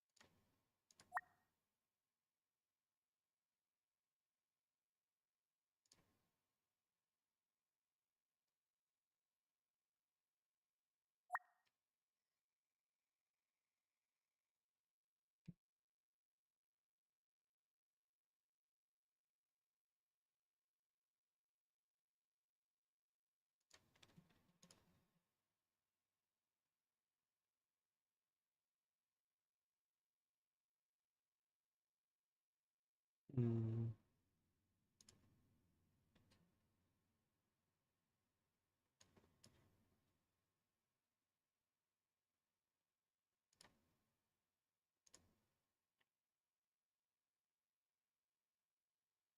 If someone could sell like 1,500,000 CCs, that would be cool. That'd be neat. Still failed to get the test at 5,500 here. This pump's getting out of hand. It's a little unreasonable.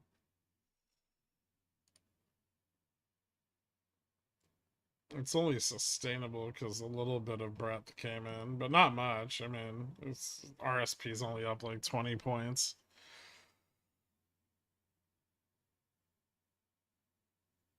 Tomorrow's a half day.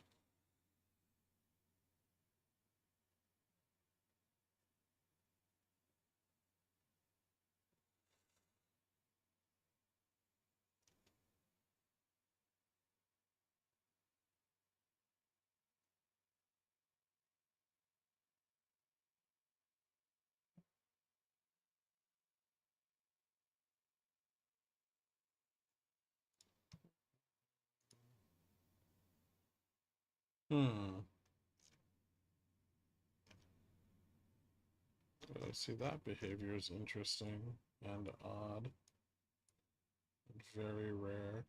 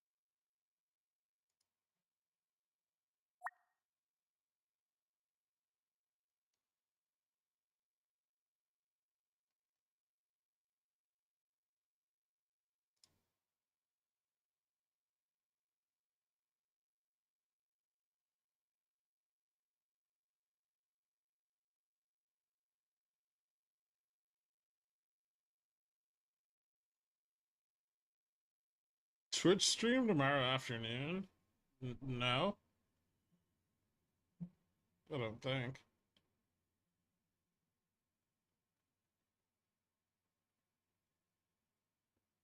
Oh, you bouncy little fucker.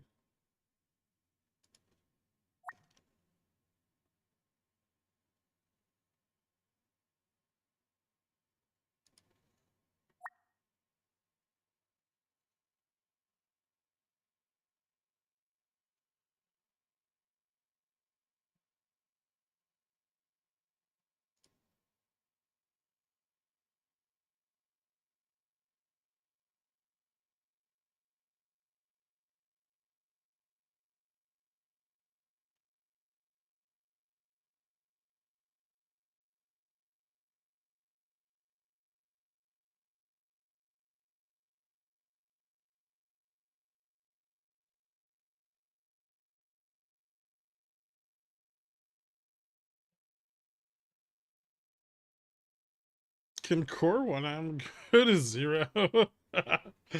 I mean, it shouldn't.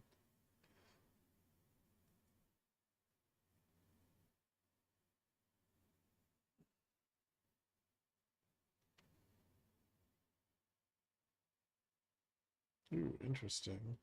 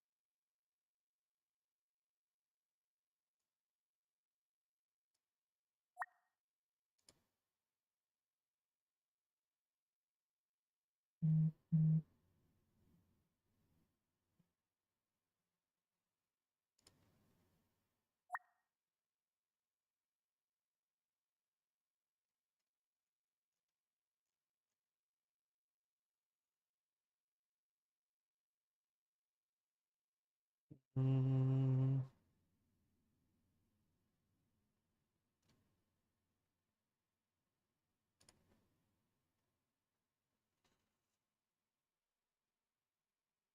Well, SPX closed below 54.90. It's a good distinct possibility. Yeah. I mean, the last few minutes of the day, who knows? After they've been pumping this hard, but it should be reason. I don't think it's unreasonable to close below that.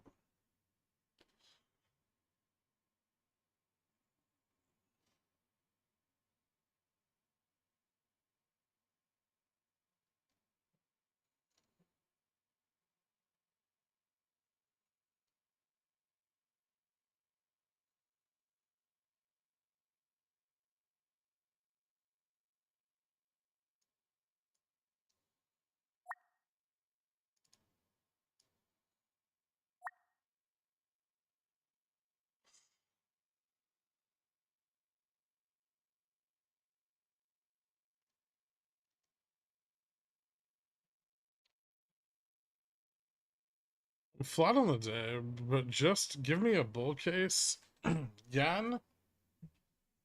No. I mean, yen's getting super over leveraged. Yields.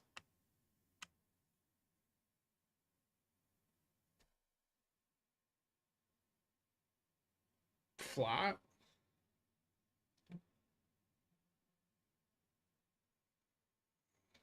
The steepening inversion from yesterday pulled back. And they're shorting vol hard enough to keep keep most participants away from going long vol, right? Is there anything I'm not seeing? Because I have larger positions that depend on me not being blind.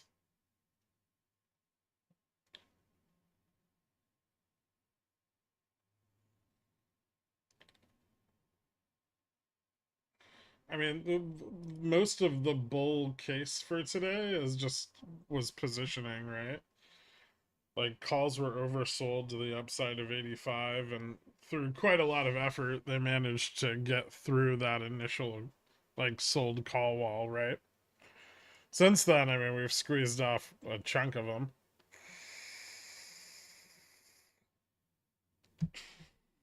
We're not doing any damage to the longer DTE calls. That's why we're not seeing any spikes in volatility, right? But definitely doing some damage.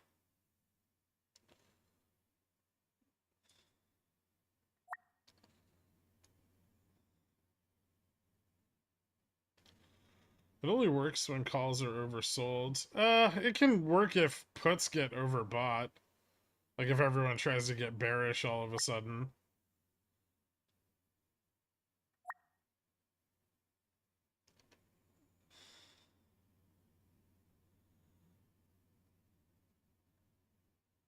It's happened a few times where we've got like really bad data and there were just too many bot puts and they just squeezed them all out by selling the fuck out of them. Puts are permanently oversold. Yeah, we never see that equalize. Yeah, we do. Actually, recently I feel like we've seen the 0 DTE puts get squeezed way more than the calls. Like the last few days. We've come pretty close, like, to like the market maker flipping into long Vana, like what, 3-4 times this week? Or well, since last week. 3 or 4 times over the last 2 weeks. Which is quite a lot. Like we've had some big fucking sell-offs. The one into end of day yesterday was nuts.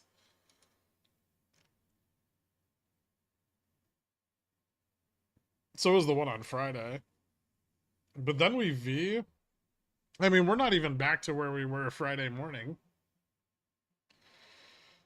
On the longer term. But yeah, I mean, vol spikes and then they sell it down again. But that's only compounding risk for diminishing returns, right?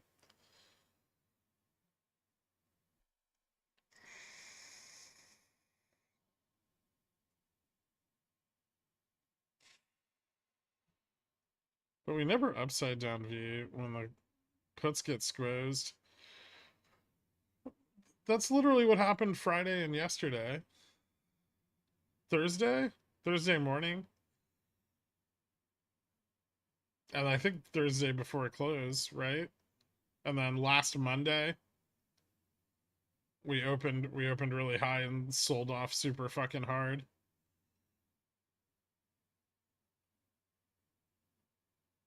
Yeah, XSP cash settles the same as SPX.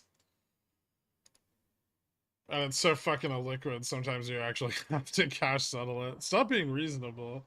I mean, but it's true, right? Like, as soon as we ran into VN, things started to change. And you know, but overall, like, gamma neutral is still getting closer to spot. Like, this pump isn't really going to change that dynamic in any way that anyone gives a shit about.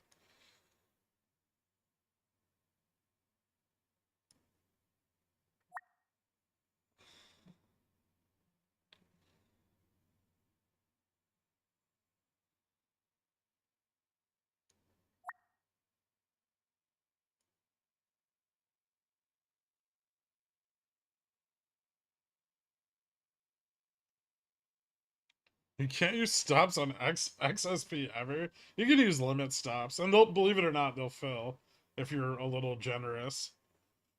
But it's still terrible, especially if you're in the money.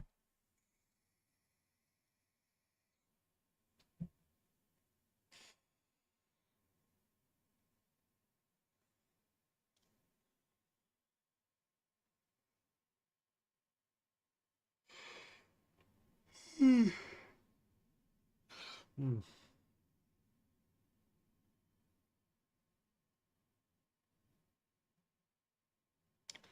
Does Todd or whoever's shorting vol realize how maxed out the trade is? I don't think so, right? Because you have so many participants doing it, and you know most are just doing it as part of a automated strategy.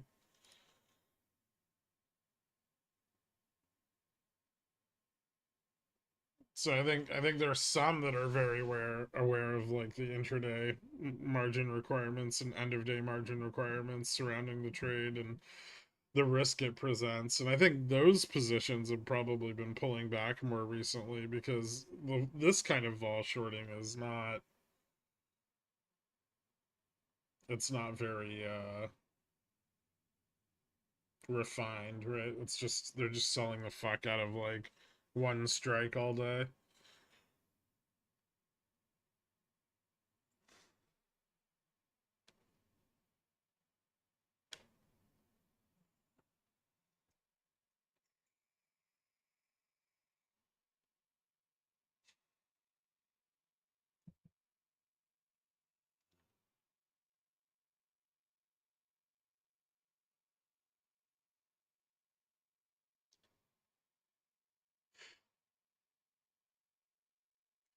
Can this day revert to mean?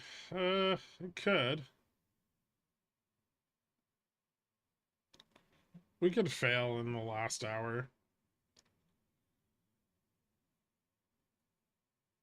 Missing the breakout at 5,500 is probably just going to encourage calls to reposition there.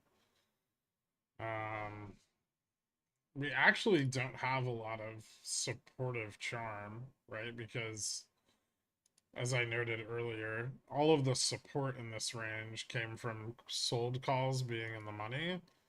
And if sold calls actually squeeze off, which they did, then they're buying to close those, right? And once they're bought to close, they no longer provide that support that's needed to keep prices at this level. And so a lot of what we're seeing here might just be them fighting back, trying to fight back against charm and hold us at, like, the 5,500 mark. Because if they can hold us here, they can try to gap over 5,500 tomorrow and then use that as support into the end of the week. Or through the holiday or through the data, right? It's much better to be above a major support when you have a lot of impactful and unknown data coming in. And I think we see this pretty often, right? Like when we have big data sets coming up, they tend to pump us up above major levels.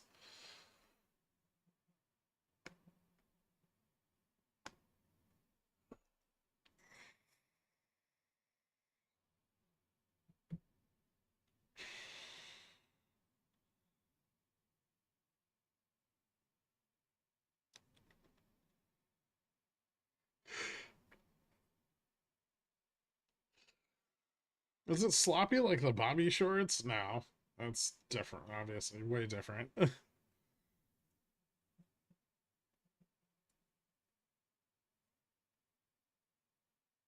It's just harder to pump when the data's bad.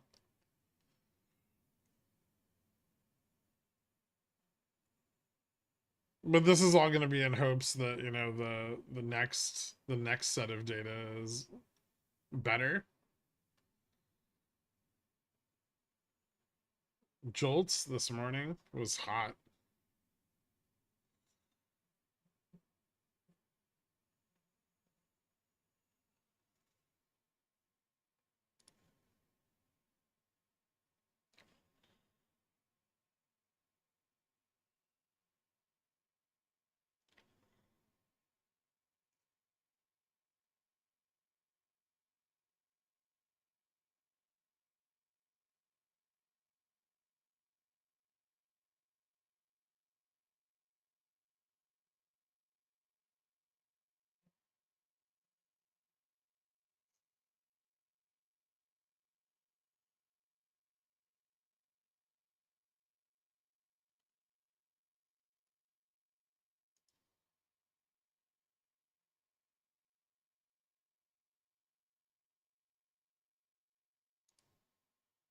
Hmm.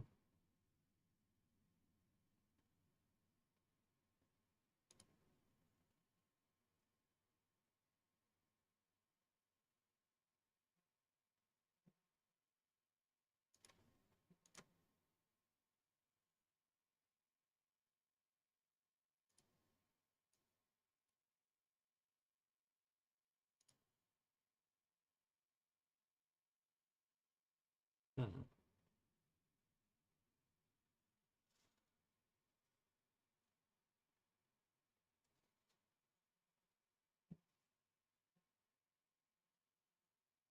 God damn it.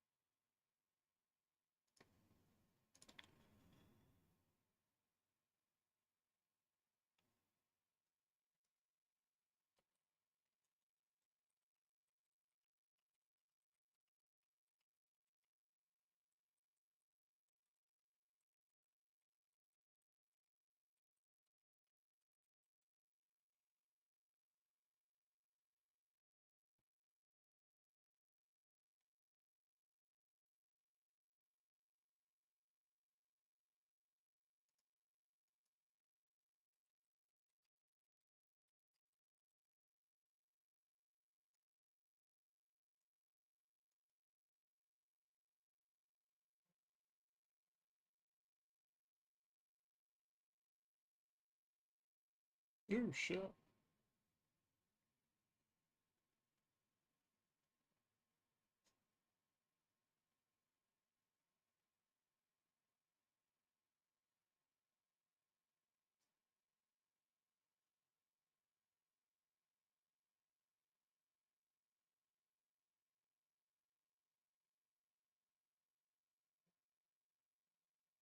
Still got an hour left.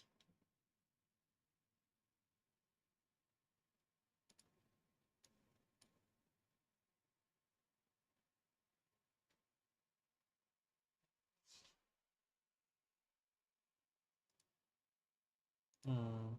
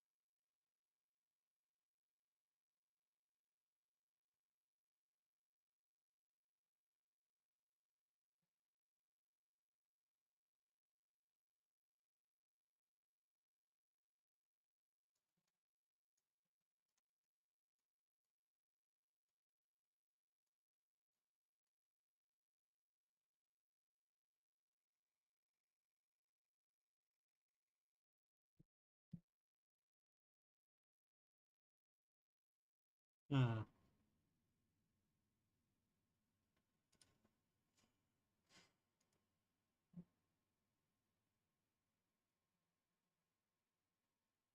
Nice, Nuke.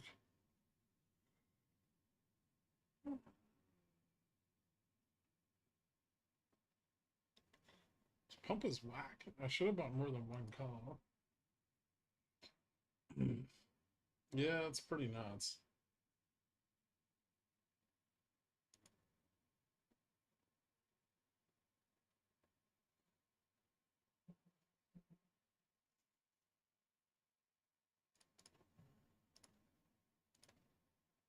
We getting anything out of the money call accumulation?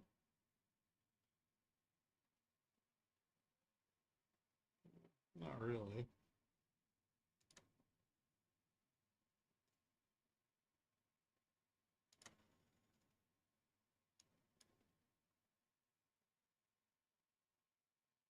Yeah, this is getting really close to the 55-60 resistance.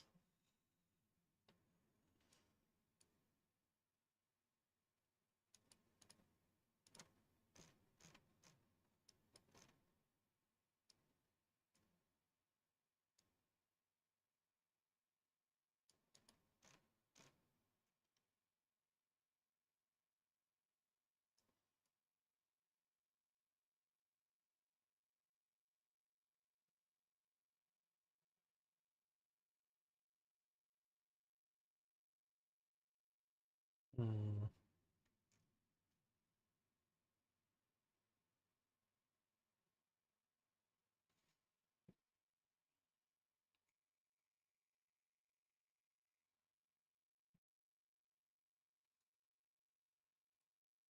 We already tapped 5,500 once.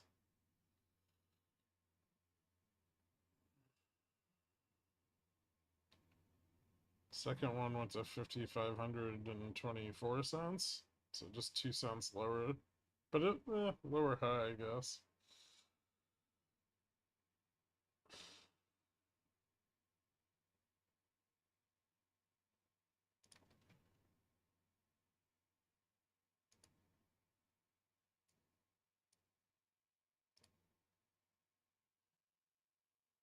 Hmm.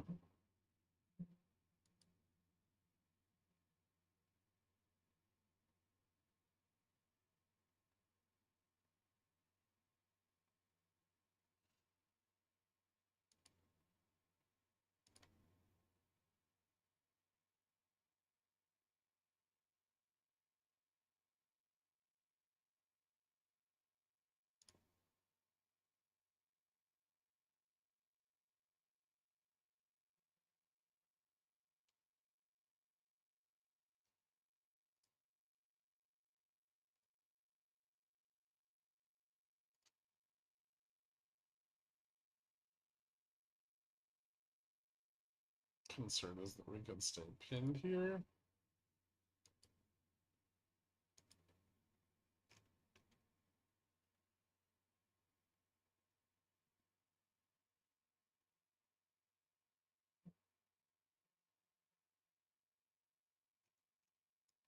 We're still within the trading range from Friday's drop.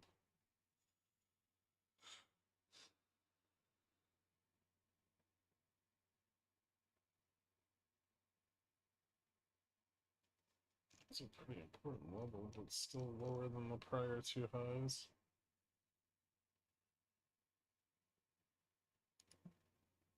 A fucking massive blowout.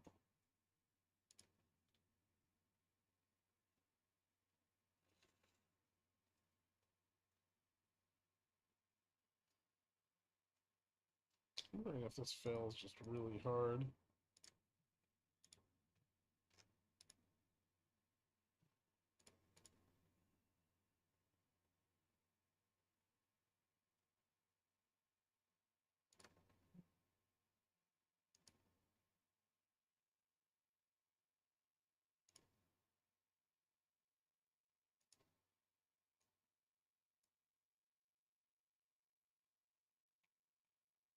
Hmm.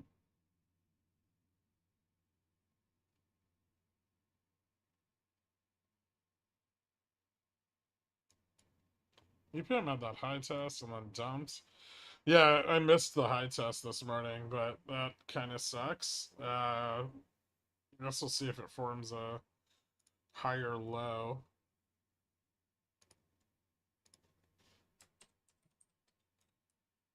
The speed at which it moves to retest that level is pretty important. I think it's still on trend, but getting very close to testing the bottom of that trend out on the daily. Or just tested the bottom of it.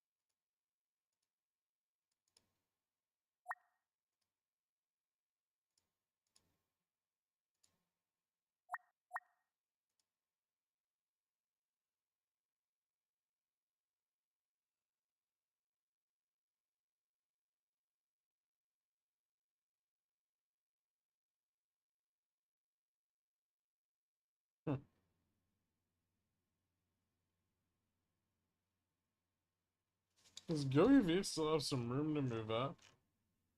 Maybe. It's been doing pretty good today. It's up like 10%. It's nice.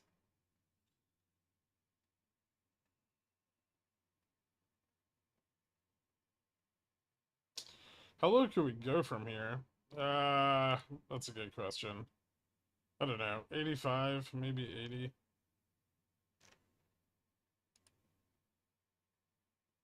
The sold calls, there's still some sold calls that didn't squeeze off. And if those go back out of the money, that's going to be very bearish because they're the only thing supporting this.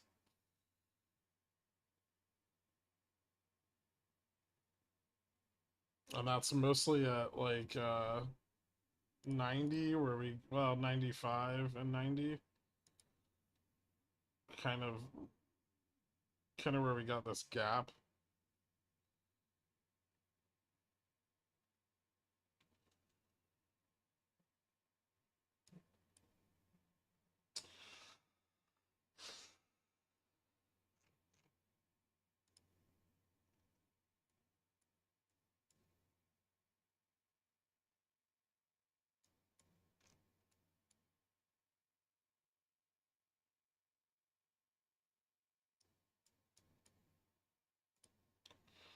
Where are all the sold calls on this? 250. Jesus Christ. There's 25. There's 5,000. There's 5,000 puts at 250. 6,000 calls. Yeah, so everybody's just been going crazy selling the vol on this. $3 calls for August. And fucking Jan 250 and 3. Huh.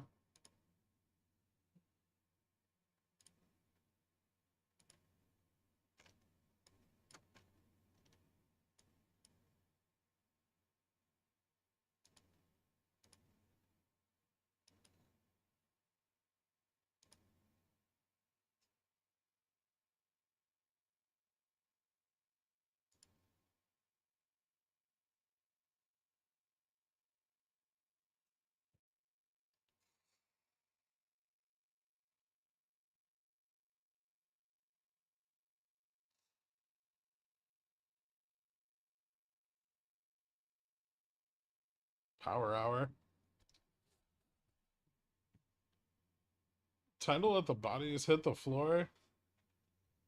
We'll see.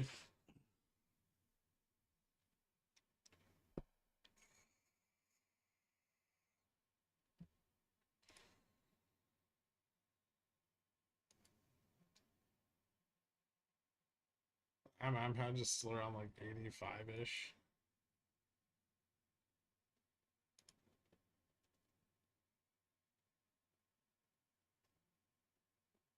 $80 would be insane.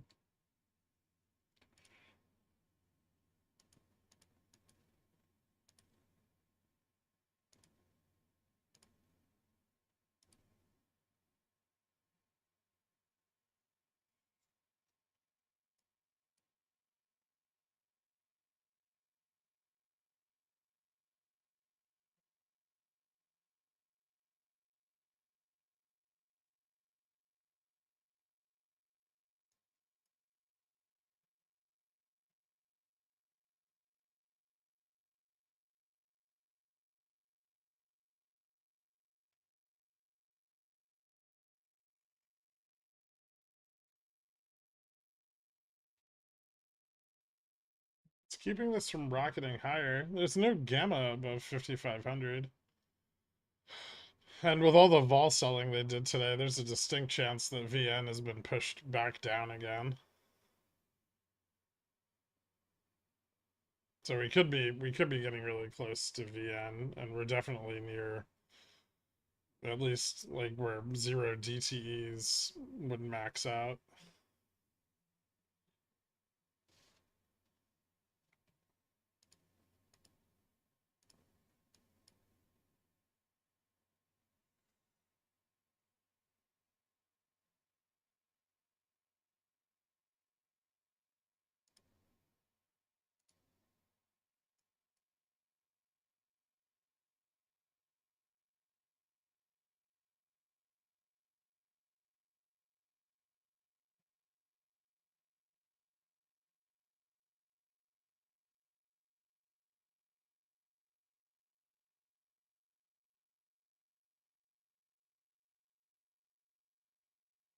So 95 is a big deal here. 90 is a big deal.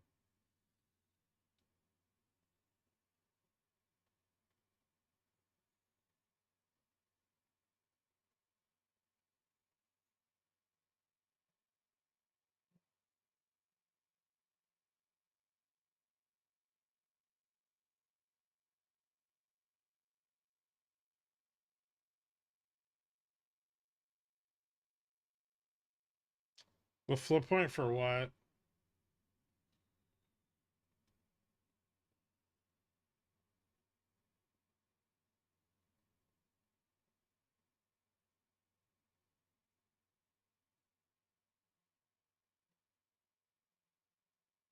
I have a 95p. It's definitely a big deal. Puts are really fucking cheap.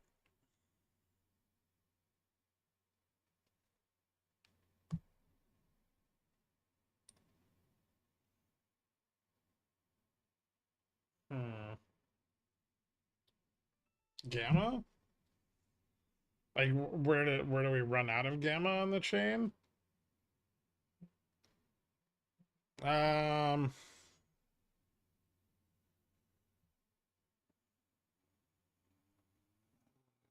Like right around 5,500.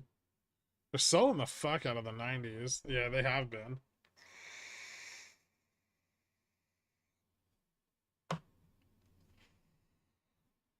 But that's only a successful endeavor if they're able to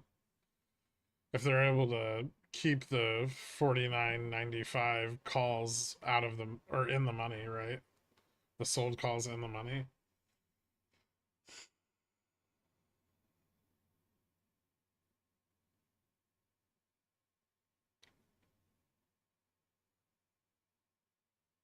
Also, they're making them cheap as fuck.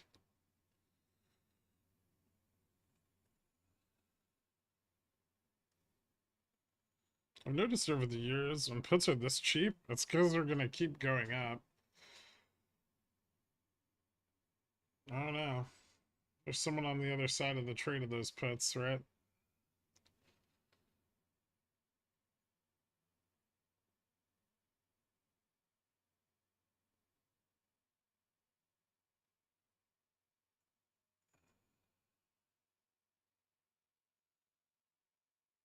It's me. I'm on the other side.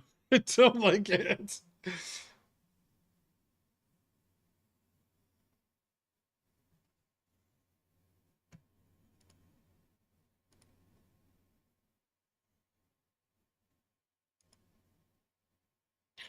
Hmm.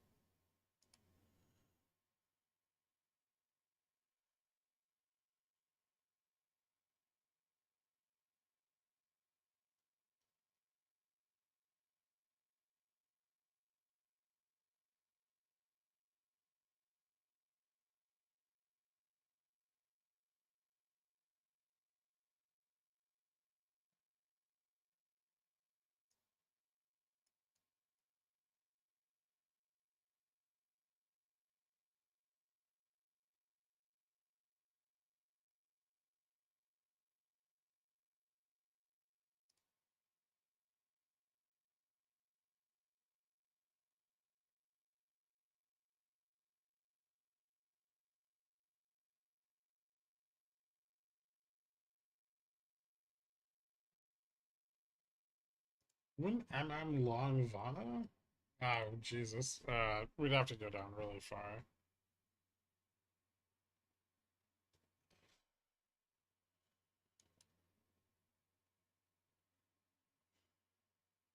Like, we'd have to go red on the die. More than.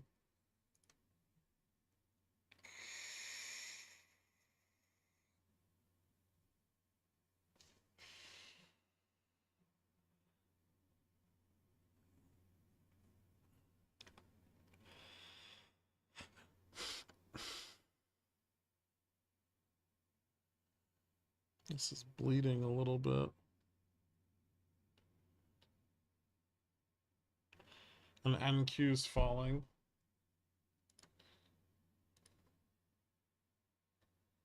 Breadth is trying to come in here a little bit.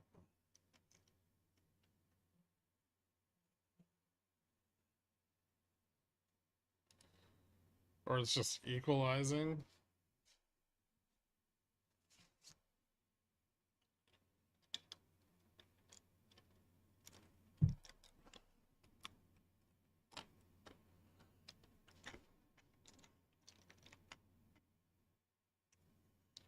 GoEV is doing a little bit of something.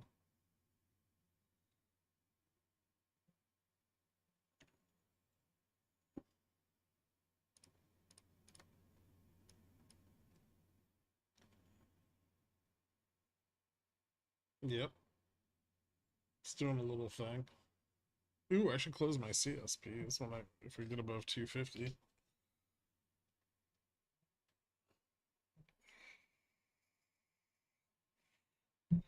The WeBull indicator says Tesla price target 243, 255. Yeah, something like 247's probably possible.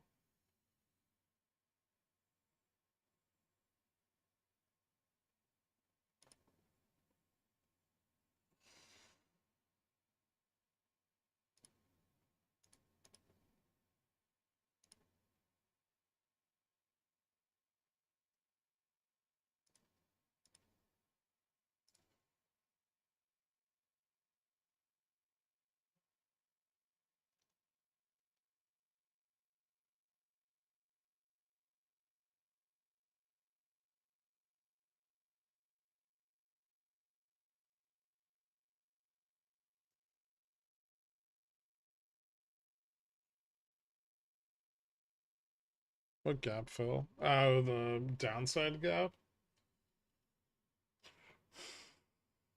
That'd be interesting.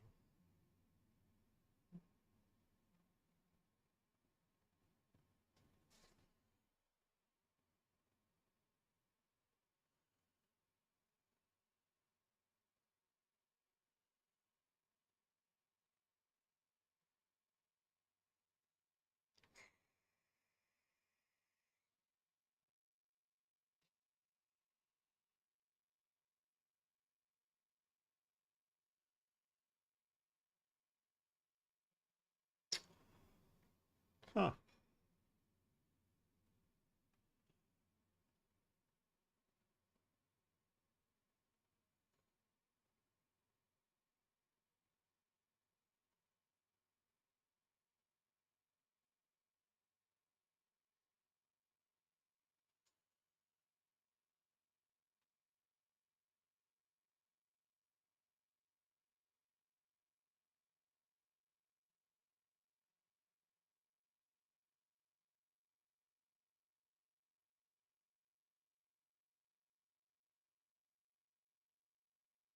Hmm.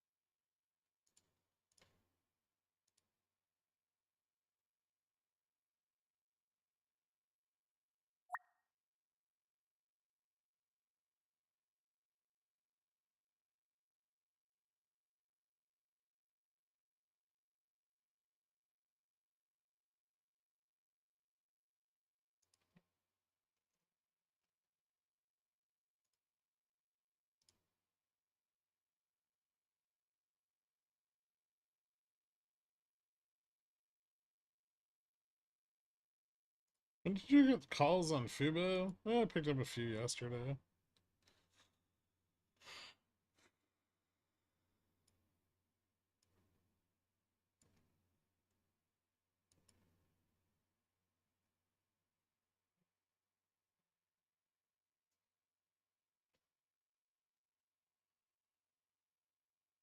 Huh. I don't know if this is gonna fail or not. Has to lose 95. That seems like it's gonna be tough unless we get some fucking momentum on one of these drops like this. Yeah, more of that. Where are future sellers taking profits? I guess they're not gonna unless we lose 55.50. Futures buyers. Yeah.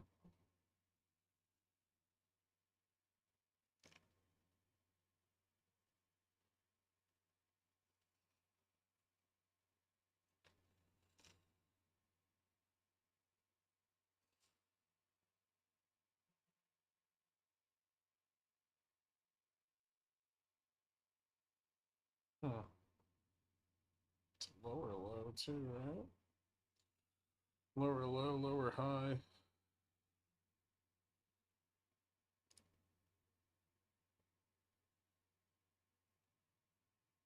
So if NQ loses 20,200 and ES loses 1550 and the short calls start to fall out of the money, this could all get kind of spicy. Is the gap relevant? It's a big gap for intraday. Could be. Yeah.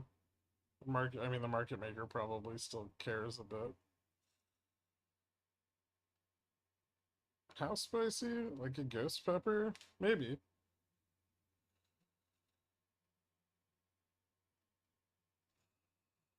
I would like to see some of the macro shifting in the right direction though. It's not. Dixie's down. Yields are getting smushed.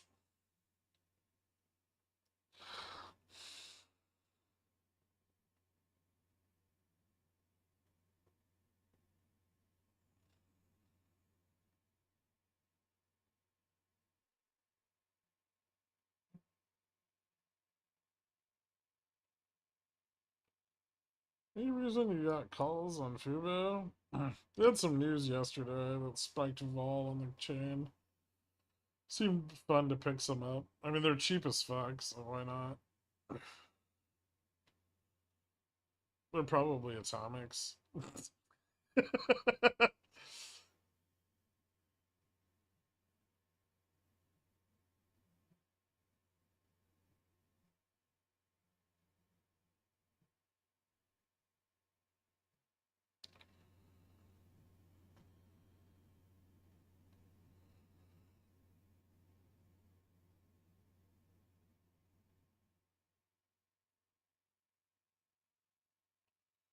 Core 1 month is fucking stupid too.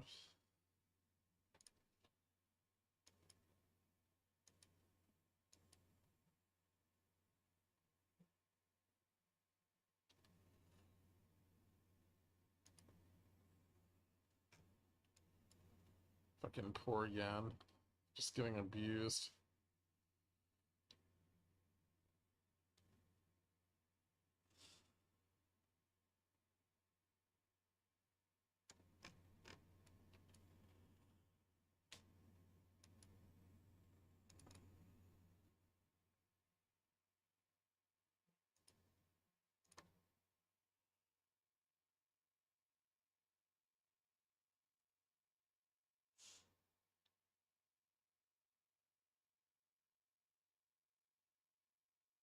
Huh.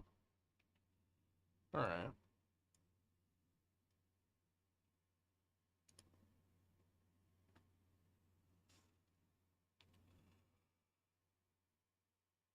Something like Govies ripping 15%, and then near the money, out of the money options don't get priced pretty much at all. Is that a function of delta or volatility?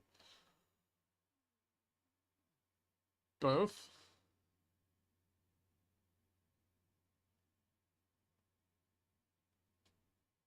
I mean, volatility has an effect on delta, right? But volatility on GoEV is also massively shorted, which keeps vol down despite the move up in price.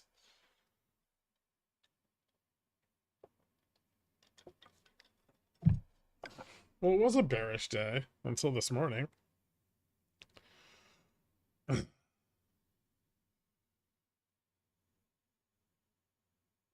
And then we bounced. So we bullish for the month of July now.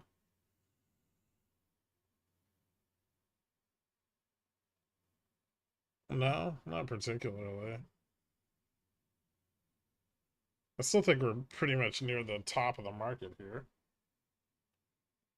We could keep grinding into it, which is kind of what we're doing. But it doesn't move up that fast. If GoEV tests 250, can we get a song? No. But I won't time out people who ask about it.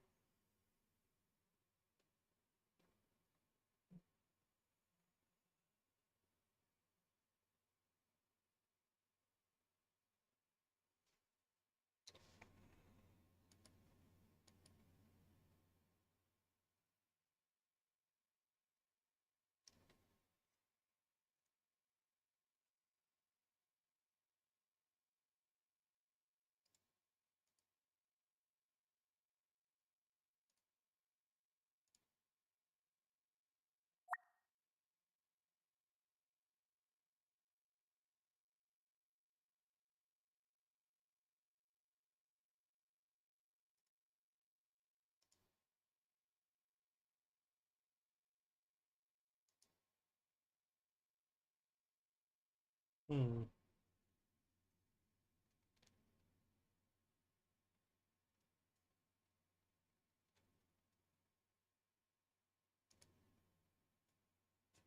Is it Fubo's time in the sun yet? I don't know. They had some kind of good news yesterday. I think they've got earnings coming up in early August, so back half of this month might start to see IB climb a little bit more. But it's pushing up off its bottom at 110. It's very slow.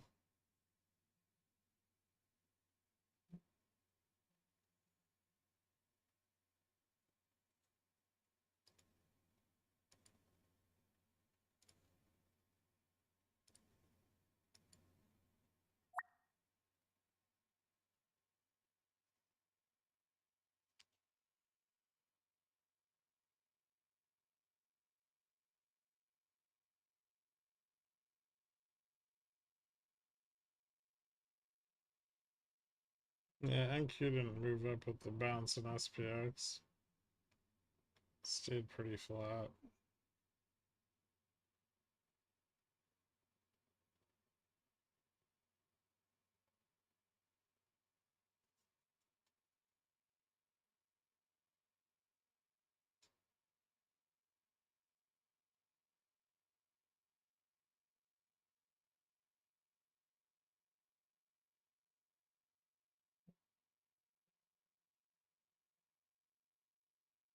Hmm.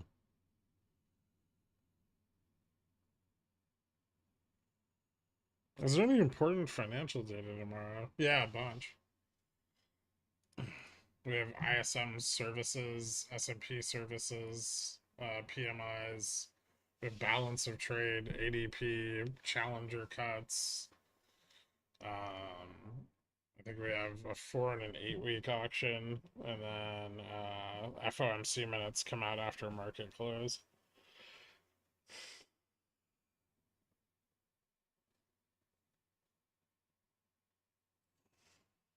Is GME looking kind of hot? Should be. I'm getting towards the ETF FTD. Still under 25 though. But moving back up to retest the trends.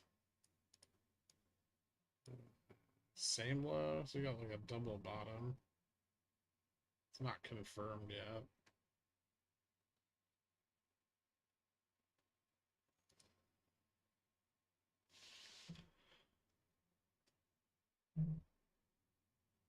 What did Fubo too long? 219. That's not that bad.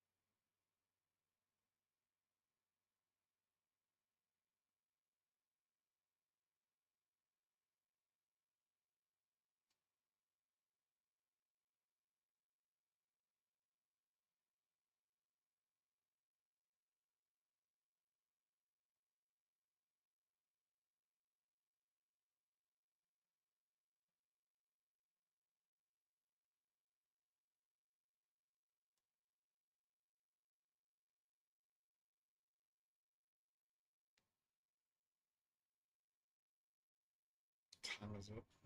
3:26. So if we did get a failure. Ooh.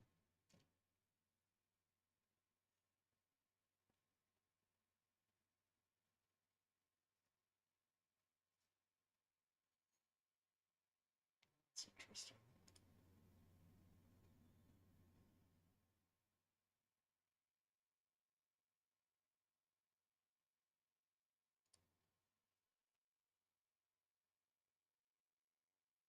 Maybe this could get some momentum.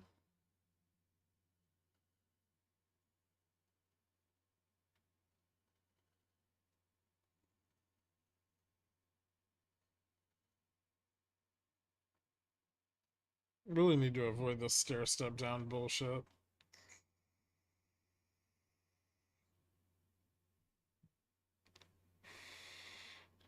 Why the fuck is Nikkei back at 40K? Because the yen's worthless.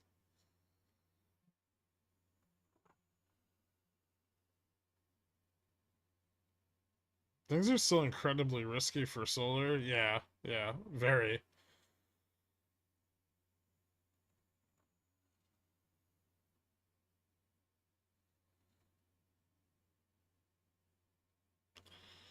What's the highest you can see this crazy rally going? 5750? 6,000?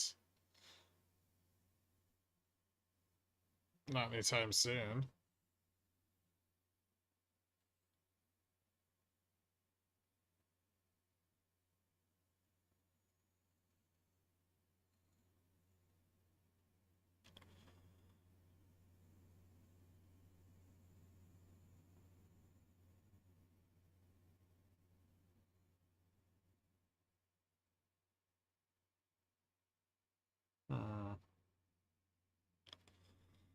Is that a new high?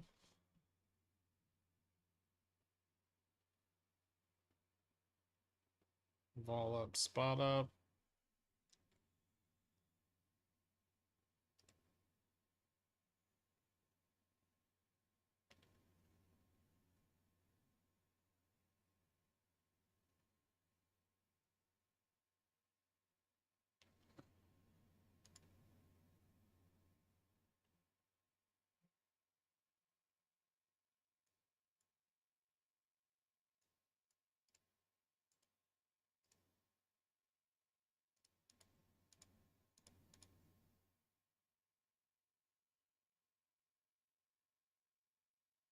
NQ still lagging. Oil is still down.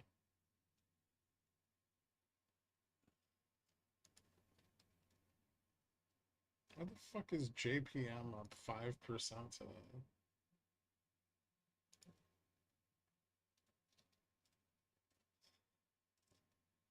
Oh, that's this week. Never mind. Why is it up 5% this week? Strong and resilient.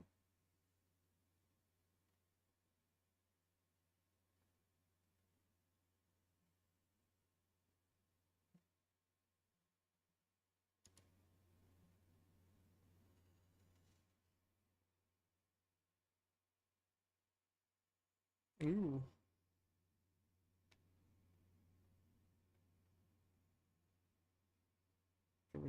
Give me more of that kind of shit.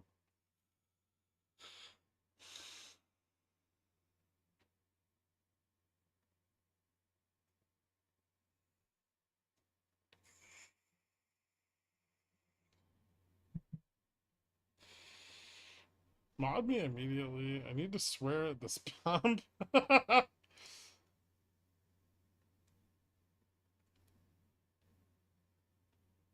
AMD up 4%, Nvidia down 1.6. Let's see, Microsoft's up 0.5, Apple up, Amazon up. How much of this is Tesla going up 9% for no reason? Didn't Lilly get a drug approved today?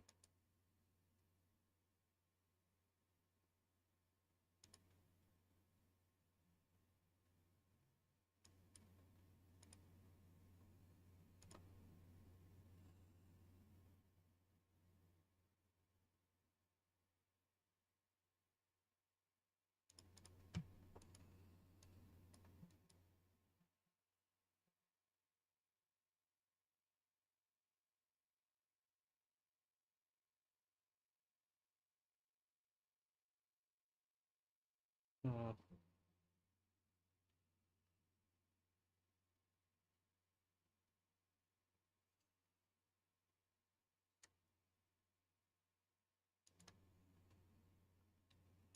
Call buyers coming in at 5505. But not enough of them.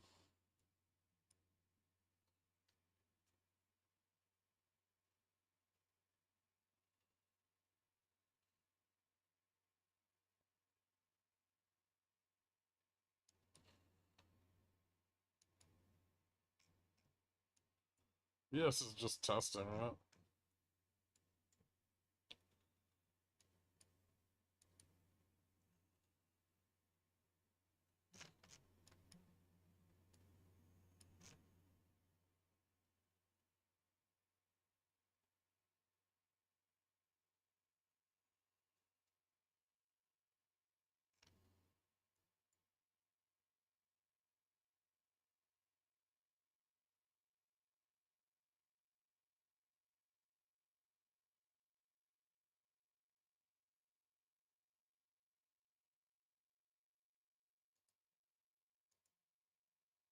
Are they still selling the puts? Yep, they are.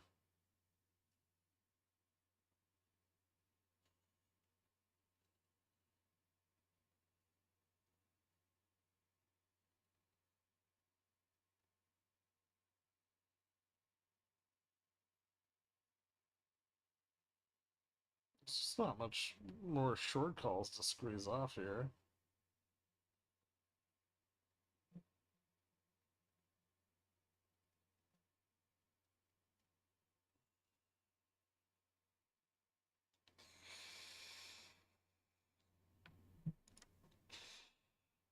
Charm's supportive above 5500 though.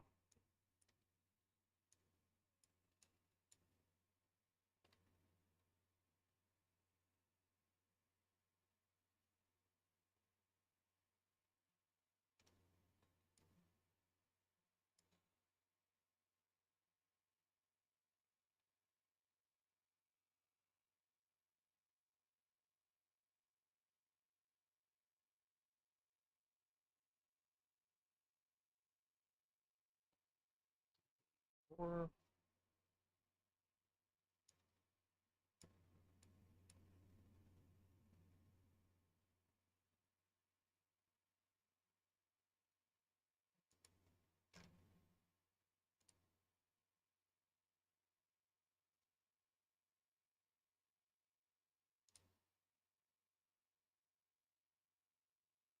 hmm. Remember most of the 5500 sold? Yeah, but they're not gonna squeeze off $1 in the money. Also, there's sold calls on this strike that are much further dated. A lot of them.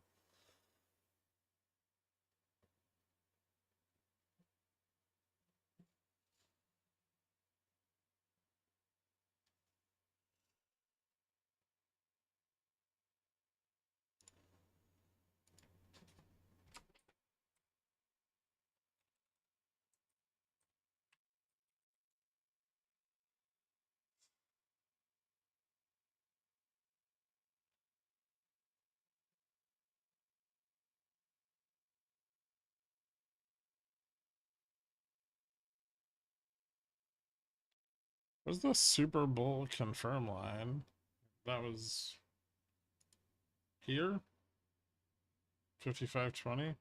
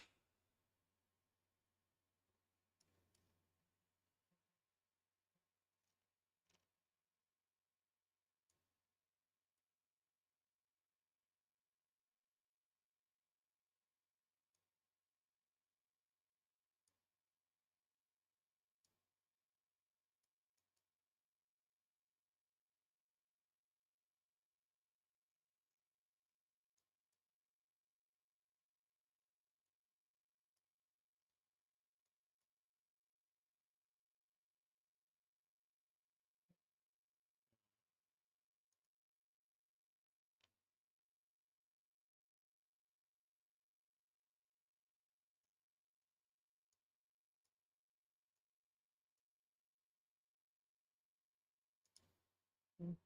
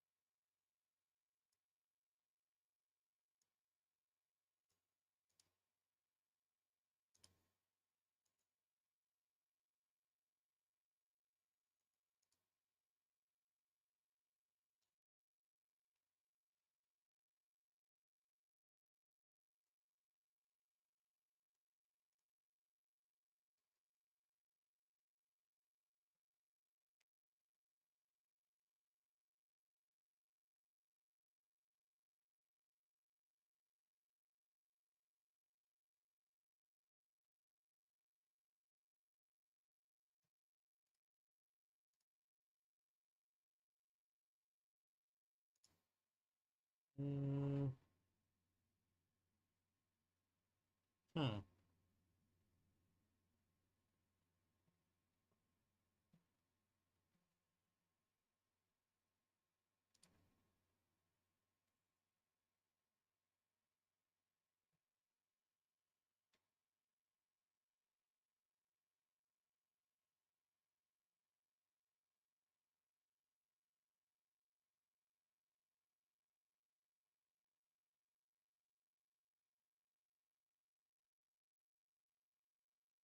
We aren't closing under 5,500, are we? We still could.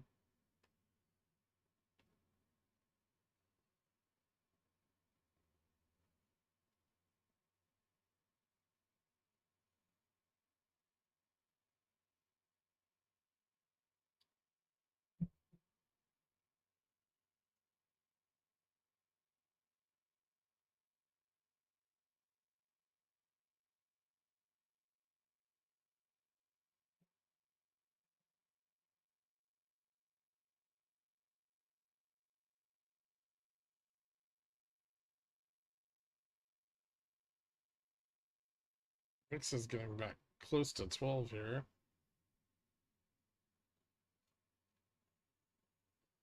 Is Divya snapping up GUI vehicles like a rotund debutante? I don't know.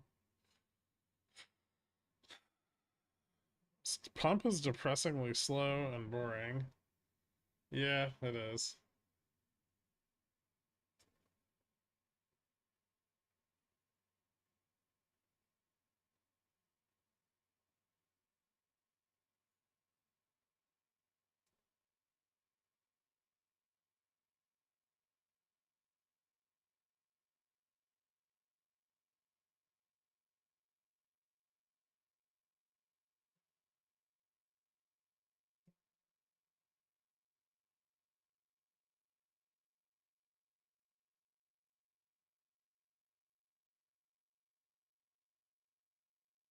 Hmm.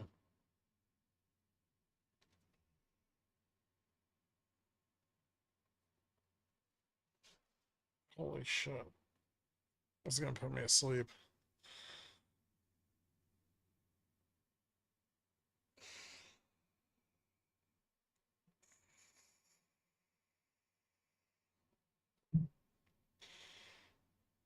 Come on. Fail 5,000. Give me my 85 clues, you bitches.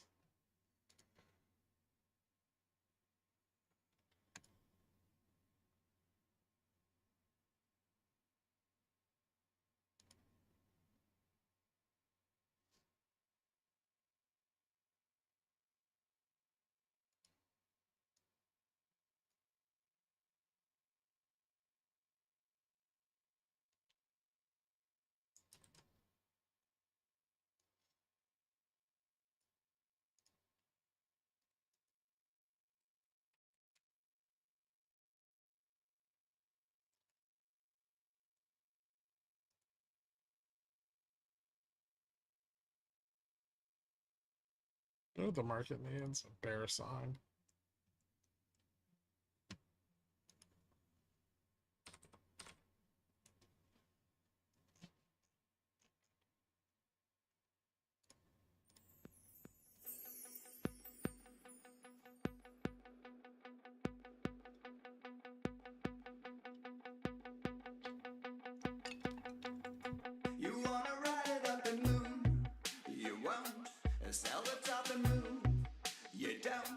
Your stock is going down, not up.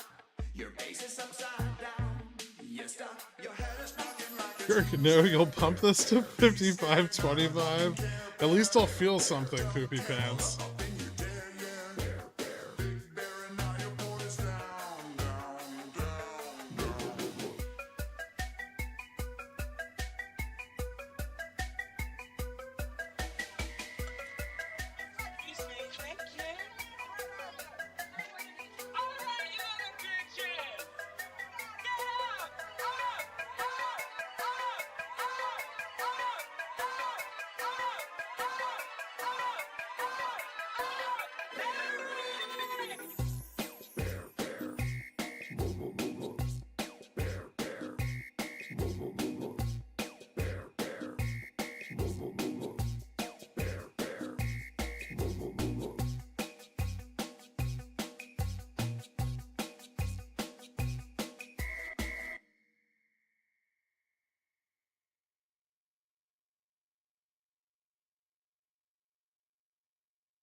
There we go. We pumped the market. It needed it.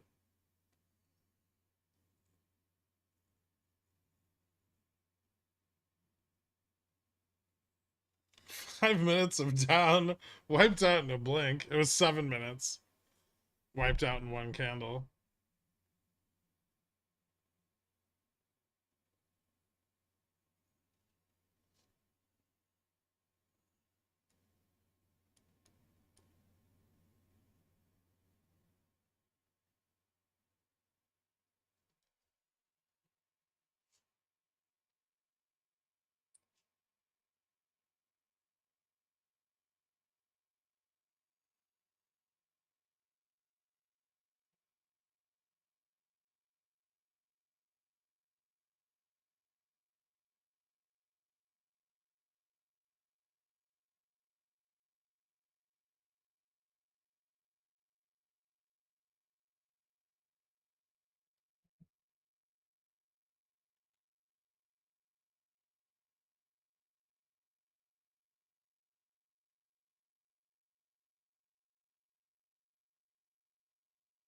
We can't fill dramatically from a grindy low. We need a dump.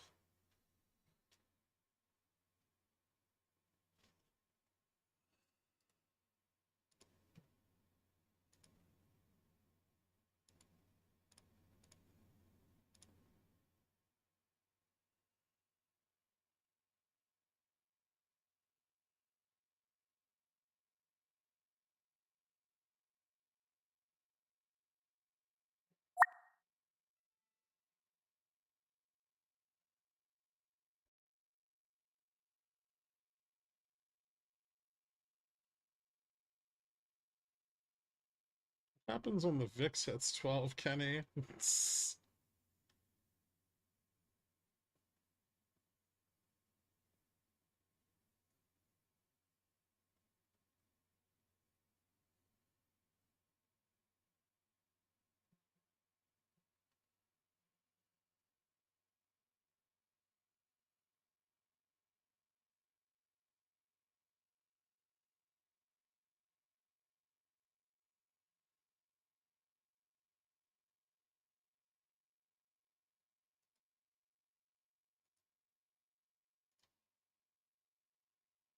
Hmm.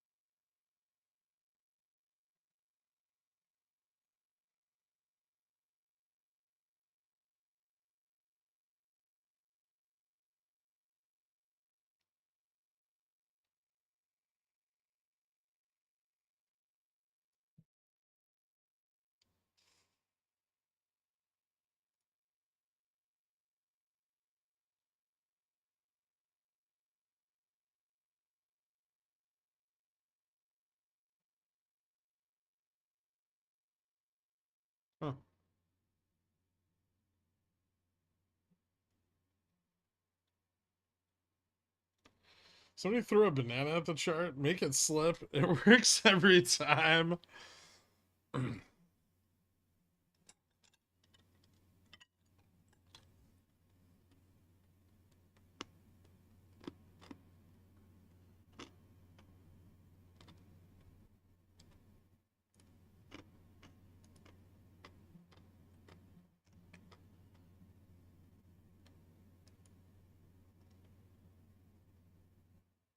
All of the support here has been RSP.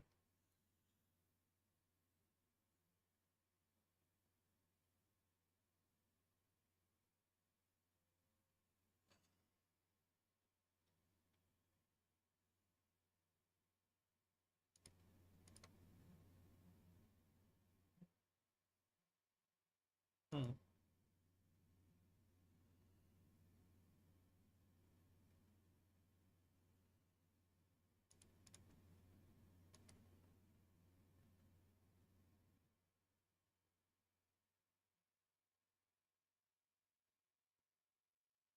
Nice surface move.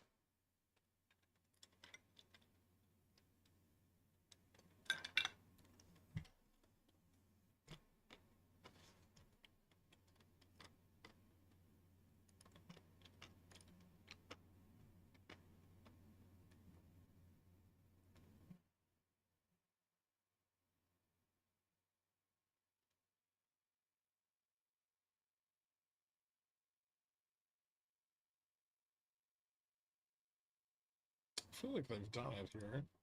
This is what success looks like.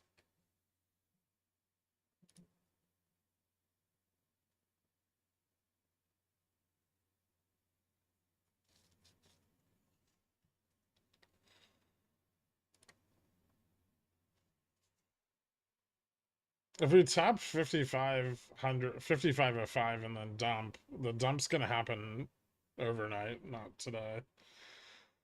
Or like in the morning or something.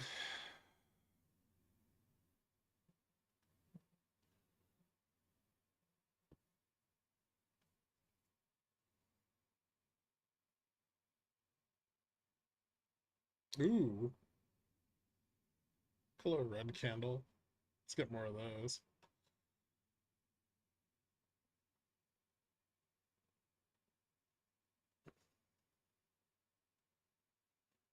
Mm. Yes. Mm-hmm. Yep. Yep.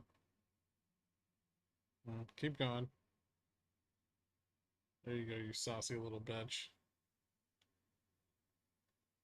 Nope. Not support. Just more down. Fuck you.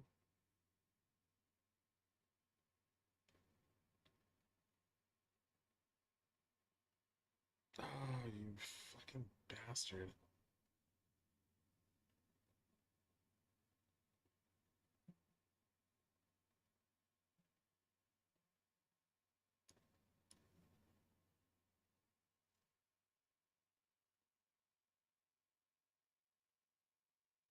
All I needed was for that to happen 10 times in a row.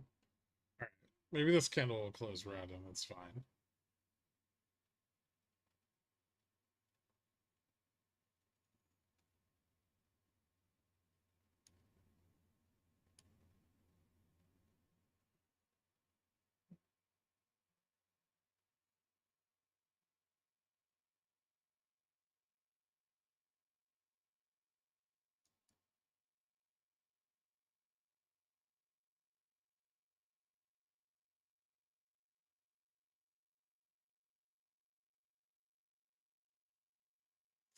Violent downside. This is the most insufferable shit in the world. It really is.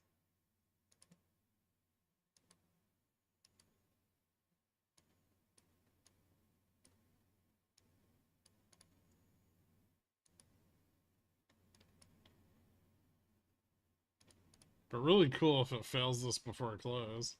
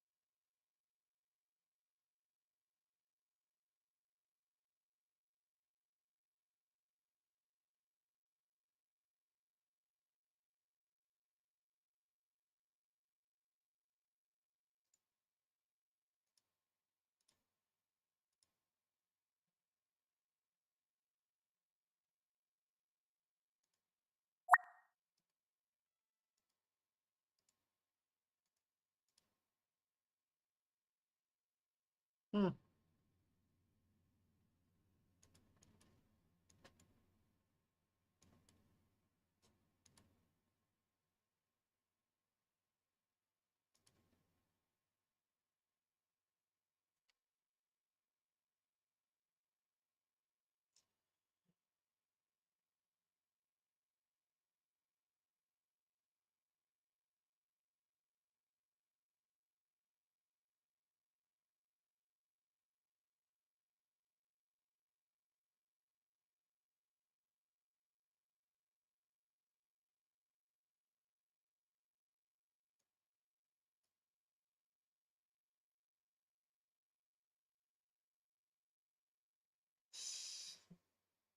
Still short.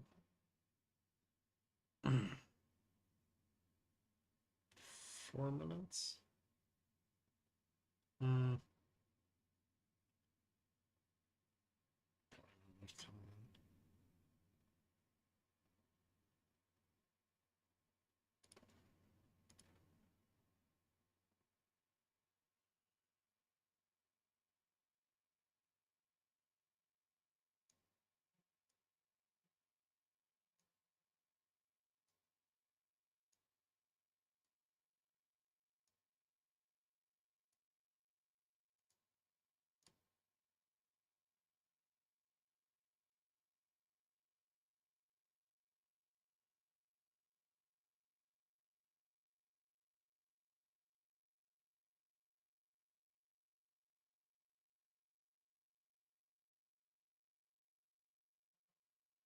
'These fucking bastards.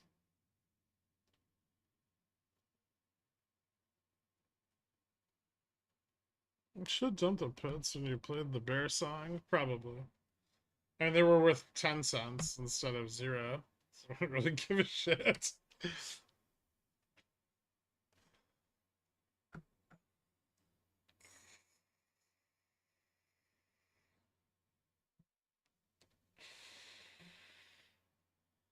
I really don't want to buy a straddle here, but I should.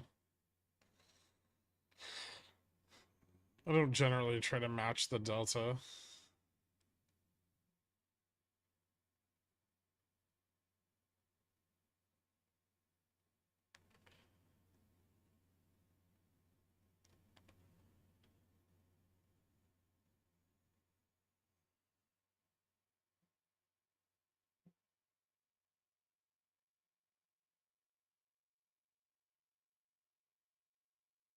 Oh, look at that.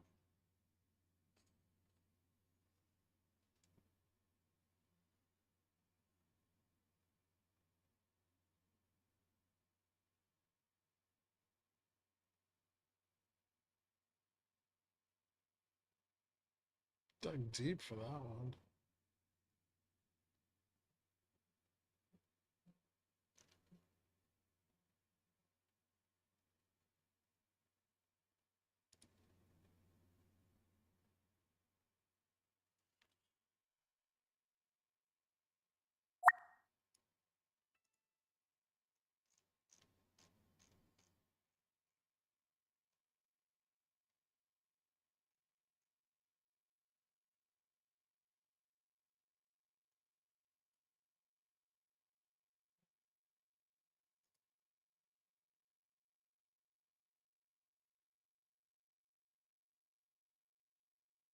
Three minutes to close under 5,500.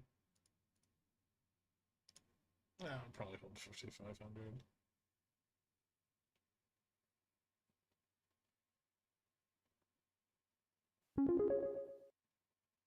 Thank you for your stream. Thank you, Pickle Jar member.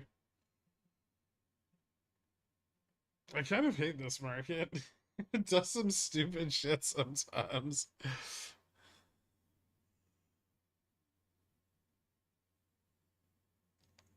Do you reckon that we're finna push high tomorrow on God, or are we dumping no cap?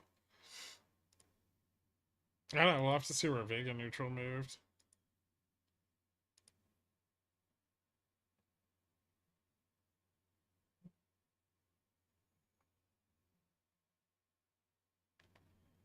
Because we're pretty close to where it is today right now.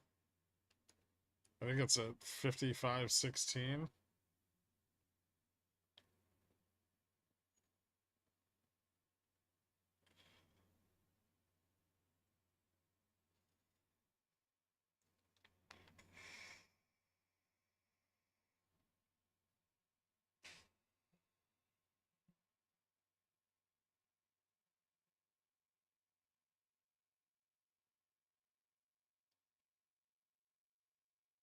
Test 55.10.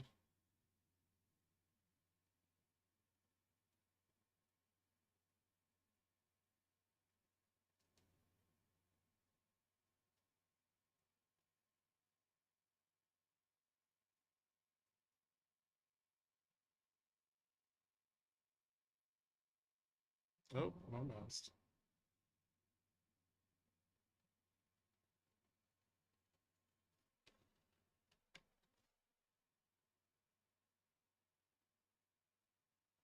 Still have 1 minute.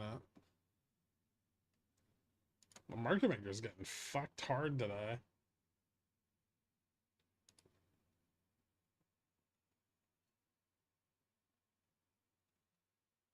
QEV is propping up the market. Everything's probably pumping on the back of this. They're trying to pump every shit stock in existence to keep the party going.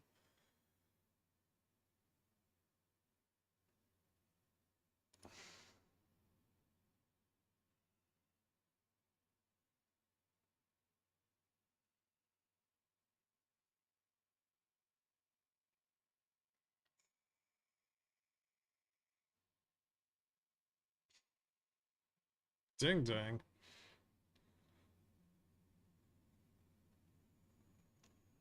Is that, I'm gonna hedge all this shit off now.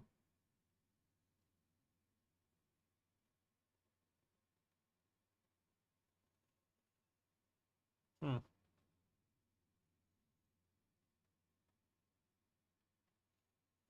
Interesting.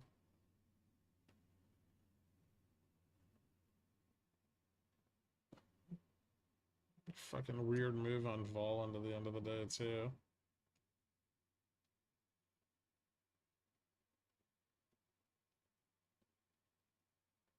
Hold on, I want to see how much NQ drops after this close.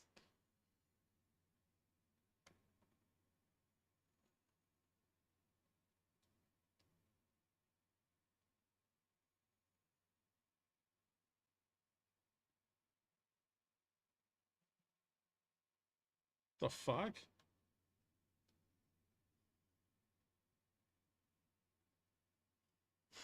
What?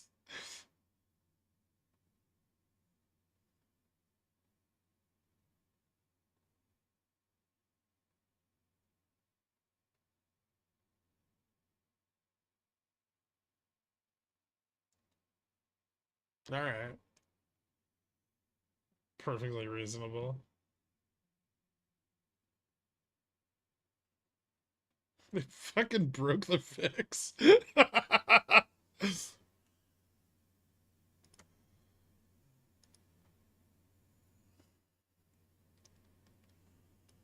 Alright. So, we caught a bounce today, broke back through the lower resistance. Haven't retested it on the upside yet. I'm not entirely sure we can, but we're still short of the prior all-time high. I think there's still Vega neutral to contend with, but maybe overnight they could make the necessary move to the upside. Maybe not. We'll see how this goes. I feel like this should fail more because it was stupid. So fucking 125,000 contracts on that candle. 25,000 sold off since close. Commodities down 1 bip. So flat on the day. Dollar down quite a bit today, despite the stronger jobs data.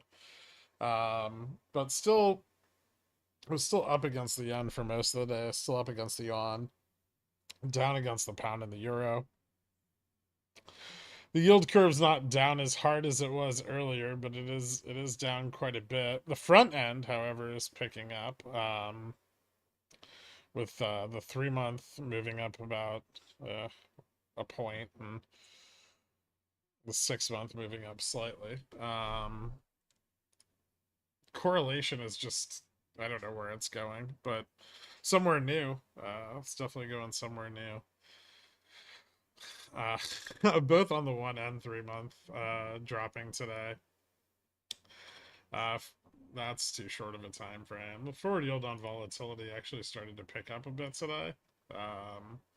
And we are actually seeing this move back towards zero over time. It's not getting there in a straight line, but it is kind of starting to turn around. USD JPY carry is just absolutely fucking blown out. Almost 9x leverage. Yeah. That's crazy. Bond vol up, core down, you know, the usual. Skew fell off a bit yesterday. But still a decent chunk of the S&P under its 20-day moving average, and still not a lot of breath. That might have improved today, but I don't think very much. Correlation between cash VIX and VIX futures still positive, despite all the shorting today, which means that we might be seeing the medium term vol getting shorted harder, versus volatility on the 1 month, or at least shorted as hard, right? So the correlation's staying pretty symmetric.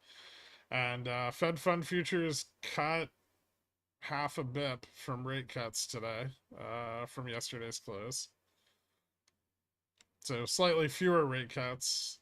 The JOLTS data this morning was quite hot, and seemed to have no lasting impact on the dollar or yields. Obviously, you know, JPOW got an opportunity to kind of talk down the shock of that data, but I don't think he said anything particularly different.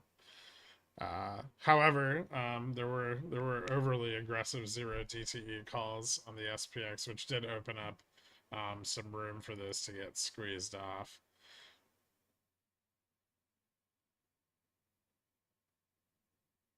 Yeah, that's about it. I know some people are asking. Yeah, GoEV moved up a little bit. Started to break this wedge that's been forming for the last few months. Although, you know, it's broken that wedge before, right? To no avail. So we'll see where this goes, but it's an interesting development at least. It doesn't look like there's a ton of covering going on, but it is getting quite illiquid. And so we might be getting a little bit of a run there as we get into the ETF FTD period. That should be true for most of the memes. I think Beyond up a little bit today. Still on reg show. Top looks like it's starting to see some covering. Fubo's not really seeing a ton of covering, but it is moving up.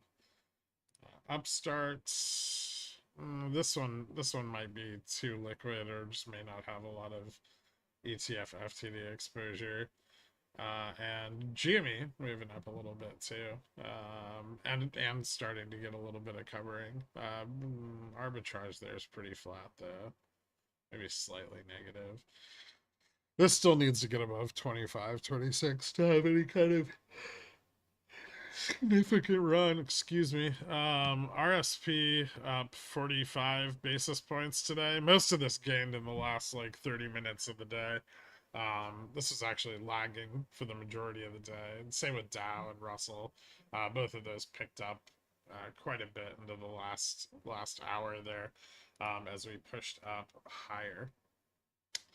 I think that's about it. So thank you guys so much. I will see you bright and early tomorrow. I hope everybody has a lovely night. Later. Oh, wait, hold on. What's this? I have an IC expiring tomorrow. My upper strike, 5505, has been breached. If I let it expire tomorrow, is there any chance I could realize a higher loss than the max loss that Fidelity quoted me? No. No, and you could also get a period during the intraday where SPX is below 55.05, right? And within your strike, and then you can close it.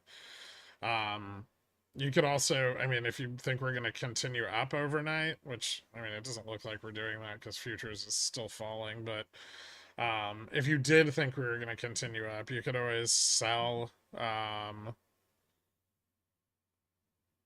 You can buy the long strike and then sell an out of the money strike, creating a debit spread to the upside. And then if it keeps moving up beyond the range of the like kind of butterfly you create there, you can wipe out your max loss.